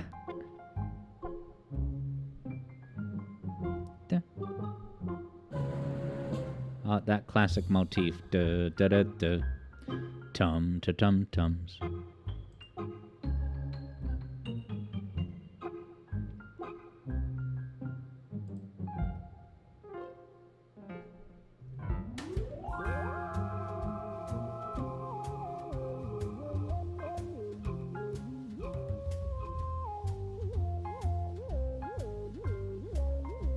All right.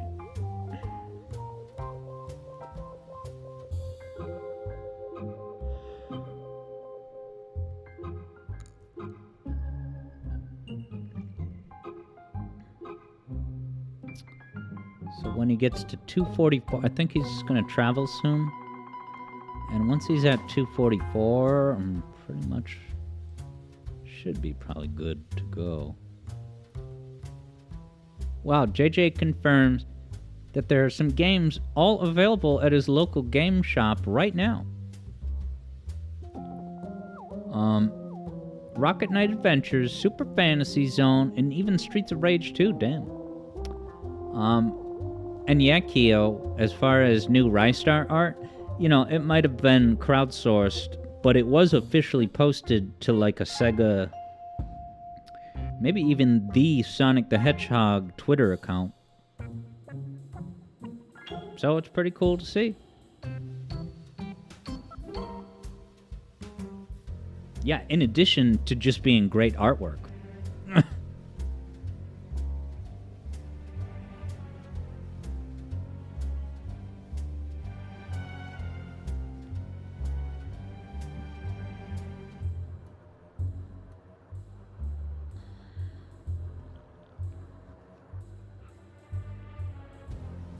Now, we're going to wrap up soon, but a random question I have.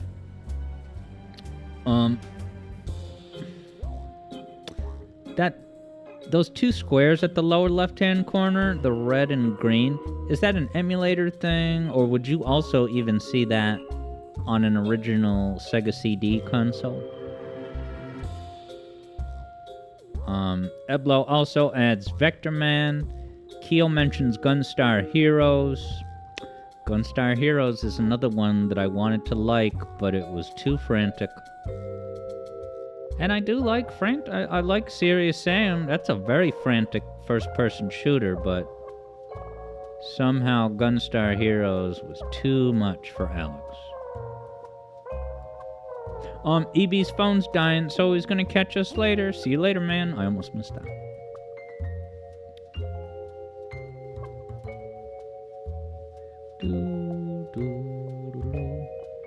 Alright, well, I think I've gotten enough footage, but as micro insurance, let me now jump ahead to where I cut off the footage, which is at 498 rings.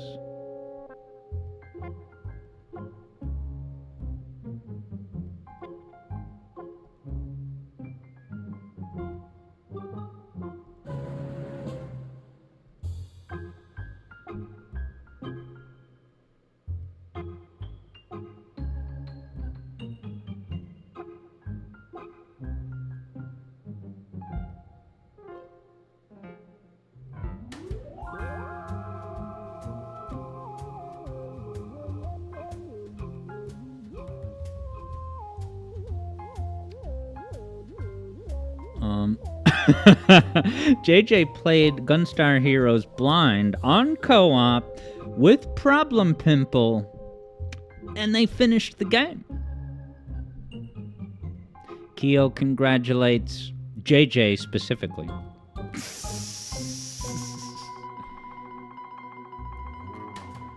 Heblo says Sonic Unleashed denied us a 3D Rystar game. What, if Sonic Unleashed didn't take up their docket, they would have made Rystar 3D, Flicky's Island?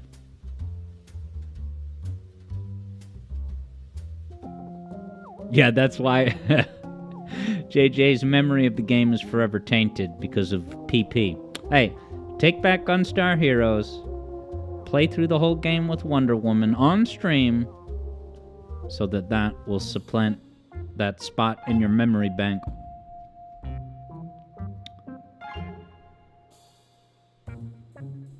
Oh, okay. Eblo says it's because they gave the stretchy arm mechanics to the blue hog. That's right. He has wacky arms as a hog.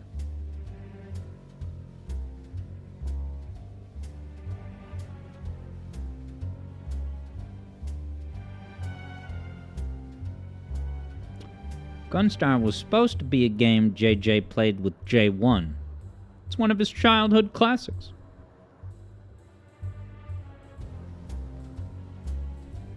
Let's see, how long will it take this man to get to 550 rings? We're gonna wrap up soon, but try to let at least one interesting event happening in the gameplay before I sign off. But this ought to be plenty of gameplay footage, I imagine.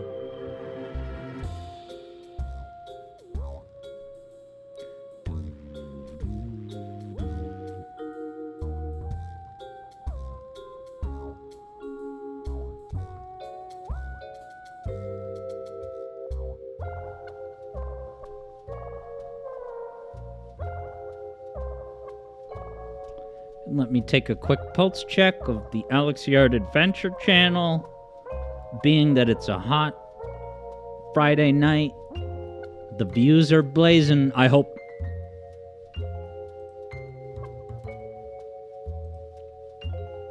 I keep dipping above and below 4,000 subscribers on that channel, and right now it's above 4.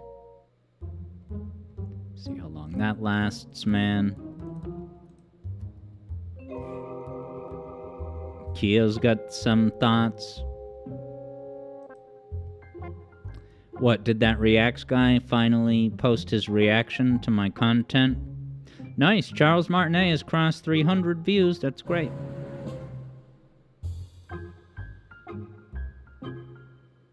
Did I say Friday? It's Saturday Night Fever, people. What am I saying?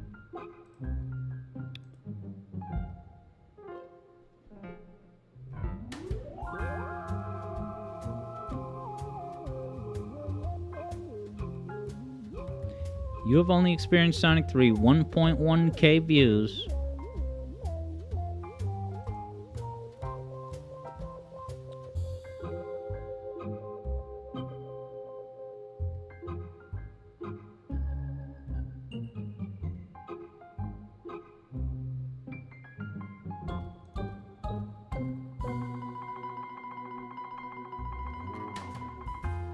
Saturday Night Speedway, baby.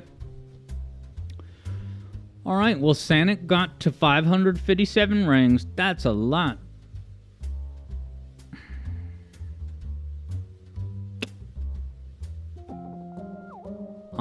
Yeah, cool. So, I'll be opening the lobby soon for kart. And I'll certainly race for a bit.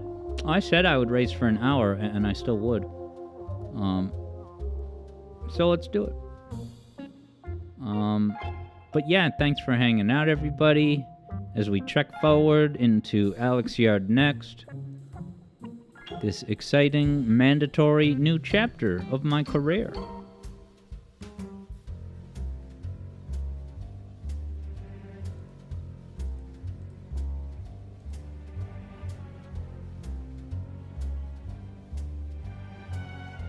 So third Bruno, I'll see you soon. Kyo, see you on the track, and possibly also EB.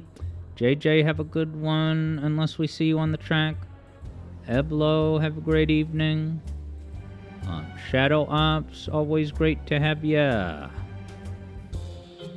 And yeah, I don't know if I'm gonna finish the Stardust Speedway video tonight, but I'll make a lot of headway. Yoshi, have yourself a good one. Sam64, thanks again for the song request. This has been a great time, everybody. Thanks for sharing good vibes as always. I'll talk to you soon. And at the very least, I'll be back Monday with some more Hedgehog action. And I haven't picked the discussion segment for Monday. Maybe I'll go ahead and do that message in a bottle one, because I'm ready to do it. I don't think I'm ready to do the synesthesia one. I have to do a little bit more rock connaissance, but I'm pretty much just ready to hit the ground running with the Message in a bot, and it's going to have a very provocative title. You thought the Charles Martinet video title was provocative. Oh, you ain't seen nothing yet. Burr, burr. So yeah, have a good one, everybody. This has been Alex Yard here at 91.6 WAYZ, the Alex Yard Zone. Because all terrestrial radio stations east of the Mississippi have W as the first character. West of the Mississippi River, K. But I'm a W, baby. Taking the W and saying goodnight. Bye, everybody.